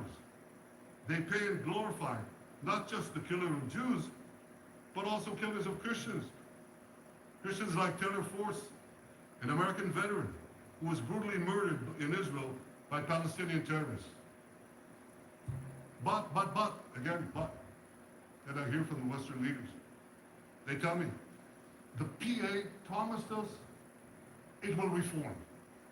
And I know this time, Prime Minister, it will be different. Yeah, right. We've heard these promises for decades. They always promise. They never deliver. Because you see, the Palestinian Authority is corrupt to the core. They haven't held elections in 20 years. They use the same textbooks as Hamas, exactly the same textbooks. They teach their children to hate Jews and destroy the Jewish state. And Christians don't fare much better. When Bethlehem, the birthplace of Jesus, was under Israeli control, 80% of its residents were Christians. But since the PA took control, that number has dwindled to under 20%. These are the people you want to give a state to? What you're doing is giving the ultimate reward to intolerant fanatics who perpetrated and supported the October 7th massacre. Giving the Palestinians a state 1 mile from Jerusalem after October 7th is like giving Al-Qaeda a state 1 mile from New York City after September 11th. This is sheer madness. It's insane, and we won't do it.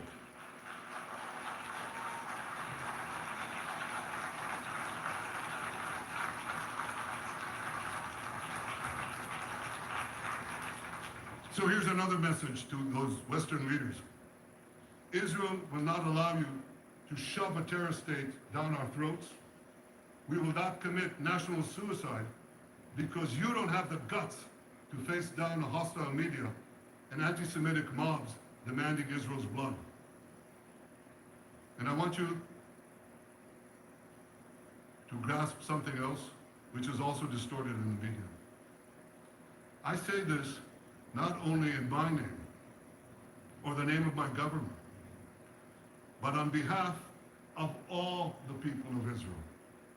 Last year there was a vote in the Knesset, our parliament, whether or not to oppose the imposition of a Palestinian state. You want to guess what the results were? Out of 120 members of our parliament, 99 voted against and only 9 supported. That's over 90%. It's not a fringe group. It's not the prime minister who himself is extreme or he's held hostage by extreme parties to his right. It's over 90% of Israelis.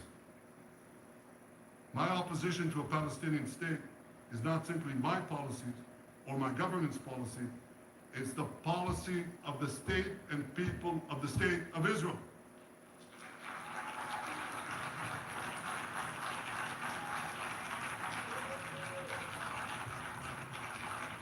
Western leaders may have buckled under the pressure. And I guarantee you one thing, Israel won't. Israel's victories over the Iranian... Thank you, I know you won't too, that's good. Israel's victories over the Iranian terror axis have opened up possibilities for peace that were unthinkable 2 years ago. Take Syria. For decades, the very idea of peace between Israel and Syria seemed unimaginable. Well, no more. Today, we have begun serious negotiations with the new Syrian government. I believe an agreement can be reached that respects Syria's sovereignty and protects both Israeli security and the security of the minorities in the region, including the Druze minority. From the founding of Israel, Jews and Druze have been brothers in arms. We have fought together, we've bled together, we built our lives together. When I was a young commander in Israel's Special Forces, my own life was saved by the invaluable advice given to me by a great friend, Salim Shufi, a heroic Druze IDF veteran. And that's why I couldn't sit idly by, nor could Israel sit idly by, while the Druze were being slaughtered by jihadists. And I instructed our forces to stop the massacre, which they promptly did. Peace between Israel and Lebanon is possible as well. I call on the Lebanese government to also begin direct negotiations with Israel. I commend it for its declared aim to disarm Hezbollah. But we need more than words. If Lebanon takes genuine and sustained action to disarm Hezbollah, I'm sure we can achieve a sustainable peace.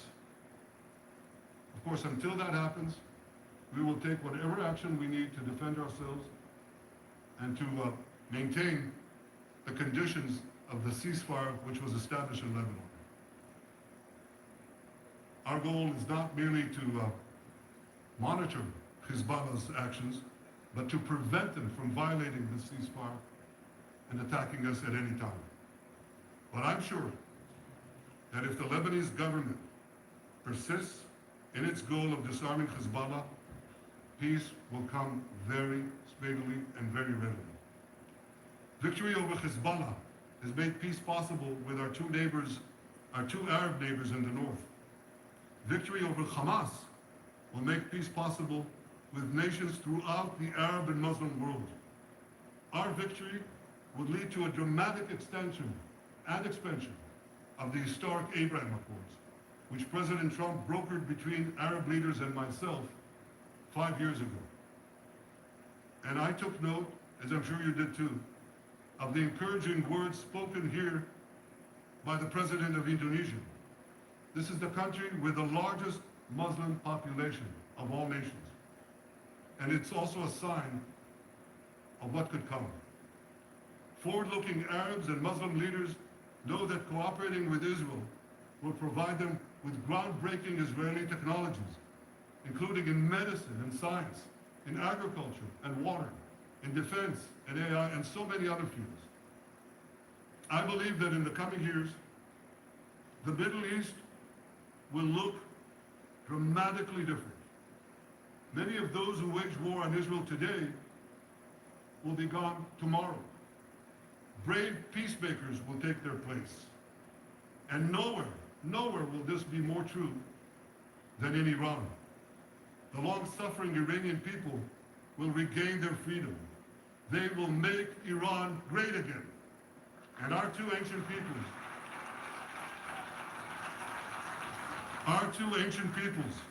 the people of Israel and the people of Iran, will restore a friendship that will benefit the entire world. Ladies and gentlemen, the horrors that happened on one dark day, October 7th, those horrors happened countless times during the centuries of my people's exiles among the nations. Jewish blood was cheap. Jews were killed with impunity. We had to beg others to defend us. The rise of Israel did not mean that the attempts to destroy us would end. It meant that we could fight back against those attempts. And that is exactly what Israel has done since October 7th. Our sons and daughters fought like lions. Our brave soldiers donned their uniforms and rushed into battle. They were armed with the dreams of the 100 generations of Jews who came before them. The dream of living as a free people in the land of Israel, our beloved homeland for more than 3,000 years. The dreams of living in our own independent state. The dream of having an army to defend ourselves. And the dream of being a light unto the nations, a beacon of progress, ingenuity, innovation, for the benefit of all humanity. On October 7th, the enemies of Israel tried to extinguish that light. 2 years later, the resolve of Israel and the strength of Israel burned brighter than ever. With God's help, that strength and that resolve would lead us to a speedy victory and to a brilliant future of prosperity and peace. Thank you very much.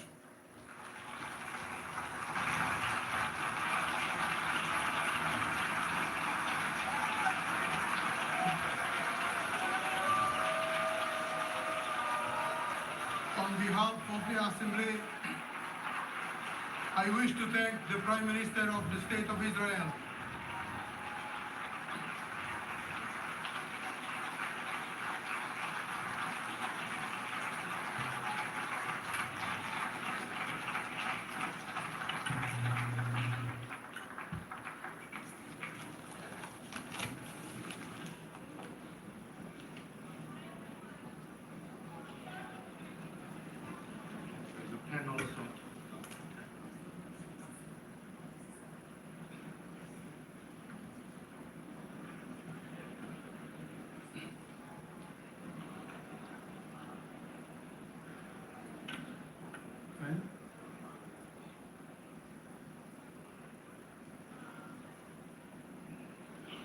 The Assembly will now hear an address by His Excellency Muhammad Shehbaz Sharif, Prime Minister of the Islamic Republic of Pakistan.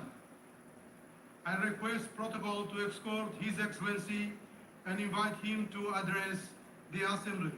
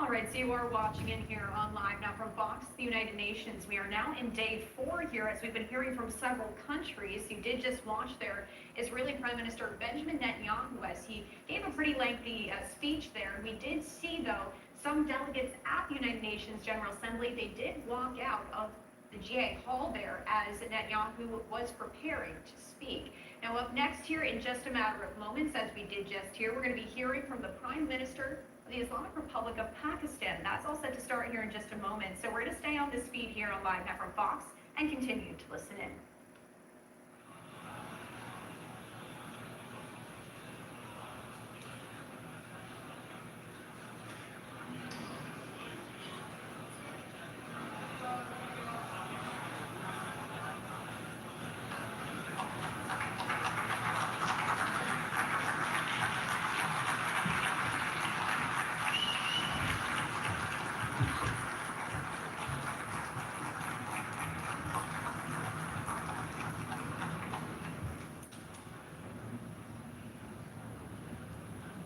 بسم الله الرحمن الرحيم ليس البر أن تولوا وجوهكم قبل المشرق والمغرب ولكن البر من آمن بالله واليوم الآخر والملائكة والكتاب All right, it does appear there is no English translation here. So what we're going to do is step away for a break on Live Now from Fox. Thank you so much for joining us. My name is Christy Matino. We're going to work on that during the commercial break here, see if we can get those English comments for you on the other side. 9:51 on the East Coast, 6:51 on the West Coast. We'll be right back.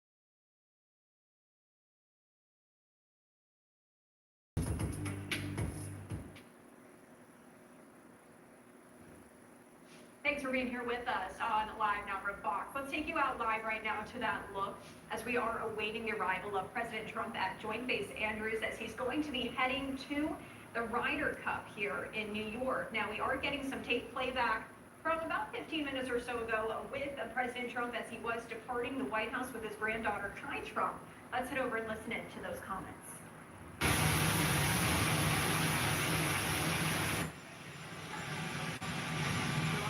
For a little while to represent the United States at the Ryder Cup, which is very exciting. And we'll be watching that. This is Kai, by the way, in case you didn't know all of you. And we'll be watching the result. I think we have maybe a deal on Gaza, very close to a deal on Gaza. It looks like we have a deal on Gaza.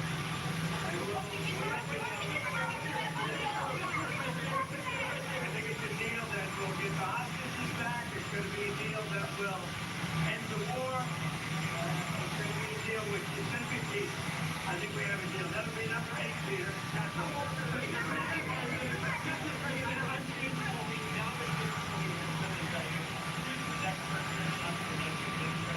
not a list, but I think there'll be others. I mean, they're corrupt.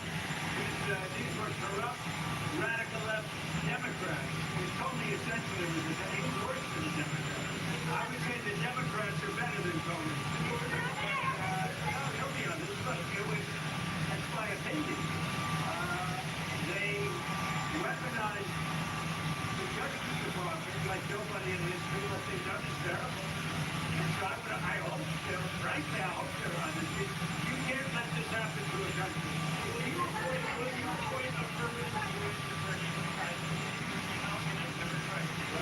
But it's a pretty easy case. He lied. He told no yesterday.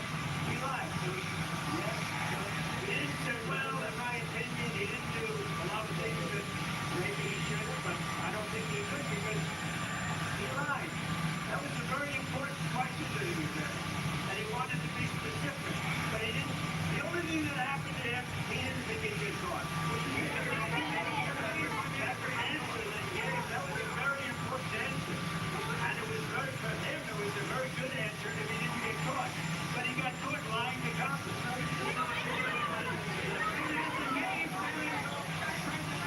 you worried now that the next time there's a Democrat president, they will indict your FBI director or that's what they tried to do, right? And they would be for 4 years, they would have to be. They would have to be for 4 years, and that doesn't include the 4 great years that we had in the White House. So when I ran it from 2016, when we won, it began before I got to office. You know that. And wait a minute. Before I came to office, I started hearing rumors about Russia. I said, what the hell do I have to do with Russia? Nothing. And then it got worse and worse, and some of the fakers, not you, but some of the fake news picked it up and they left it. And we went through a long time with that, and despite that, we had a great first term.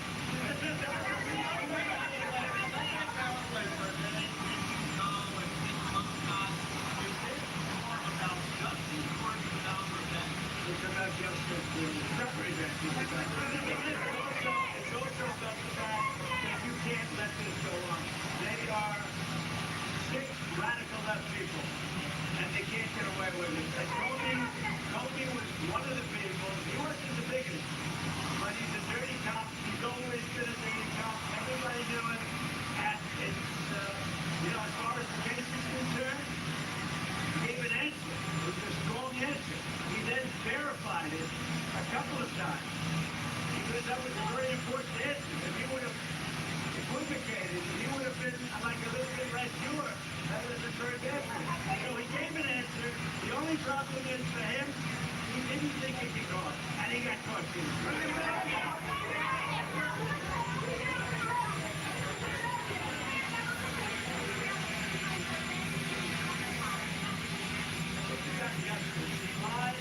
He lied a lot, but this was a very important thing. He could have said, well, maybe, or don't remember, he didn't say that. He gave a very specific answer, and then he verified it numerous times, and he got caught.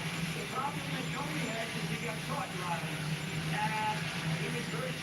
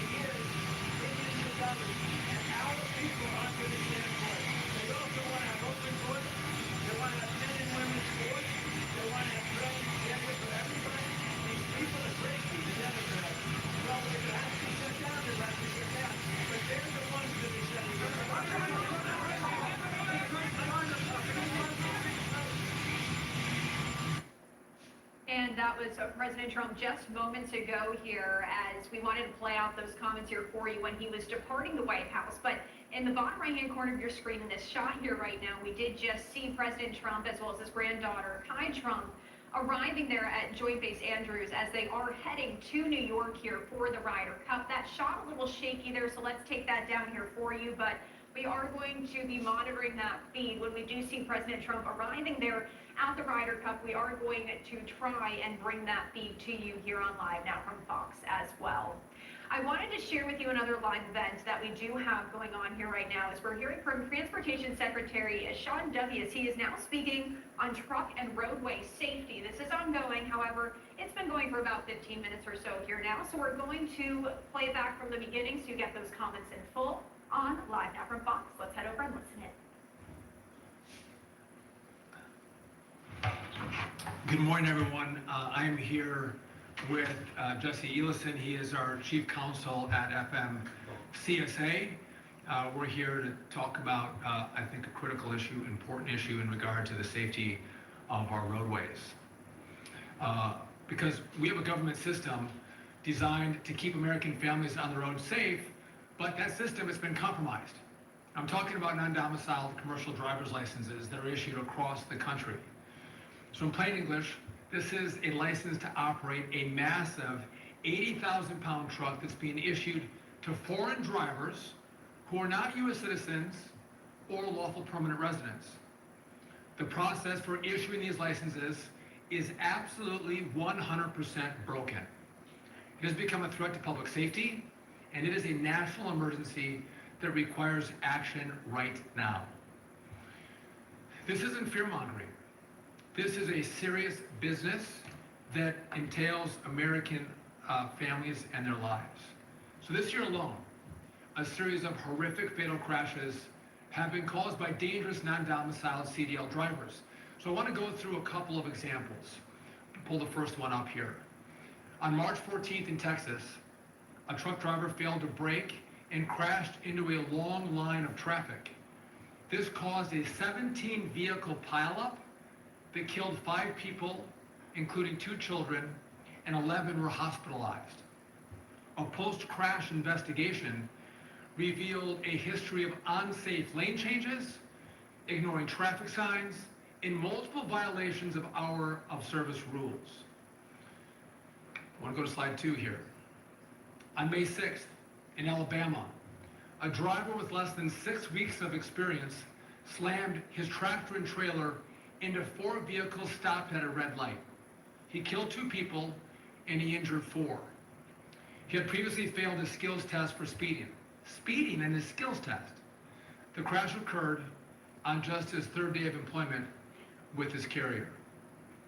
And my third example, this of course was the fatal car crash in Florida earlier this summer, and many in the media had reported on that. On August 12th, the driver who had attempted an unauthorized U-turn on the Florida Turnpike caused this crash. It caused a minivan to crash into his trailer, killing 3 people. The driver had a prior speeding ticket and was non-proficient in English. He had previously been issued a CDL improperly by the state of Washington.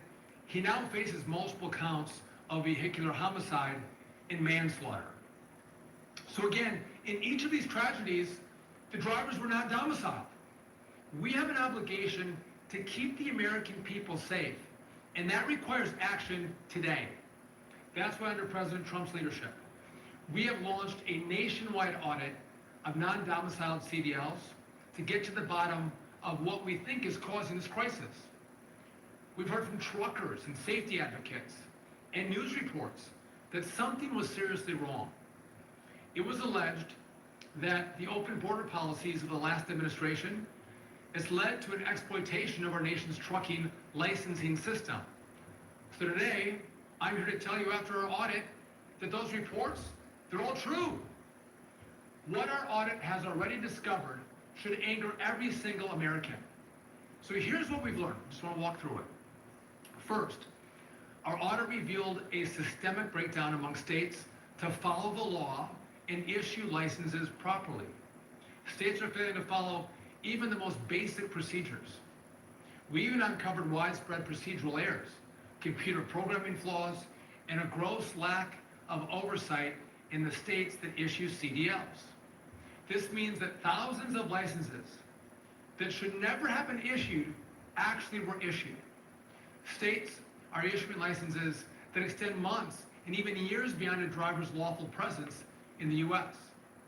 This is a direct incentive to stay in our country illegally beyond their authorized work permit. They have driver's licenses. So in some disturbing cases, they have failed to validate a driver's lawful presence before handing them a commercial license. It's deeply disturbing, but even worse.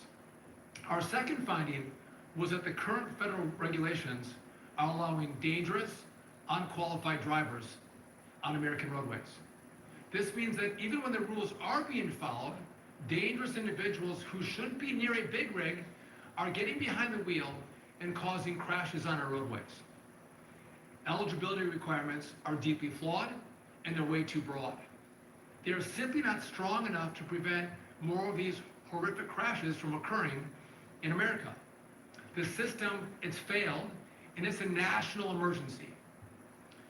So the combination of a catastrophic failure of states to follow the law and a broken system has created an imminent hazard to America. How are we able to offer the Percy dining set for just $2.95 at Living Spaces? We design furniture with affordable materials and build the products ourselves, or source directly from the factory with prices as low as this. Imagine what other deals you'll find only at Living Spaces. Living Spaces. These tighter federal standards, they're going to keep Americans and families safe on our roadways. Now, this is not a proposal. This is a final rule. And it is effective immediately. Jesse's going to go through those details in just a little bit, but here's the bottom line. Non-citizens will not be eligible for a CDL unless they meet a much stricter set of rules. Second, all states must immediately pause the issuance of non-domiciled CDLs until they can comply with our new rules. My message is very simple. Get into compliance now, or we'll pull funding and we'll force you into compliance. Nowhere in the country have we found a more egregious licensing situation than in the state of California. That's why the second action we're announcing today is an additional enforcement action against California. So for 2 weeks, FMCSA investigators were on site in California actually looking at their records. So we took a random sample. Investigators found that more than 1 in 4 non-domiciled CDLs were issued in direct violation of federal safety standards. So let's just put that another way. Over 25% of these licenses, they were issued illegally. So let me give you some examples. So on this slide, this is driver PND from Brazil. So California gave him a CDL with endorsements to drive a passenger bus and a school bus that was valid for months after his legal presence in the U.S. had expired. They put an authorized driver in a position to transport our kids on a school bus well beyond their date of work authorization. Number 2, this is driver JHB, a citizen of Mexico who is ineligible for a non-domiciled CDL. Mexican and Canadian drivers, or citizens I should say, are not eligible for a U.S. CDL. California gave him one anyway, with a doubles and triples endorsement that expires more than 3 years after his work authorization ends. And so to be clear, we have a special relationship with Canada and Mexico, where if you're a citizen of one of those countries, you have to get a CDL in Mexico or in Canada. You can't come to the U.S. and get a U.S. CDL. So this license completely violates the rules, number 1, and number 2, expires after the work authorization. So 2 violations with this license. The third example, this is driver MOC, who is also ineligible as a Mexico citizen. California issued that license that expires more than 4 years after his work authorization ends. Again, another example where the clear rules say this driver should not have a license. And example number 4, this is driver ASB from Honduras. The DMV had no evidence and even bothered to validate his lawful presence before issuing a commercial license with tanker and double triples endorsements. So again, they don't even validate that he has a work authorization and should be issued a license in the United States, and California issued that license anyway. The work document that they had on file had been expired for 4 years, and they issued the license anyway. They didn't know if he was here illegally or not. They didn't validate it. They didn't verify it. It's shocking, and this is an unacceptable failure. It shows a reckless disregard for safety in California, and they should be ashamed of themselves. So California has 30 days to fix this. And by the way, we all know this, but if you get a CDL in California, you don't stay in California. You can drive nationwide. And so those California licenses are driven on roads in every single state in this country. And again, putting American families, American drivers at risk because of the bad action in California. If California doesn't comply, we're going to withhold federal highway funds.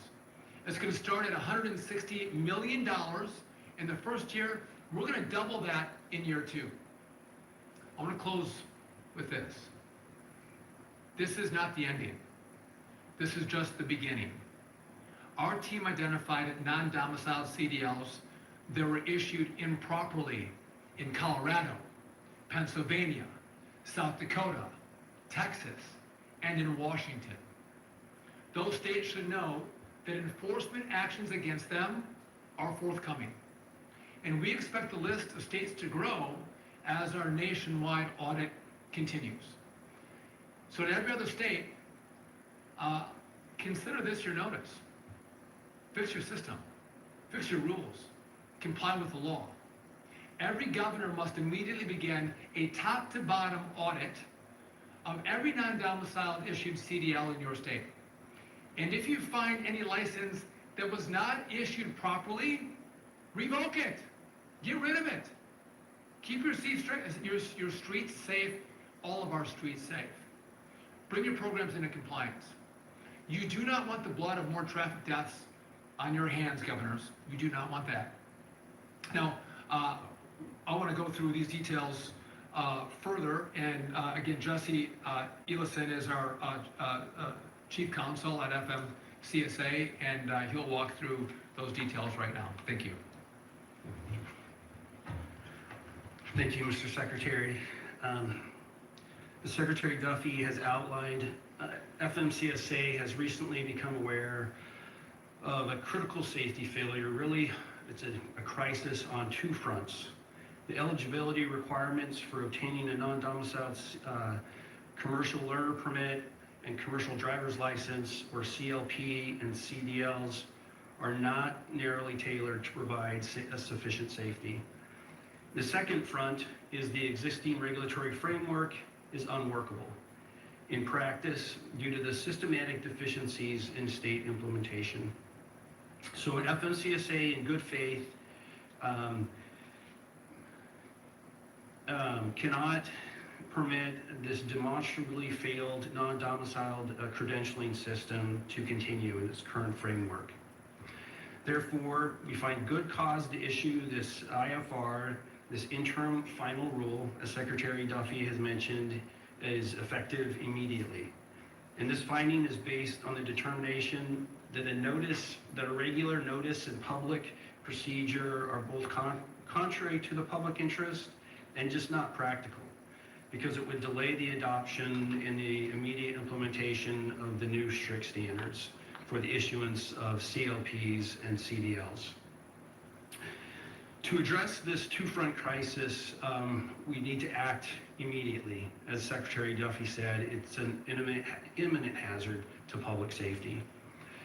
I'll take just a brief overview. I'll provide a brief overview of the changes in the rule and direct you to FMCSA will be providing a more extensive breakdown of the changes in the rule. But generally, it does four things. The change in the rule tightens eligibility. An employment authorization document alone will not be sufficient to obtain a non-domiciled CDL. Eligibility will be restricted to individuals who have lawfully entered the U.S. under a narrow set of verified employment-based visas, specifically and only H-2B, H-2A, and E-2. Secondly, the rule mandates verification. As Secretary Duffy had highlighted, there are many instances where states are not even verifying the underlying immigration documents. But they will now be required to use the Federal Save Immigration Database to verify an applicant's lawful status for every single issuance and renewal of a non-domiciled CDL, no exceptions. Thirdly, there will be a shortened renewal requirement. The license will now expire when the driver's employment-based visa ends or in 1 year, or whichever comes first. This will safeguard against the reckless practice of issuing licenses long after a driver's authority to be in the country has expired. And finally, this rule will require in-person renewal. All renewals must be done in person, which will prevent automatic renewals by mail. Just to give a little bit of perspective on the impact of this rule, it's prospective, not retrospective. So it doesn't affect the non-domiciled CDLs today.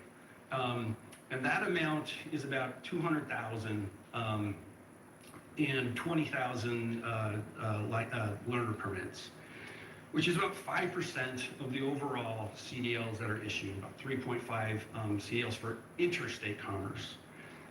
The impact of this rule under the current rules would effectively remove about 190,000 of the non-domiciled CDLs. So it will be significant.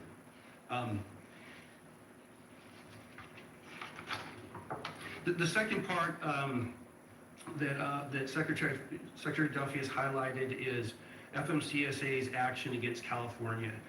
We'll be issuing today a preliminary determination of substantial non-compliance with the standards of issuing CDLs. All states must comply with the statutory requirements for issuances of CDLs, or they risk their highway funding being withheld, or up to decertification of their actual CDL program.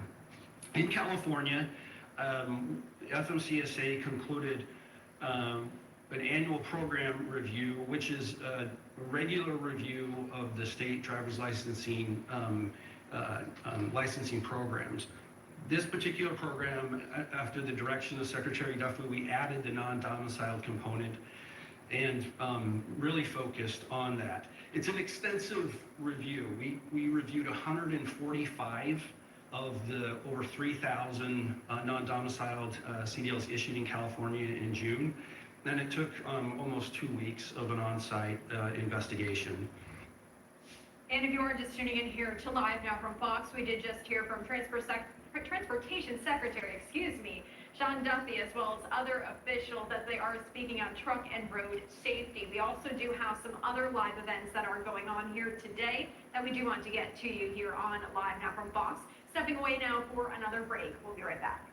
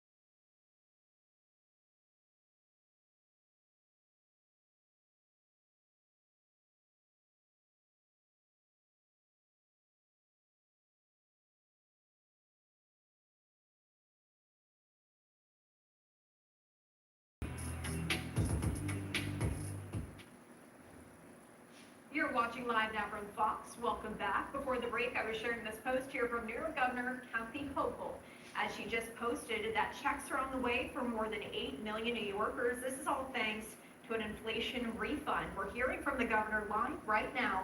Let's bring it to you on Live Now from Fox. Saving parents' times. Hairy parents first. I see a lot of nodding heads out there. You're really happy you don't have to make breakfast or lunch anymore? Okay, we have some happy campers in this audience. So it adds up. We also said, how about a middle-class tax cut? The largest tax rate cut in 70 years. Start reducing your taxes.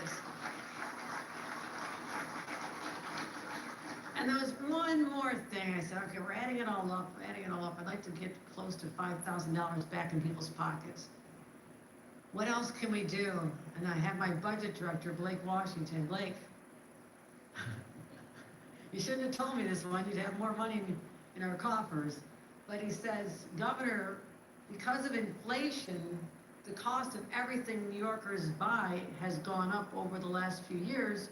We've been able to amass $2 to $3 billion more than we thought, than we anticipated in our budget. So that's sitting there.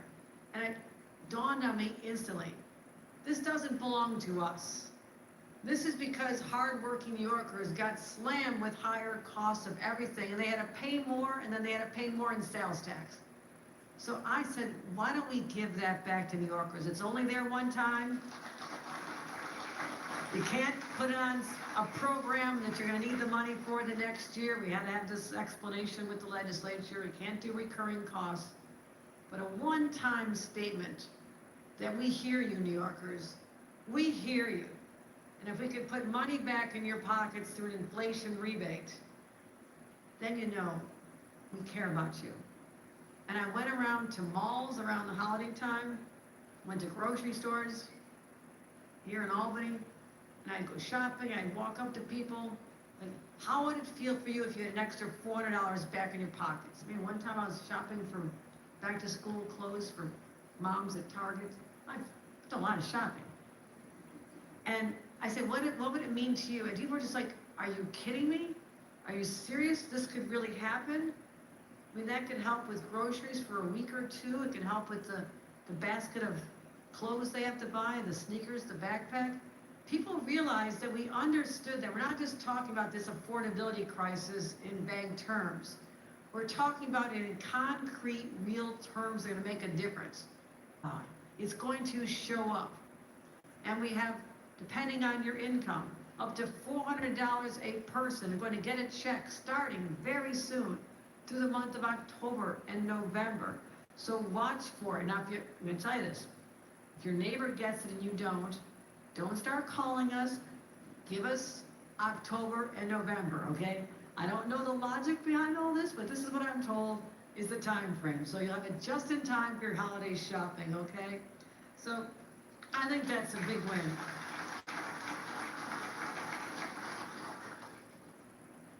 We're going to continue. This is not just a one-off. We're working on our state of the state right now. Last I checked, inflation is not going down. Interest rates are still high. Washington is still slamming us with everything going up because of the tariffs. Have you noticed this already? And they just said they're going to put 50%, 100% tariffs on pharmaceuticals. And I mean, the list yesterday was mind-boggling. And you know who pays for that? You think the big corporate giants are going to say, you know what? Americans have paid enough. We'll just absorb this extra cost. That's not happening. You're going to be paying for that when you check out or go to the pharmacy counter. You're going to be taking that cost and absorbing it along with everything else you're paying. So we're not done. We're going to continue finding ways in light of what is going on there to be responsive, to show we get it, we understand, we hear your voices, New Yorkers, and that's why we are proud to announce the completion and the start of our first ever inflation rebate. Will be hitting your mailboxes soon. It's going to look like this, everybody. Show you.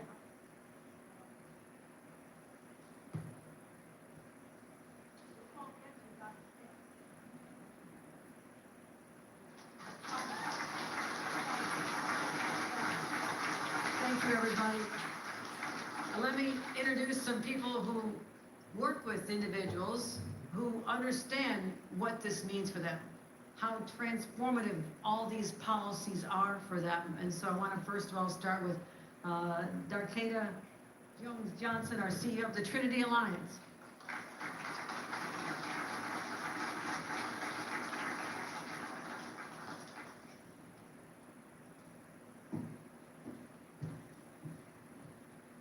Grand Rising, everyone. I am Dakota Johnson, the CEO of Trinity Alliance of the Capital Region. I want to extend my thank you to Governor Hochul, as well as the members of the legislature for their leadership, as well as recognizing the very real challenges that inflation has placed on individuals and families in New York. At Trinity Alliance of the Capital Region, we walk alongside thousands of neighbors every year, families, single parents, and seniors who work tirelessly to provide for themselves as well as their loved ones. The rising cost of food, utilities, and daily essentials has weighed heavily on them. As someone with lived experience of poverty, I know how significant this refund would have been for my child as well as myself. This rebate, $200 for single, head of household, or married filing separately, and $400 for couples, families, may not seem like a lot of money.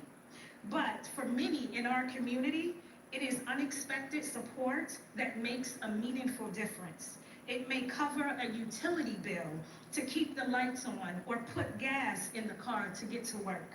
It provides a little more stability and breathing room at a time when individuals and family need it the most. At Trinity Alliance, our mission is to strengthen and support our community by providing comprehensive, compassionate services in partnership with our neighbors. This initiative aligns with that mission. It provides real support that helps New Yorkers, in fact, 8.2 million households. So to meet their immediate needs while working toward their greater stability.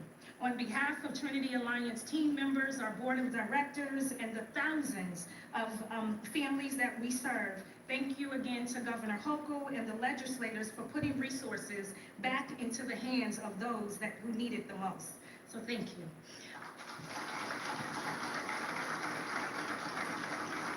It is now my pleasure to introduce my dear friend and colleague in service and leadership, Ashley Fredmego, oh my Lord, how am I? Okay, thank you. CEO of Girls Inc. of the Capital Region. Thank you.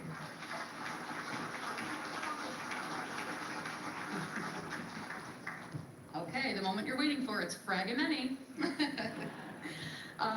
Thank you so much, Governor Hochul, for having me, Dakota, for the introduction, and to all the dignitaries here today in support of this amazing initiative.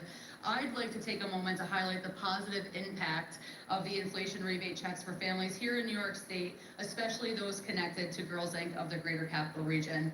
With rising costs of living, everyday expenses like groceries, gas, and utilities have become harder to manage. These rebate checks provide real relief, giving families a little extra breathing room when they need it. And for Girls Inc. families who don't have to worry about the cost of childcare, that support can go toward meals, transportation, household essentials, and other important needs. For families that live in our service area who may not yet be familiar or part of Girls Inc. of the Greater Capital Region, I want to remind you that programs at Girls Inc., such as our after-school programs, our summer camps, our year-round programming that focus on STEM-based initiatives, curriculum, mentorship, and workforce development for girls ages 5 to 18 are always provided to students for free. What matters most is flexibility. These checks allow parents to make decisions that are best for their children. At Girls Inc., we believe in giving girls the tools to thrive academically, emotionally, and financially. While $400 won't solve everything, it is a step in the right direction, and it makes things a little bit easier. This is also a reminder for families that this is also a reminder that when families are supported, all children are given the space to become strong, smart, and bold. Thank you very much for having me today, and I get the honor of telling you that this concludes the program. So thank you so much.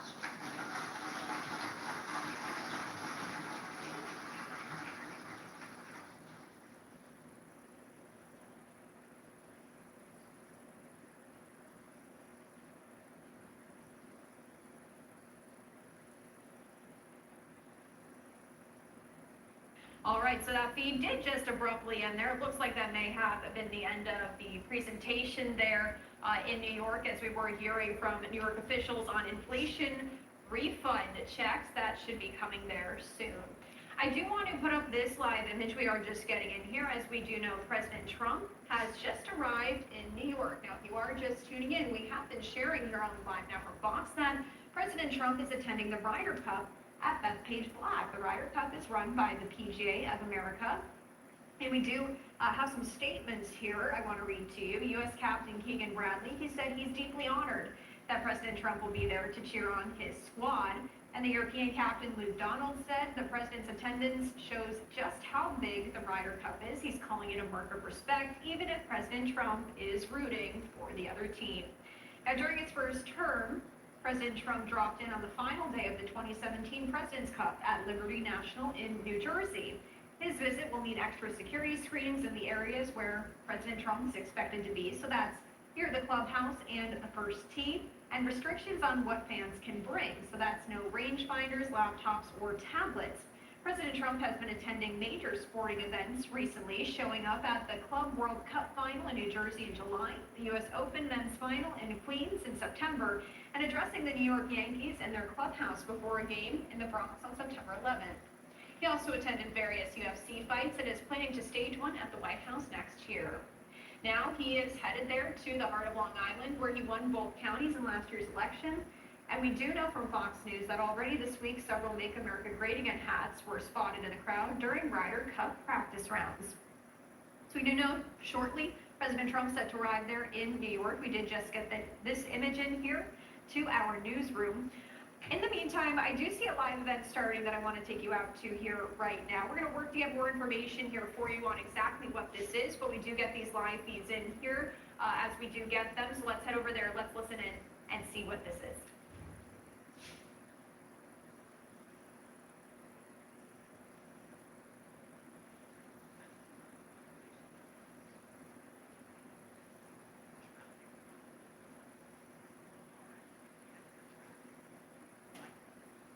All right here. So apparently this feed does not have any audio. Sometimes this does happen here on Live Now from Fox. We do have some technical difficulties at times. However, I do want to head over to another interview with my colleague Josh Breslow that he did just do a short time ago about the latest here with the Dallas ICE facility shooting. Let's play that out for you here on Live Now from Fox, and we'll work on this other feed here for you. Tricia McLaughlin is the Assistant Secretary for Public Affairs at the Department of Homeland Security. Tricia, thank you so much for taking the time to be here with us. Josh, thank you so much for having me. Of course, and I do want to start off by getting your reaction. What was going through your mind when the details start to come in and you hear about the shooting at an ICE facility, but also see the photo that was posted of the bullet there by Kash Patel that said anti-ICE? Well, this happened about 6:40 in the morning. I think it was 5 minutes later. Secretary Noem had us all on the phone briefing us with what information that she had. At the time, the shooting was active, and then it was shortly after that we found that the gunman was dead from a self-inflicted gunshot wound. And sadly, it was one detainee was killed and two others are in serious condition. So we do pray for them today. But of course, we've seen, since the start of this administration 250 days ago, we've seen an 1,000% increase in assaults against our law enforcement. We've heard and seen the demonization, the dehumanization of our law enforcement.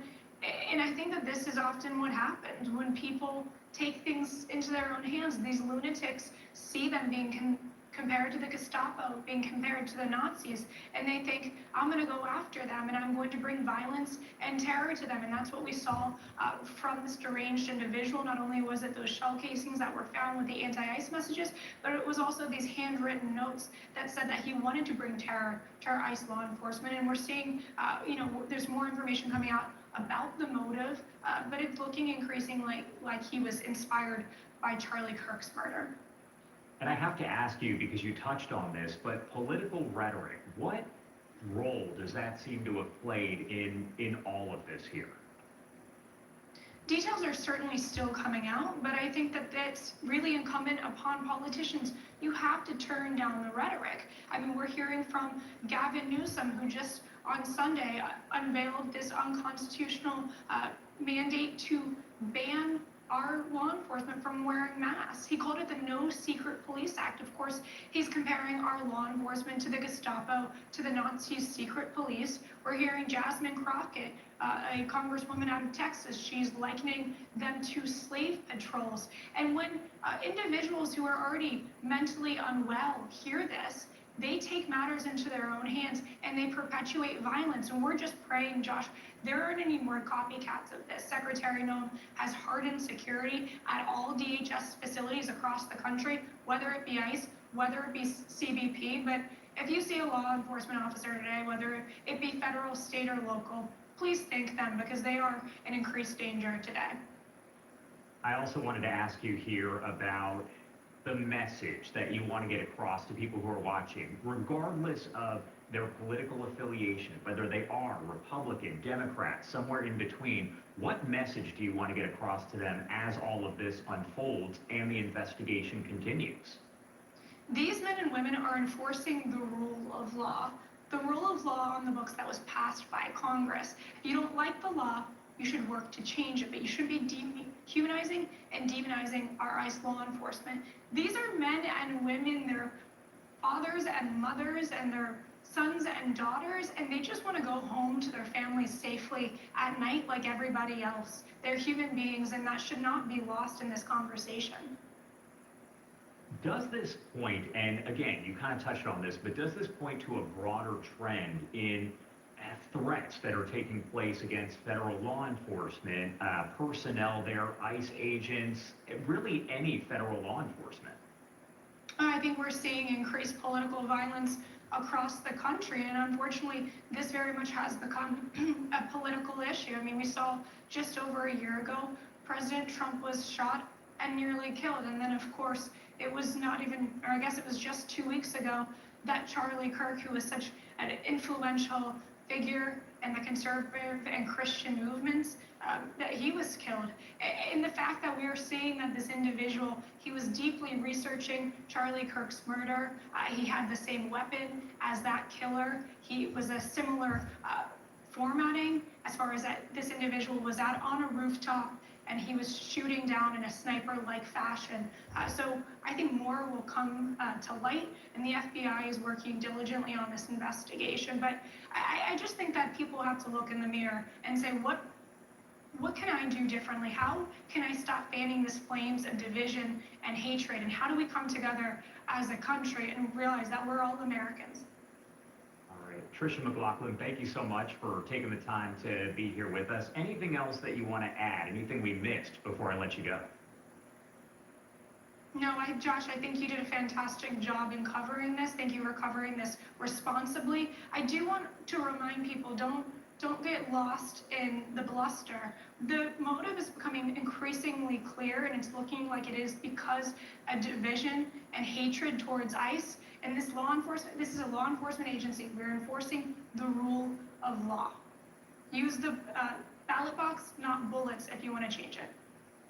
All right, thank you again for taking the time to join us. We definitely appreciate it. Thank you.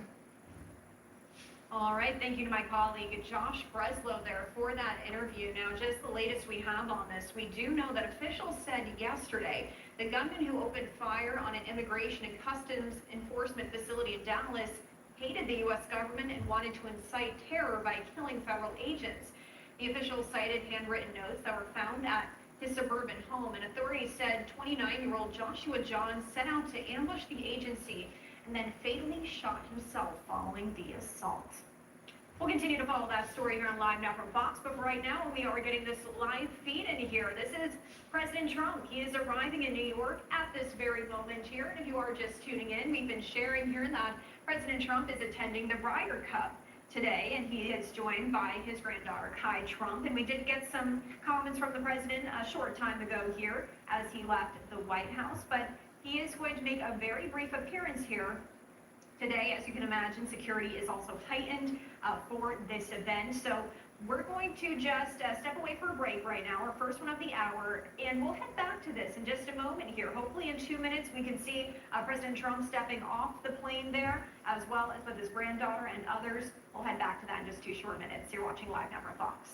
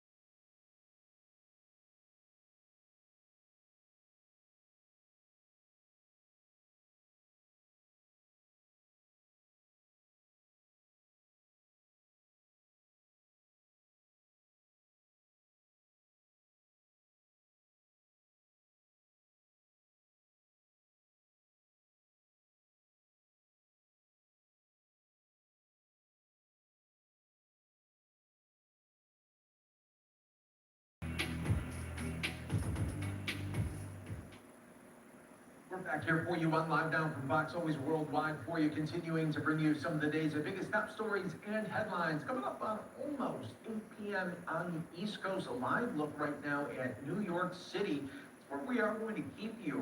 Earlier today, New York City officials on the Democratic side campaigning for Zoran Mamdani, and we'll hear from him as well as the race continues to heat up for New York City Mayor. Wake up every day with that copper-plated statue in the harbor saying, the industrial grade products you need, no matter the industry. Call, click, or just stop by. Grainger, for the ones who get it done. To a place where that diversity, that hunger, that striving will become creativity, will become ingenuity and entrepreneurship, will become the young people of this playground, will become an extraordinary diversity of this city.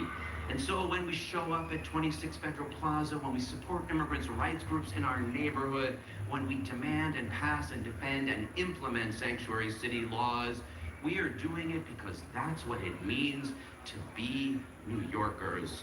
And I can't tell you how enthusiastic I am to go from the mayor we currently have, who has sold out New York's immigrant heritage in a corrupt deal with Donald Trump, to instead have the first immigrant mayor in a century, a Muslim mayor, somebody who's connected so deeply to the diverse communities of this city, for whom the words on that statue are not some long ago idea, but are the breathing present and future of a New York that everyone can afford, where everyone is welcome, where all our kids can thrive. And so when we think about what is necessary to defend this sanctuary city, to be worthy of that mother of exiles, of that Statue of Liberty in the harbor, we have a brilliant, beautiful, clear choice, and that is to support our dear friend, the next mayor of New York City, the first immigrant mayor in a century. The Statue of Liberty is smiling on this election in November. It is my great honor to welcome to the podium our Democratic nominee, the next mayor of New York City, Zoran Mamdani. Before I speak, I'll just have some of my colleagues from the state legislature, and then I will. Thank you. No, please. Good afternoon, everyone. I'm Assemblymember Tony Simone. Zoran has been my colleague and a friend, and I'm so proud to be here with you and my other colleagues, and Brad Lander and Jessica Gonzalez-Rojas, my dear friend as well. I wish we were here on a happier note. I wish we were here to celebrate, and we will be eventually, the next mayor of the city of New York, our first immigrant mayor, who knows how to bring people together. But unfortunately, I am here, and we're all here and have been here, because what's happening in our city and our state and across this nation is un-American. It is not the America we believe in.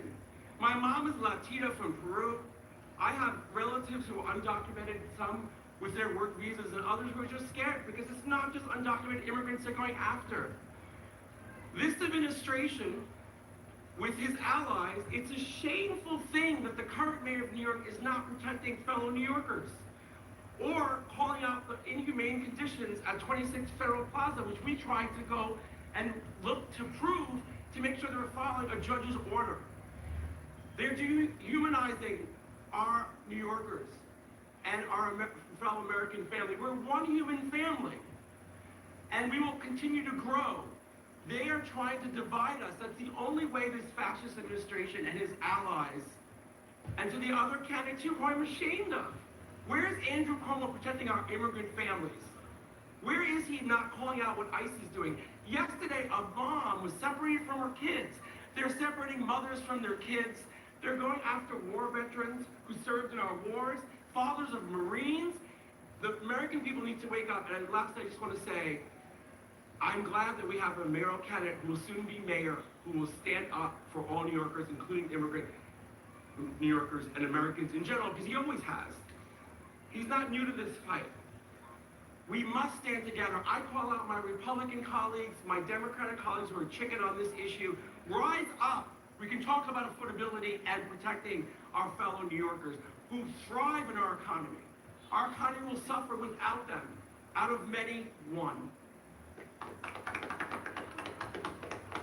My name is Assemblymember Jessica Gonzalez Rojas. I want to welcome you to Queens, which is the World Borough. This is a borough where immigrants make our community amazing, great, wonderful. They are the essential part of our neighborhood. I am a daughter of an immigrant. I bear a necklace that says that. My father's from Paraguay. He came here also with the American dream, like so many others here in Queens. And he's achieved that. He's now a professor at a SUNY college in Farmingdale.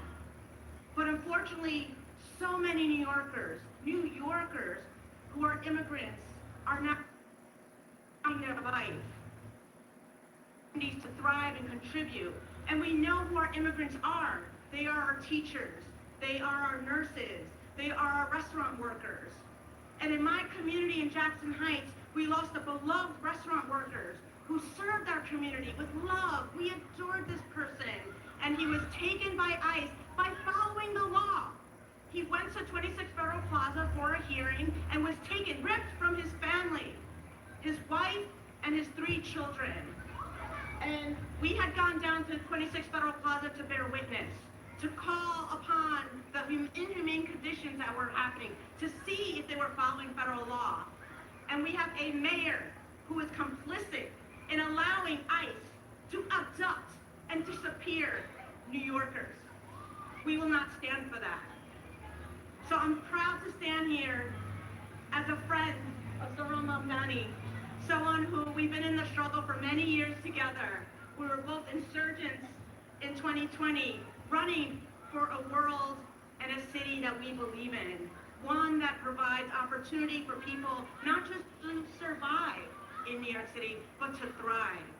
One where everyone can live with safety and dignity and with health. And that's the world where we're fighting for, and that's the New York City that we need.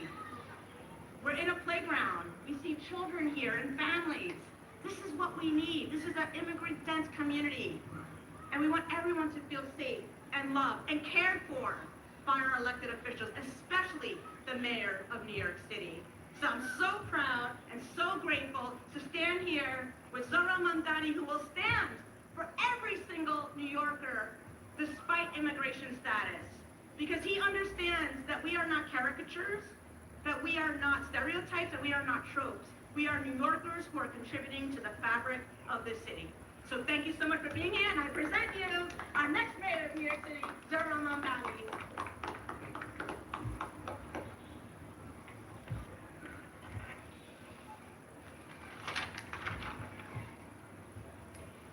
I want to thank my friends and colleagues for being here this morning. Thanking Brad and Tony and JGR for not only standing here, but for standing with immigrant New Yorkers. And as Jessica said, we are here in a neighborhood that so many immigrants call home. And we are here speaking about not only our vision for this city as it should be, but also the reality of the city as it is today. Now, yesterday,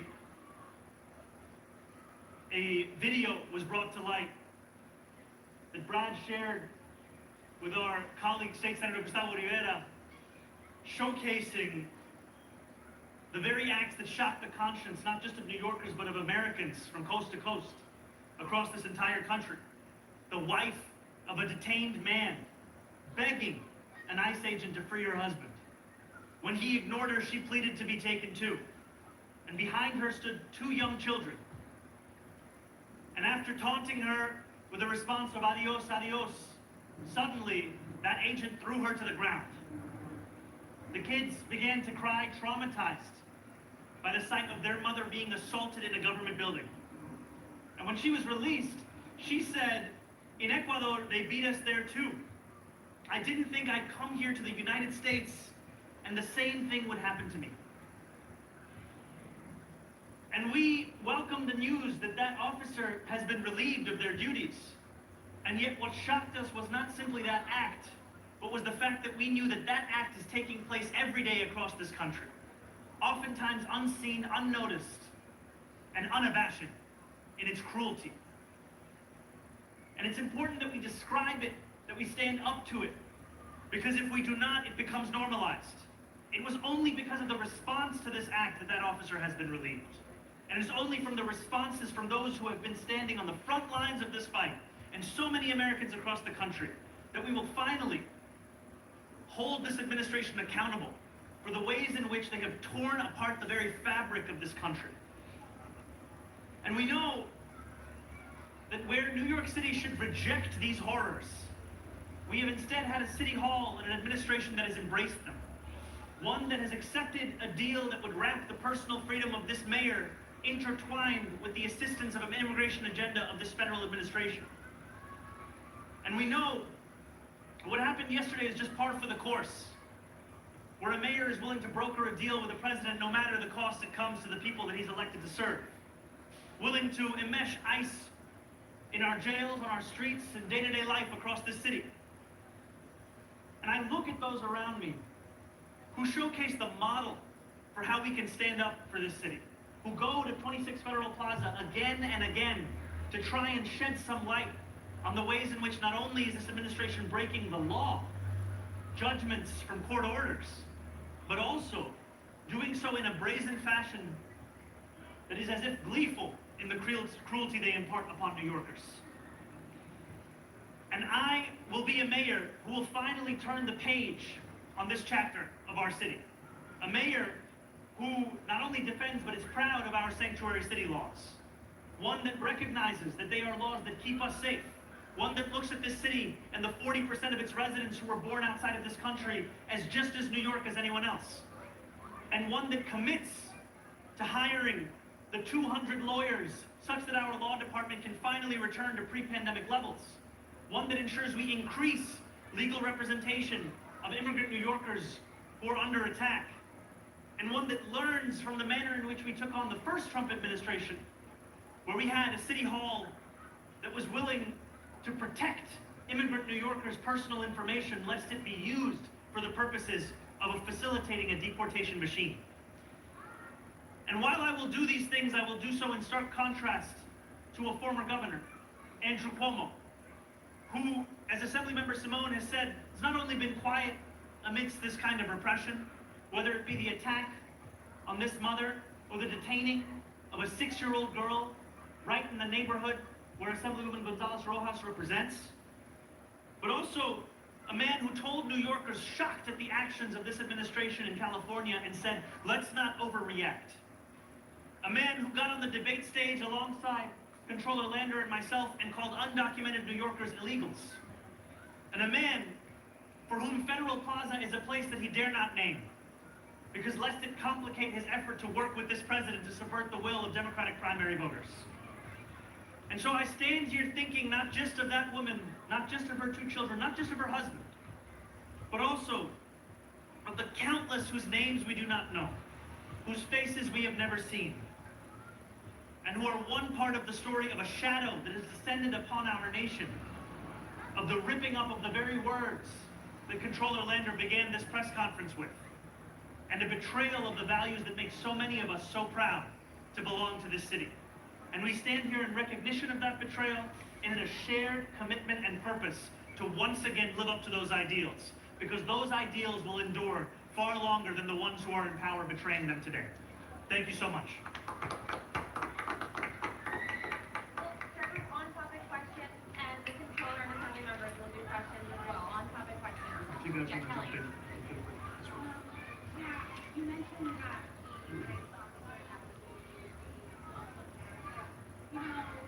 being there myself, that's just one instance. I think that in general should be held accountable, and also California, I think, just found something where they have to unmask and stuff. Would that be something that could be worked to? Do you want to start? Thank you so much. I have a bill with the great State Senator Pat Fay, the same exact bill, modeled after the California bill. It's not just for ICE, it's for all of them. Talk about the drama about mass protesters, but yet we have unidentified secret police in the United States of America. There's even been cases across the country where people imitated them and robbed a home. It's un-American for masked police to be enforcing any law. And we know they're not all following the law. You see what happened yesterday, as Zorna said, so many cases are not being videotaped. It's un-American. And I call upon my leader in the Assembly and in the Senate that we pass the MELT Act. Eliminate the use of masks in law enforcement and force people to have identifiable badge and number. You have to be held accountable for what you're doing in this nation. I know from on up high in the White House down, many have not been held accountable, but eventually they will. And I think the very premise of your question is one that we have to underline. This is but the tip of the iceberg of what we are seeing in terms of ICE's actions across the country. And I have appreciated in so many who have stood up against an emphasis on the fact that the law is something that has to be followed, no matter whether we are even speaking of law enforcement agents such as ICE agents themselves. Governor Pritzker made that clear when Donald Trump sought to deploy the National Guard to Illinois, that those same members would be held to the same laws as everyone else in that state.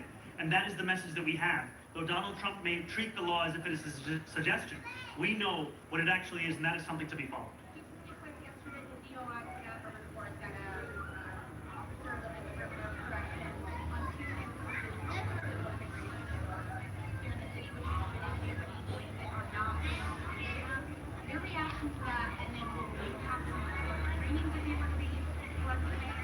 In the DOI's own findings, they too stated that this was the result of a lack of training by the Adams administration.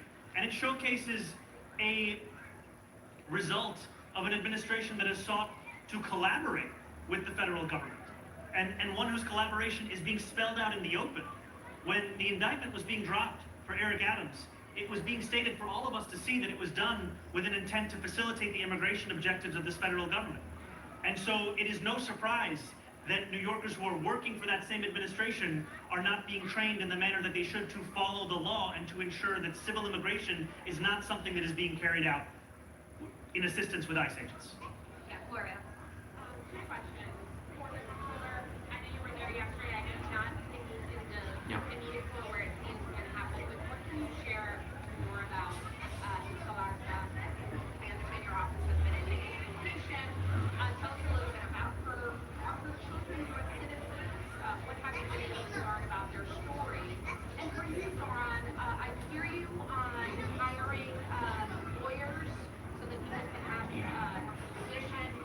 I guess I'm wondering if there's anything between you like to do more in the immediate than in November to stop what's happening at the federal, considering that that is federal jurisdiction and the city has limited power when it comes to what's on I mean, I think these questions are really linked because, look, what the video from yesterday shocked people's consciences. I had in my mention several people who were like, who admitted they're Trump supporters and they don't even disagree on immigration policy, but they were still horrified by what took place yesterday, except that it is happening every day. Many of you have been down there, and you know, I want to praise the press corps who have been there showing. Last week, an individual, I think was a U.S. citizen, was choked by an ICE agent. What's my favorite thing about the fall season? I would probably say the warmth of a home becomes even more enhanced. Whether it be the colors, the smells, those are those textures in that warmth that makes you feel like even your home can come alive in the fall. Living spaces. You say if this is what they do when the cameras are on, what do they do when they're off? But they're trying to demonstrate cruelty, to make people afraid of speaking up, of asking questions, of bearing witness. And that's why we feel like it's so important to be there bearing witness. And I was really moved when she yesterday, after she was released, and I'll give credit to the ProPublica reporter who gave her the platform, to say, this is what we were fleeing. Like in Ecuador, they beat us, but we thought the United States was better or different from that. And we're insisting that it be better and different from that. So I don't know too much more about her status. They've come more recently.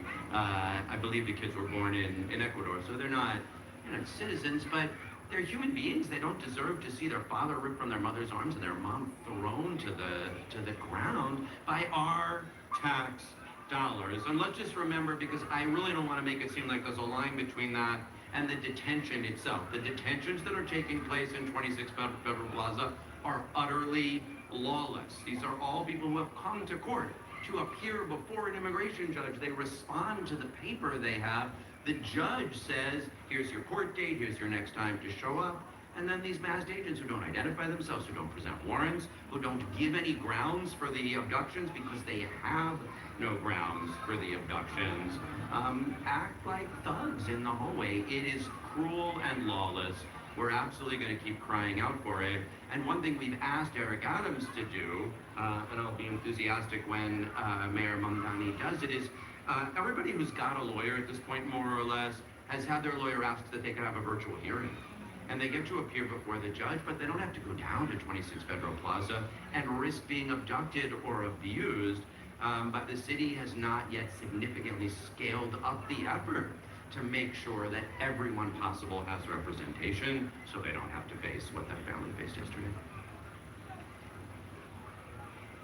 I think as the controller said, that representation is key. And in addition, one of the key responsibilities of leadership is telling New Yorkers what you deem to be acceptable in the conduct as it pertains to the federal government and politics across this country. And amidst this horror, we have seen the current mayor abdicate that responsibility entirely. This is a position that has been described as having the second largest bully pulpit in the country. It is a platform with which you can extend dignity to each and every New Yorker, where you can say that when you look at that video, you know that you represent that woman as well as everyone who is here in this park. And yet what we have seen is silence at best from this mayor, and similarly from a former governor seeking to become the next mayor. And so what I will do is not just increase the lawyers we have to pre-pandemic levels to ensure that a storied law department finally has the backing so that it can continue on its record of protecting working class New Yorkers, but also to increase legal representation, as has been said, for immigrant New Yorkers facing these kinds of threats. And finally, to ensure that we're using every tool, whether technical or also political, to stand up for the dignity of these same immigrant New Yorkers. Can I just add something?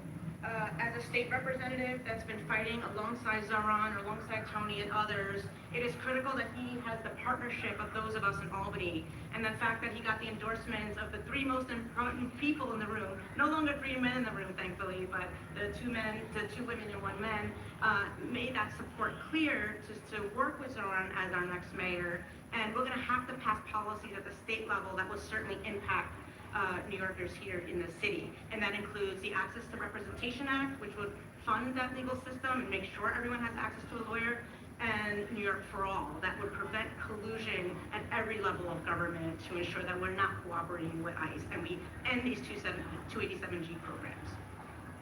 We've got time for two more questions. We'll go to Melissa. Also, fine. Thank you. Just one question, please. So many New Yorkers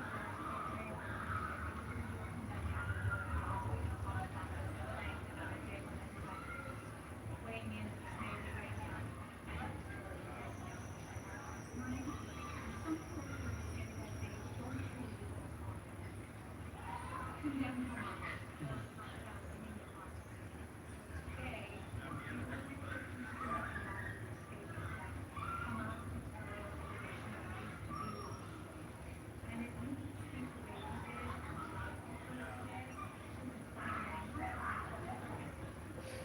You know, I am not going to echo the words of Benjamin Netanyahu. I can, however, share my own words and say them right here, which is that my politics is built on a universality, and I can think of no better illustration of that than from the words of the hostage families themselves. Everyone for everyone. It is something that they have said for months. It is something that they have called for in not only understanding that those hostages must be released, but that this is intertwined with the end of this genocide. And there are so many of us who have called for ceasefires precisely because the greatest moment of relief, whether it be in the release of hostages or the ending of the Israeli military's killing of Palestinians, is in those very moments of the cessation of hostilities, of that ceasefire. And so when we call for this, it is a call for hostages and Palestinians alike and understanding their dignity. And what has been so infuriating to me and to so many New Yorkers, frankly, is Benjamin Netanyahu's use of the hostages as a justification to continue a war that has only continued to endanger the lives of those very hostages, as well as of so many Palestinians. And To have a mayor who went to the United Nations to watch his address and then thank Benjamin Netanyahu for defending the Western world and our way of life. Those are the words that Eric Adams shared. I can't even begin to explain the offense that that brings to New Yorkers across the 5 boroughs. How can we describe the killing of a child once an hour, every hour for close to 2 years as a defense of our way of life? That is not a way of life that any of us practice in this city.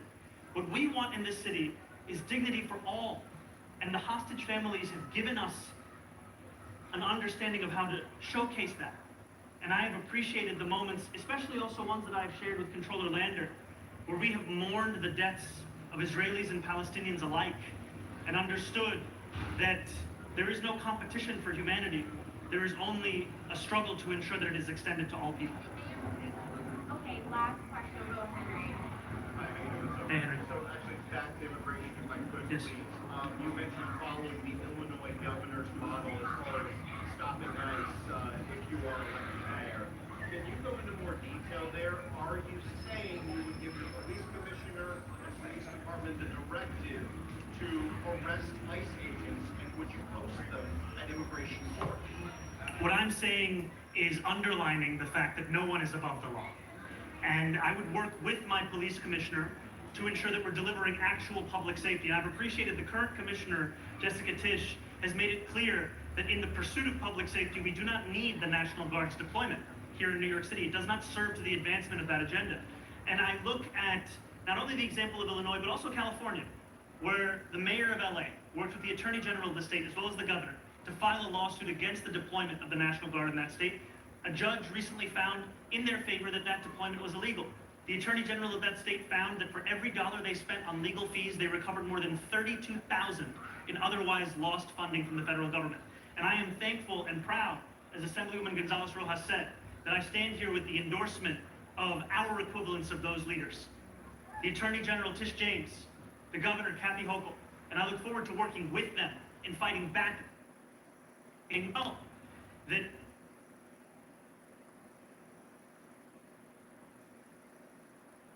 Looks like the feed cut out there, but we've showed the full event right here for you on live now from Fox as the Democrats continuing to talk about that incident that happened in New York with a federal immigration officer and a woman. We want to show you some more reaction. Representative Dan Goldman, who represents New York, also a former federal prosecutor, saying that he has referred the federal immigration agent for felony prosecution.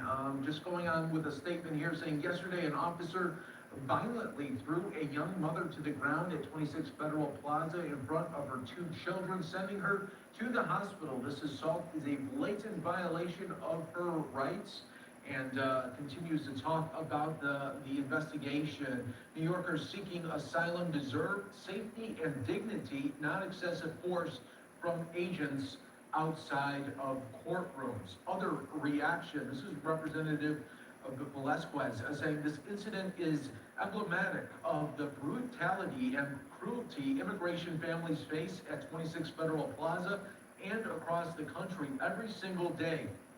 This is not law enforcement, it is violence. We must end courtroom raids and this system built to criminalize immigrants. Our communities deserve justice, not cages. And I want to show you the video that is making waves right here. And this is the incident that happened. Take a look at it right there, where a federal immigration officer, we are learning now, has been relieved of his current duties after shoving a woman to the ground outside an immigration courtroom. The incident captured on video occurred after agents arrested her husband back on September 25th, just yesterday. The Manhattan Federal Building where the incident took place has been the scene of previous controversial arrests as agents detain people entering or exiting immigration court or arriving for immigration and customs enforcement check-ins. So that was the incident, all caught on video. And again, the ICE officer relieved of duties right now pending this investigation. And again, just some more of the Luke video right there. So again, we will be keeping an eye on this story for you right here on Live Now from Fox. Again, Fox 26 Houston putting this out, saying an ICE officer has been relieved of current duties after video showed him violently pushing a woman to the floor at an immigration courthouse in Manhattan. We are going to take a 2-minute break on Live Now from Fox. When we come back, we'll take you out to Florida, and other Governor Ron DeSantis and other Florida officials coming together to talk about immigration enforcement, not only in Florida, but this country as well. We'll be back in 2 on Live Now from Fox.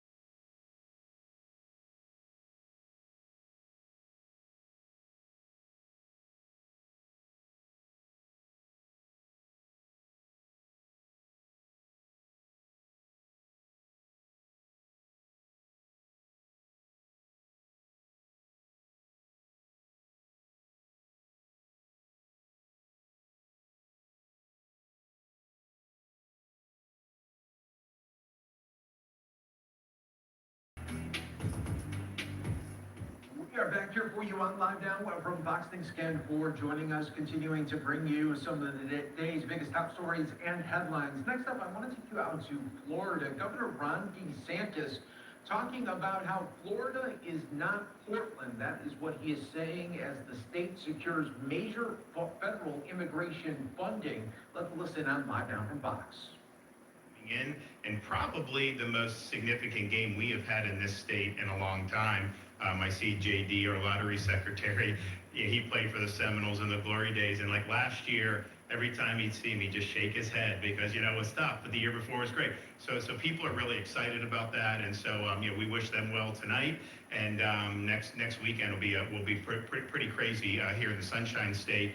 I also, just because this is the type of guy I am, I do want to wish our First Lady a happy wedding anniversary, because that's our 16th anniversary today. Last year was 15. That's a pretty big milestone, and so I had all this great stuff planned.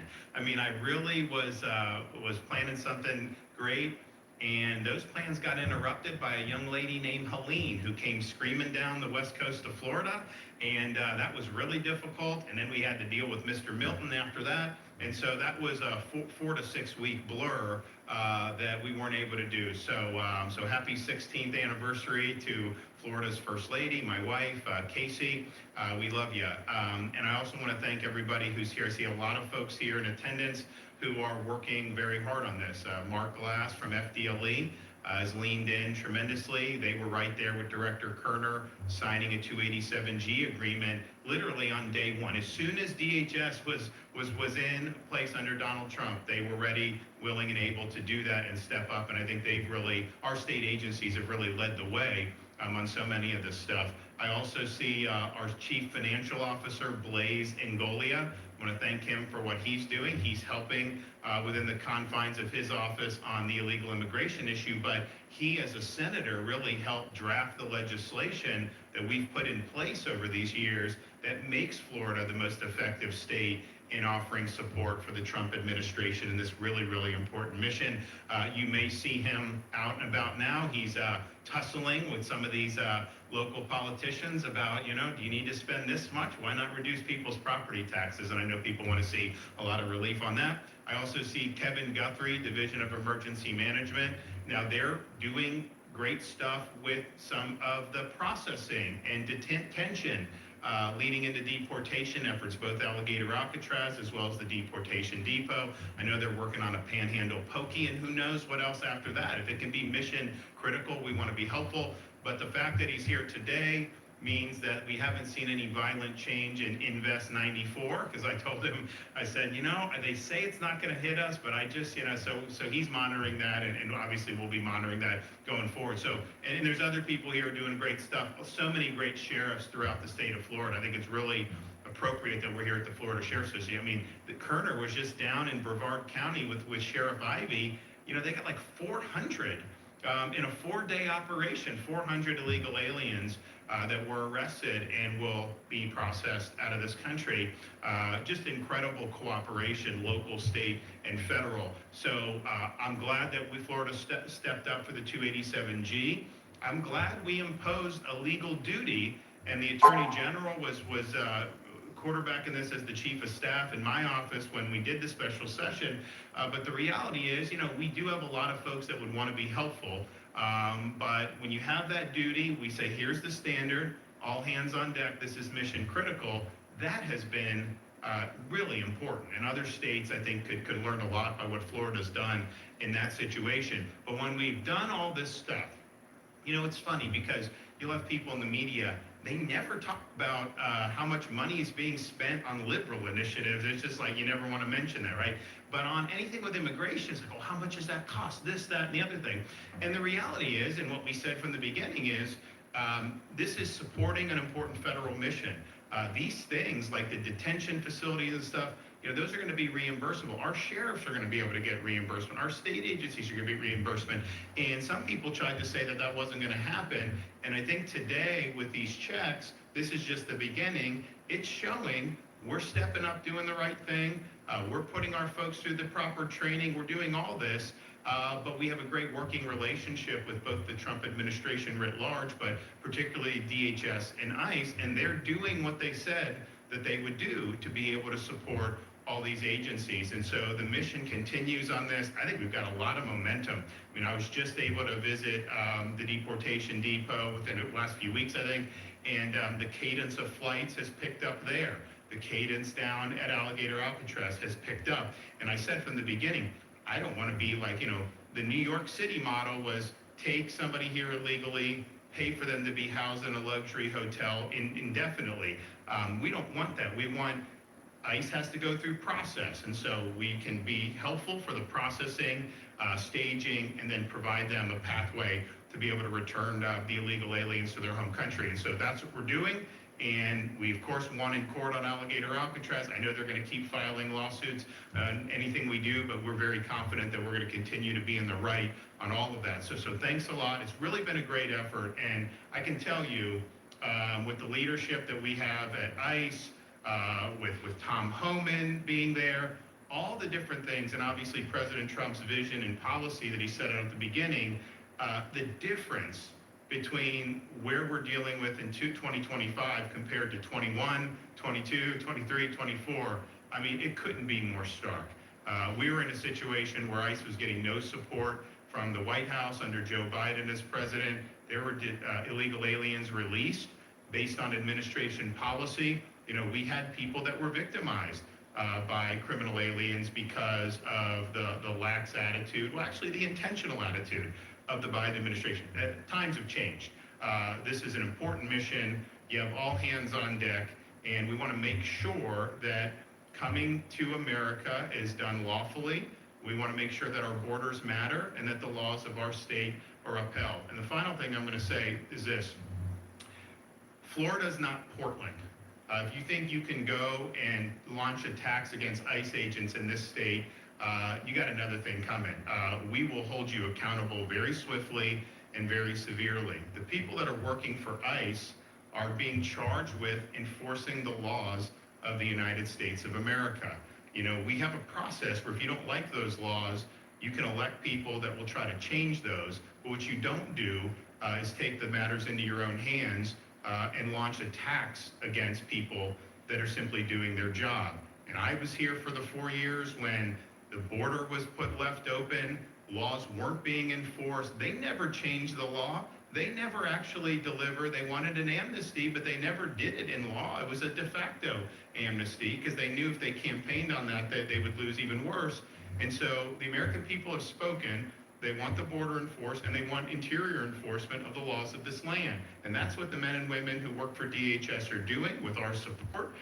It's an important mission, but it's a mission that flows from the laws that are in place in this country and the election results that occurred in November of 2024. So we stand with the folks who are wearing the uniform.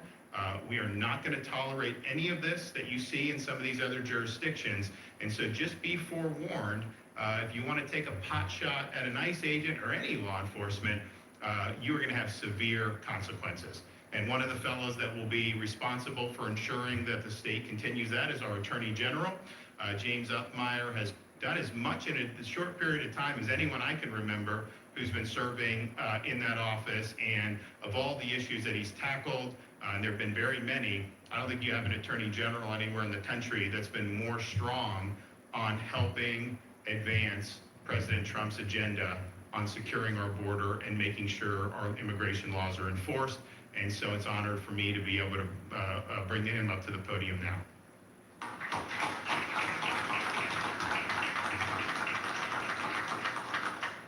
Thank you, Governor. Florida is all in on helping the Trump administration to deliver on their promises to secure the border for once and for all, and to detain as many illegal immigrants as possible and get them back where they came from.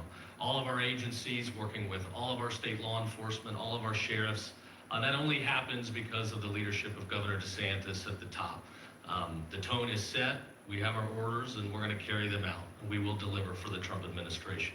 It's amazing what happens when you enable law enforcement to actually enforce the laws. We've got record crime lows here in Florida. They keep getting lower, and it's because we get it. If you support law enforcement, if you give them the tools they need to be successful, and then let them go do their job, they will protect our families and they will keep us safe.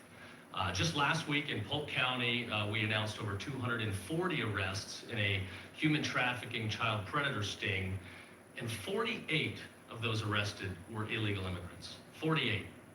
Every week we have one of these stings, whether it's drug trafficking, human trafficking, and there's always a large number of people that are illegal immigrants. And it shows, it highlights the dangers that came in through the open border, the large amounts of crime that came in through the open border. Now, not everybody is malicious that's here illegally, I get that. And to those people I say, take the federal government up on their offer, the $1,000 and the free flight back to where you came from, where you remain eligible to come into this country lawfully. And for those out there that are evil, that are malicious, here in Florida, we're coming for you. Now to our leadership at ICE, thank you. It's been a great partnership. Reiterate what the governor said. If anybody out there is trying to intimidate, threaten, or obstruct the ability for federal law enforcement partners to do their job, we will be watching and we will hold you accountable. We launched a partnership with our state police and ICE, where if people are doxing or revealing personal information about these federal agents or their families, we're going to be there and we're going to hold you accountable. That is against the law.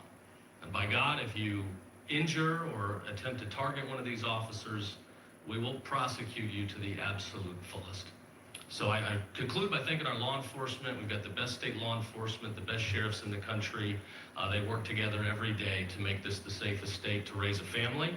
It's been an honor to have their backs. Our highway patrol is up and down the state. You see them on the side of the road. You see them doing the Lord's work, enforcing the law, and it's an honor to support them. So with that, I'll introduce Director Dave Kerner that oversees the Highway Patrol.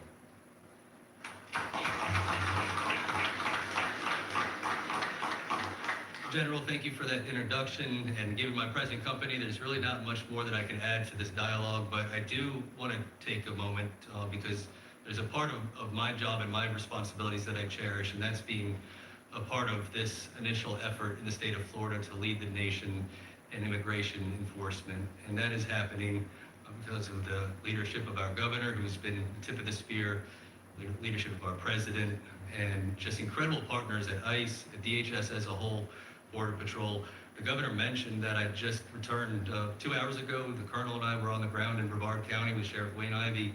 We apprehended over 400 illegal immigrants in 4 days. It wasn't just state troopers, it was agriculture officers. Colonel, excellent job. ABT agents, secretary, doing amazing work. It's FWC on the coastline doing their mission. It's FDLE targeting these criminal illegal aliens and going and grabbing them out of their places of work or home, wherever they're at. A lottery was out there with us. It was an amazing experience. But I say all that to say that we cherish the opportunity to be a part of the creation of this amazing program. It is working. We did 404 days. The Florida Highway Patrol alone probably eclipsed 5,000 since March of this year.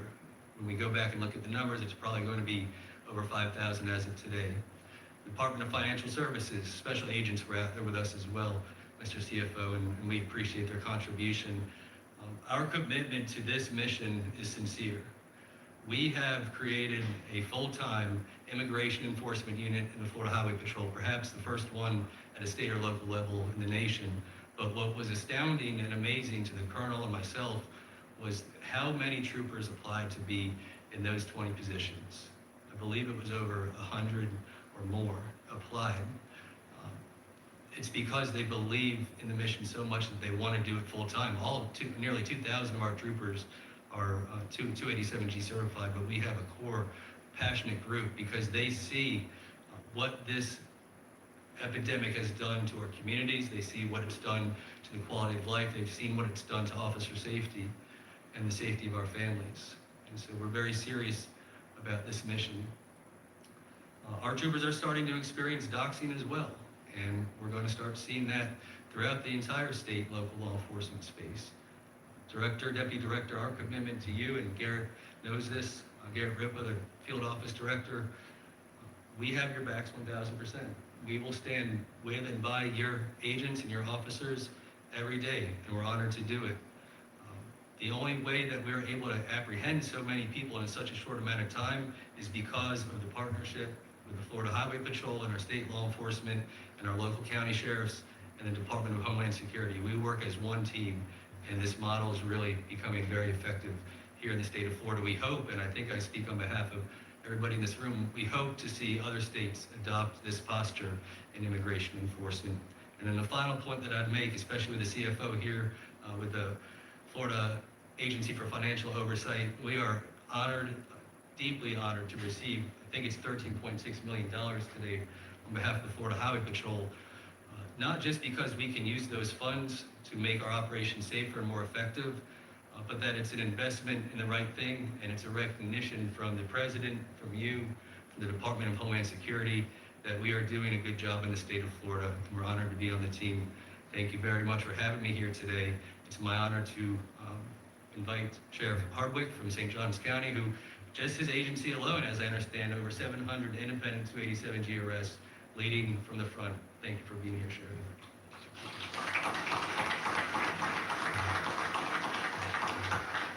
Good afternoon, everybody. Governor, Deputy Secretary, AG Director, our Executive Director from the FSA. I'll be honest with you. I had a notebook here where my entire staff, Logan, worked on prepared statements.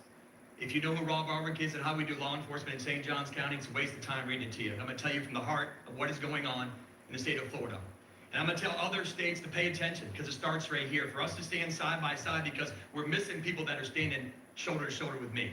This colonel right here, this CFO right here, this FDLE man right here, our FDEM director right here. We stand shoulder to shoulder in the state of Florida. And Governor, it starts with you, sir. We got directions from the President of the United States to move forward with a mess that we had going on that was happening the previous 4 years. We rolled our sleeves up in the great state of Florida, and all 67 sheriffs, no matter what your political background was, your race, creed, color, religion, sexual orientation, age, we stood side by side with the governor of the great state of Florida and said, we are all in, ma'am. We're all in the 287G program.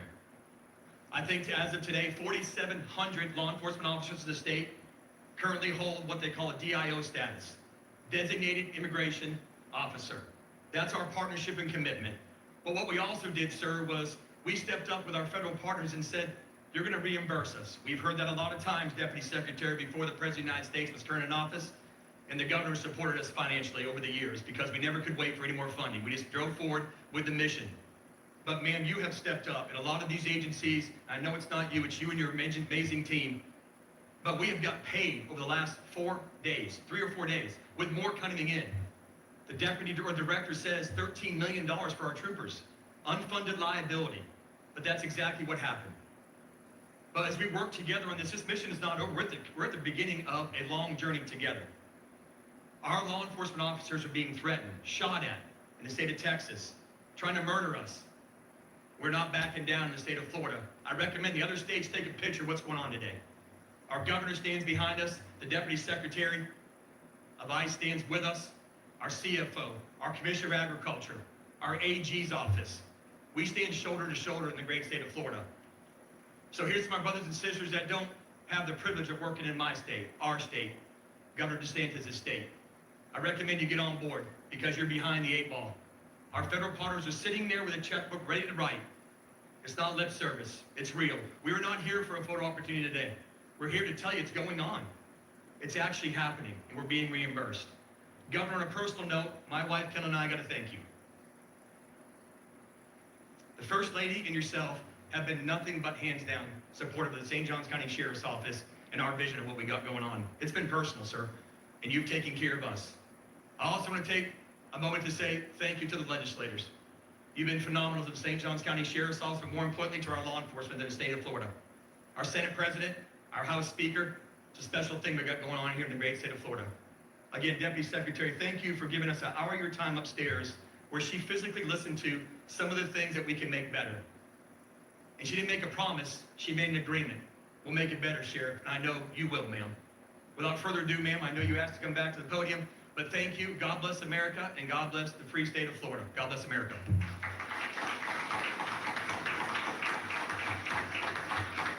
With that, I'll announce the exciting part. So thanks to President Trump and Secretary Noem's big, beautiful bill, we are able to give out $1.7 billion to state and local law enforcement. Today, I'd like to present a check to the state of Florida for over $28 million and to local law enforcement for over $10 million.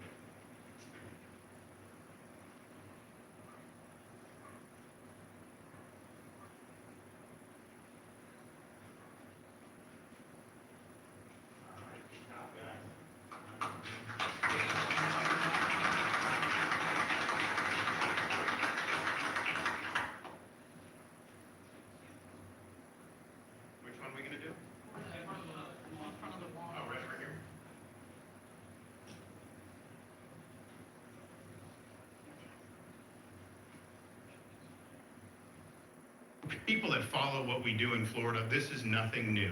I mean, I can list you things. I could be here for 30 minutes listing examples of when trial court judges have said something that we did is somehow wrong, and then it goes to appeal, and we win on appeal. And that is, we have a very good track record on appeal at the 11th Circuit and here in the state courts in Florida. So I don't think that that's going to end up. That district judge's opinion was rightfully stayed. I do think it'll be fully reversed. But even before that happens, she doesn't have any jurisdiction over this case, and I think that's very important.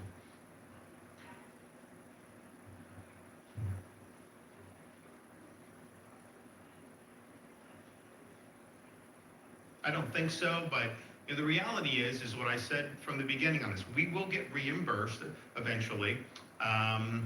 You know, sometimes these things, although I saw Tom Homan the other day, and he's just like, send us your reimbursements. You know, we got a lot of money now. We want to help you guys. So that'll happen, and I know Kevin is working with them on doing that. I don't think it really changes anything because it's still state property and it's a state mission. I mean, just think about it. Almost any state institution can sometimes get some federal funding. I mean, universities, law enforcement agencies. So what? They're going to have to do environmental impacts? Of course not. Federal government doesn't have the jurisdiction to impose that on us. That'd be commandeering. So you don't have to do that. So I don't think it's going to really change things. But at the same time, you know, they have time where they could do a very quick impact statement. That's the thing. It was portrayed in the media like, oh, they're stopping it because there's actual environmental concerns. No. It was a report. It was a procedural thing that the Judge Hunger had on, and I don't think it's valid, but I also know that if they were to just do it, we know what the result of that report would be, and then it kind of moots out that argument. And there's going to be other things that they're going to try to do on this. But I will say, the cadence is good out of there. They're moving detainees out of there. They're moving people out of deportation depot. What's the cadence of the flights at deportation depot, Kevin? Pretty good, right? 5 a week. So there you go. That's up there in Baker County, up in Northeast Florida. So, you know, this is what it's really all about. It's a great partnership. And again, we don't decide who goes to these facilities. That's ICE. But then we have the ability to help process, offer them an off-ramp to go somewhere else or go back home if they don't want to go, and then have them staged so that DHS can take and fly away. At Alligator Alcatraz, that's very easy because that's like 2,000 feet away. You just take them to the runway. At Baker, you got to move to Lake City. They've also done some stuff out of Jacksonville, Cecil Field. It's not like it's a huge burden, but it's just a little bit more with having to do the transport. But that cadence has been very, very positive. And so this is a really good example of locals cooperating with state on a mission, but then the feds cooperating with us to be able to get this done. And it really is a model, I think, for the rest of the country. And I've said the reason why I did this back in January is because I said, President has a mandate on this issue. He's articulated a vision. Just with what the federal government has now, at the time, even with more resources now, they are not going to be able to achieve that vision if local and state are not on board with this. And so we viewed it as really important that we did it. I don't think it could be fully successful in Florida without our police chiefs, our sheriffs, and our state agencies working in lockstep, and that's what we're doing.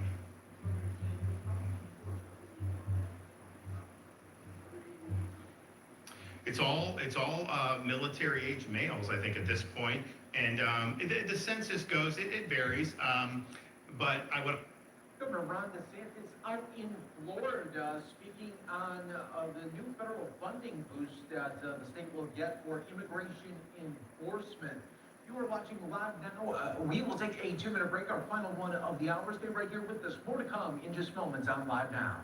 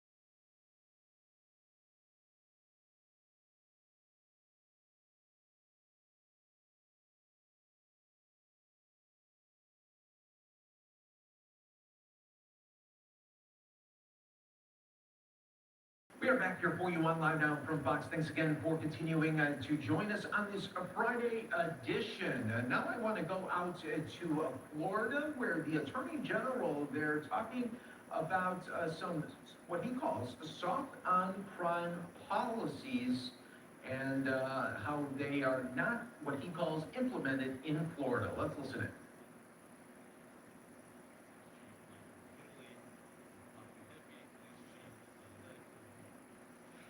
This morning, we're here to talk about soft on crime policies.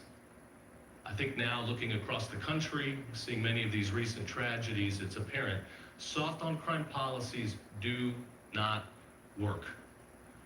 In most all of Florida, we have record crime lows that continue to go down. Murder rates decreasing, violent crime rates decreasing, and it's because we back our law enforcement and we give them the tools they need to be successful. Unfortunately, here in Orlando, we still have a pattern of soft on crime policies that are endangering families. Non-prosecution policies that are putting our families and our kids in grave danger. We've had a couple recent examples here with State Attorney Monique Worrell, where she has decided not to press charges in some of the most gruesome and horrific child predator cases. Recently, there was a man on a park bench masturbating while facing a bunch of kids playing at a public splash pad. There was video evidence of this, witness testimony, a father there with his 2-year-old just feet from this offender. The gentleman committed this gross act and then exposed himself in public. And while we had all of this evidence, an open shut case, State Attorney Worrell decided charges did not need to be brought. She gave this guy a free walk in the park, and now other kids are in jeopardy of having a tragic incident happen to them. In another case that my office was prosecuting, an individual that possessed and shared tons of gruesome child pornography videos, not just images, but videos of toddlers getting raped and abused. She dropped all charges. Let this guy go free.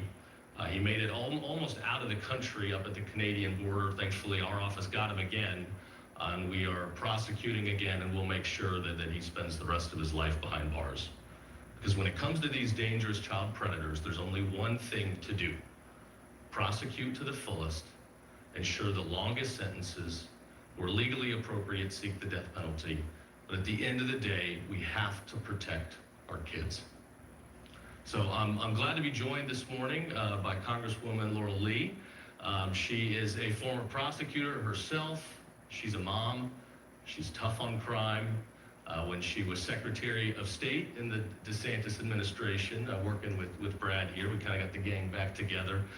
They launched the Election Crimes and Integrity Unit that's prosecuted dozens of people across the state that have engaged in voter fraud. We now have the most secure elections in the country. We're the blueprint that every other state wants to follow, and it's because we enforce the law. It's not rocket science. Enforcing the law is not a partisan agenda. It's not Democrat. It's not Republican. It's black and white. Enforce the law, put dangerous people away off the streets, crime lows go down, and our kids are safe. So I'll let her come up first and then share a few things. Thank you for being here, Congresswoman.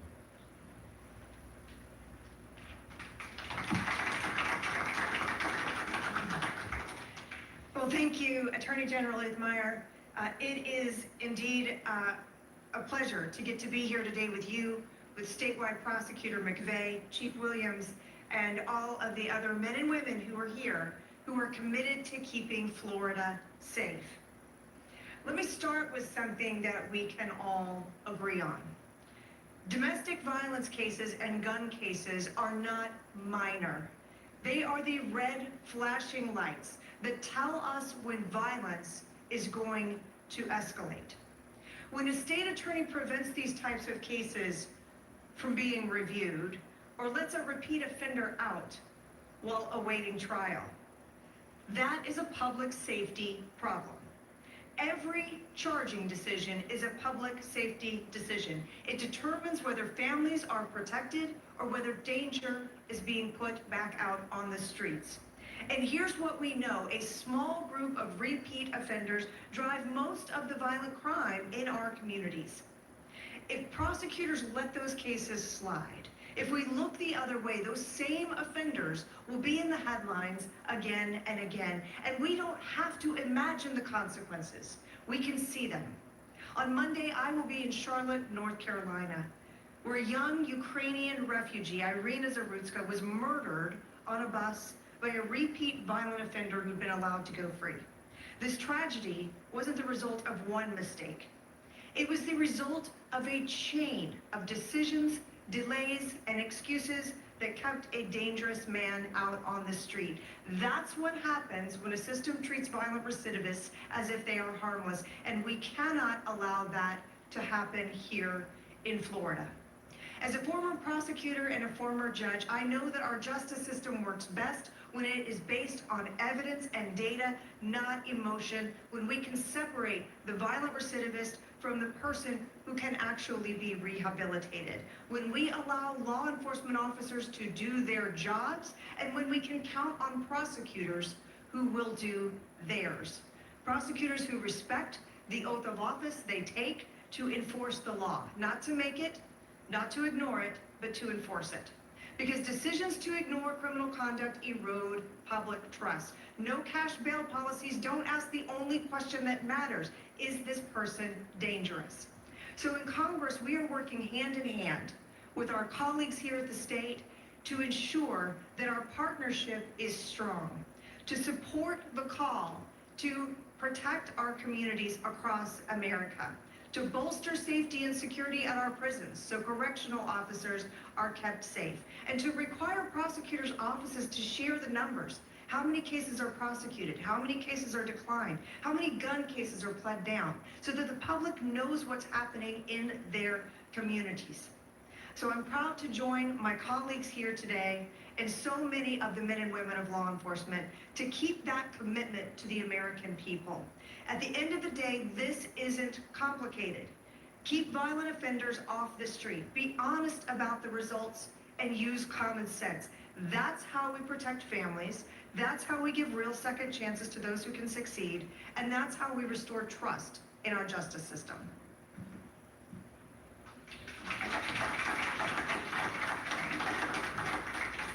So let me be clear, we're not going to stand by and allow the state attorney to fail to do her job. This is systematic abuse. It is gross negligence. She took an oath. She's not delivering on that oath, and we're going to step up and do what we can to hold her accountable and to protect our citizens. So we're calling on her, this creep at the splash pad. We better have charges brought again. If not, we'll be working with the governor's office to reassign this case to another circuit where we will ensure that justice is served. This just cannot happen. There's a job to do. You take an oath to the people. You've got to do that job. Next, we'll hear from statewide prosecutor Brad McVeigh.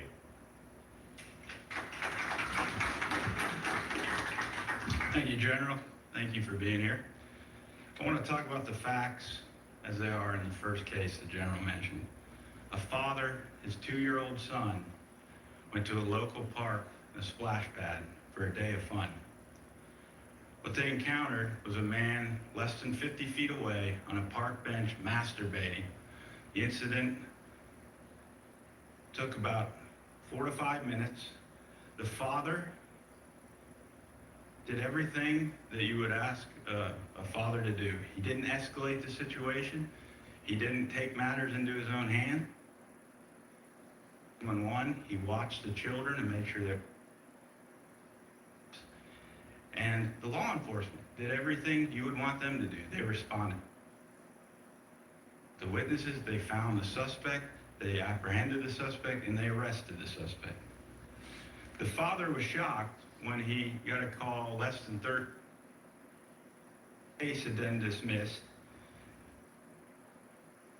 and was it lacked prosecutable merit. He wondered, to me, frustrated and shocked, how a man could masturbate for 5 and not be a crime. He explained his story.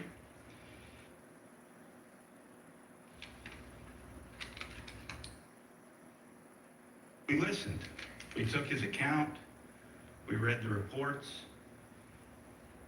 And the father believes this is a case that should be prosecuted. And in the Office of Statewide Prosecution, we do too. This is a case worthy of prosecution. It's worth the fight for the children, for law enforcement, for the dad, for the community, and for the state of Florida. And I let the father know, we at the Office of Statewide Prosecutor, the Attorney General, we will do everything in our power to fight for children, for parents, for law enforcement, and for the community. We're calling on Ms. Worrell to reconsider her decision and do what's right. Thank you.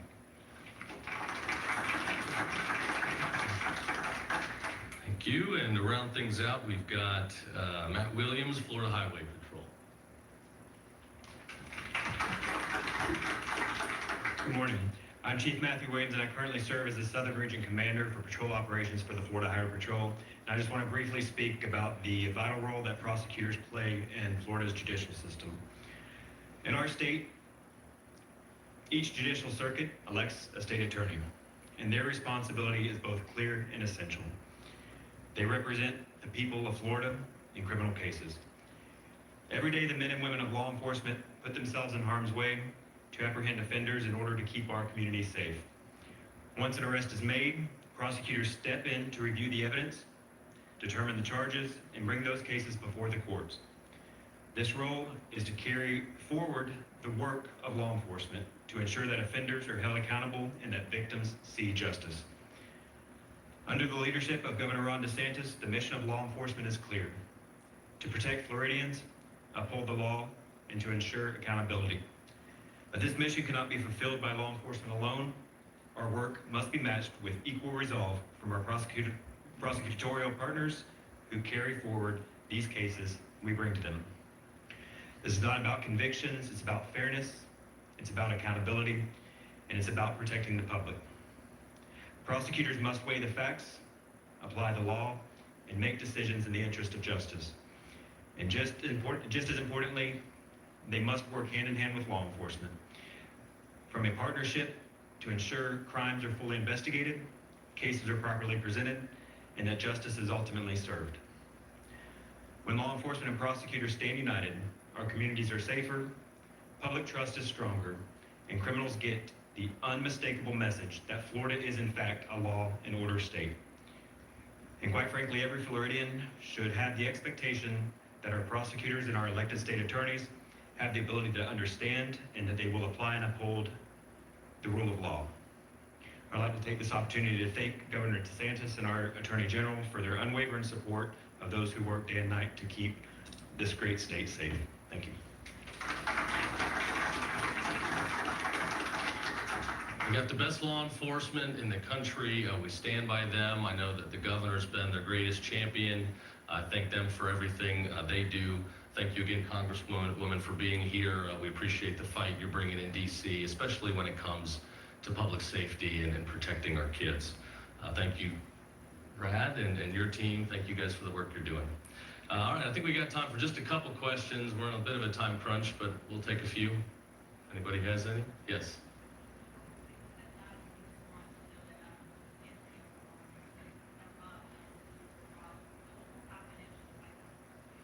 Well, we're gonna work to get this case reassigned if she chooses not to. I mean, you've all heard the facts. It's a pretty horrific situation. I hope she will change her mind and decide to do her job. If not, we will do it for her. These are just a couple examples of cases that are not being brought. There are still non-prosecution policies and writing that are on the books. I know she's made excuses, not having resources to address the cases, to address the backlog. We've provided several prosecutors to help that have cut down, on hundreds of cases. And we just want to get the job done. At the end of the day, if you're willing to enforce the law and put bad guys away, I got no problem. But if you're going to let creeps like this go free, we are going to have a problem. Yes.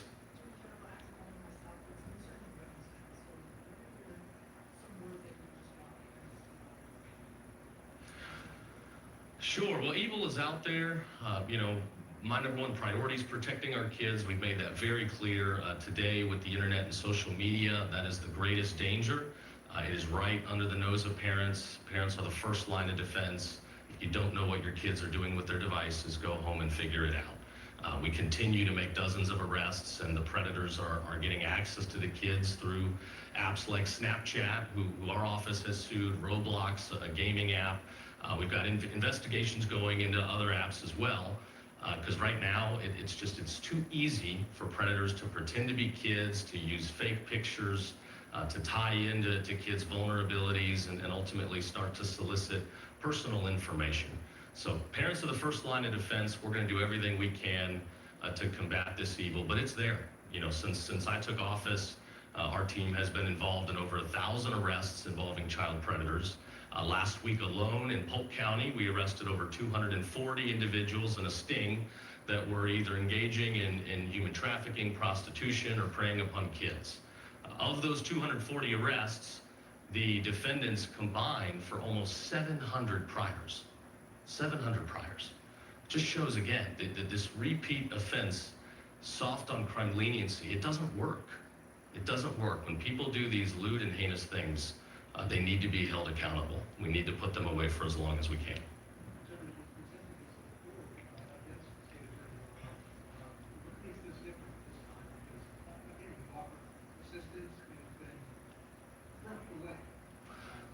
What makes this different? Well, I wish it was different. It really isn't. It's kind of the same old, offenders, some violent, being allowed to walk free.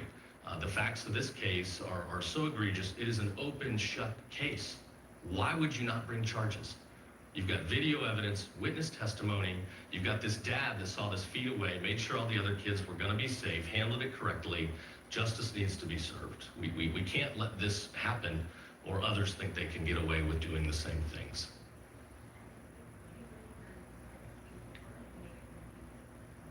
We can get you that detail on the side if you'd like it. Yes.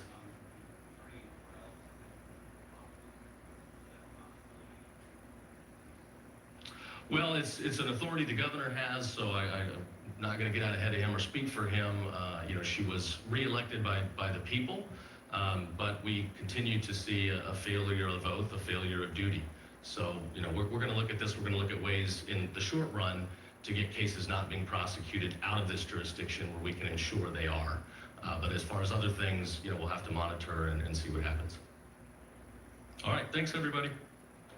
Right, everyone, that was the Florida Attorney General speaking out there. This is the post that he put on X saying, State Attorney World's soft on crime policies continue to place our most vulnerable in harm's way. Non-prosecution policies and dropping charges against child predators is unacceptable. Do your job, prosecute criminals.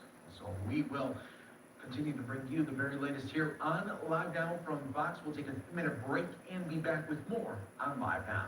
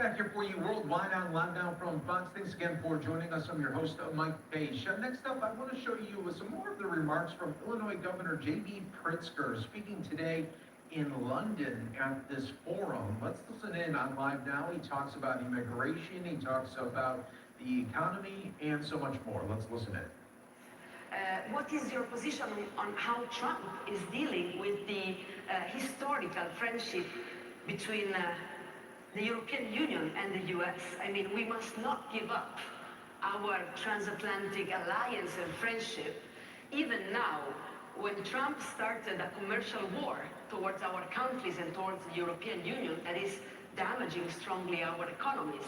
So what is your position on this, on what Trump is doing with the historical partners and allies?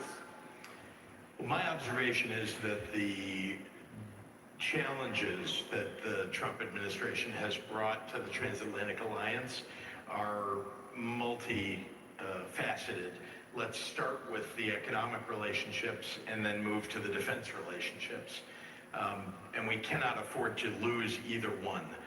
Our relationship from a defense perspective has been, I think, severely impacted by the shifting sands of the United States engagement in the Ukraine-Russia war. It was my understanding and my belief that the United States should stand in solidarity with a country whose borders have been invaded, and that our advocacy should be for a democracy that is being put to the test by a rival, indeed an enemy of the United States. And it is thoroughly unusual in my lifetime to see a kind of shift in policy that has occurred nearly immediately with regard to a war in which we had an ally, in which we were supporting an ally, and now we have essentially abandoned that ally. I say that in the context of a broader transatlantic relationship because obviously our view of the war between Ukraine and Russia is really about preserving the democracies and the protection of and the defense of Europe writ large. And we all know that Vladimir Putin has designs that are much further than just Ukraine. And if he's allowed to hold territory or even advance further in Ukraine, it's an admission that we're okay with his, his expansionist policies. So I worry a lot from a defense perspective about what the transatlantic relationship is now as a result of the change in that policy, not to mention Trump's attitude toward NATO, which we could talk about, how much defense spending Europe should be putting forward, and that's all worthy of some debate and discussion, but it is challenging from my perspective for that continued defense relationship. The economic relationship, bewilders me. I do not understand why Donald Trump has taken it upon himself to put tariffs across the board. We're believers, I'm a believer, that tariffs are okay if you're working on getting a trading partner to drop some tariff or some barrier that exists, and that you need to counter that existing economic relationship in order to, again, bring down barriers. Trade is good in general for multiple countries to be doing with one another. Tariffs impede that trade. They raise prices in the United States. They've raised prices significantly for working class and middle class people. So I'm worried a lot about how the relationship between the United States and Europe in particular has been affected by those two big policy changes from this administration. Well, the damage is huge. I'll take as example our country. You know that Italy has an economy with a strong vocation in exports. And according to the you guys have been robbing the United States for years. We don't give a damn how it affects them. They've been stealing from the United States for years, getting rich. Get out. This guy's a Democratic idiot. So you can understand the strong impact that this. Of course it has an impact. You guys have been stealing from the United States for years. We've been footing the bill for all you European countries forever. Pay your way now. That's all you have to do, pay your way. Now it's time to dig back into the bags that you've been saving for tens of years and spend the money. Get the hell out of here. It was shocking, no? And you can see also from the, let's say, from the polls that this was shocking coming from the US and the US president in our country, in our debate. But we have to react as the European Union. We know that we should invest more in our strategic autonomy. That's why we think we have to go further in our European integration. And even more than that, in the relation with the UK, where we are, to do something together, to plan common investments at the European level, because otherwise we could not compete. For example, think about artificial intelligence. The US are investing hundreds of billions in research and innovation. And the same is doing China on the other side. So we still have to work on the strategic autonomy of the European Union, common investment in these very important matters, but we must not give up Europe need to pull their own weight. our relationship, even That's with what the they need to do. president that is attacking us, as he did in the UN General Assembly just a couple of days ago. So it's quite shocking because he appears to be attacking the closest allies and friends that the EU has in the European Union, and not only. We had here before the Prime Minister of Australia, Canada, other countries that were particularly hit by tariffs. But we have, I think, to insist on something else. Why are they winning, JP? In my country and in your country, I see similarities. They work on the same agenda. The extreme right are using the same enemies every day. They need enemies because they're not delivering. And they pick every day the same enemies: migrants, LGBTQI communities, emancipated women, but also journalists, judges, the opposition, because they have to distract also the opinion from the fact that in the first 100 executive orders of President Trump, there was nothing on the health care of Americans. We don't give a damn. Of the American. And at the same time, We don't give a damn. I don't want to hear nothing from the far left. Get the hell out. We've been feeding Europe for years. We've been fattening up the trough of Europeans. They've been fattening up their pockets off the back of the United States. Get the hell out of here. I'm sorry, guys. That's it for today. I can't watch this anymore. I'm sorry. we must not run after. We don't give a damn what you said, bitch.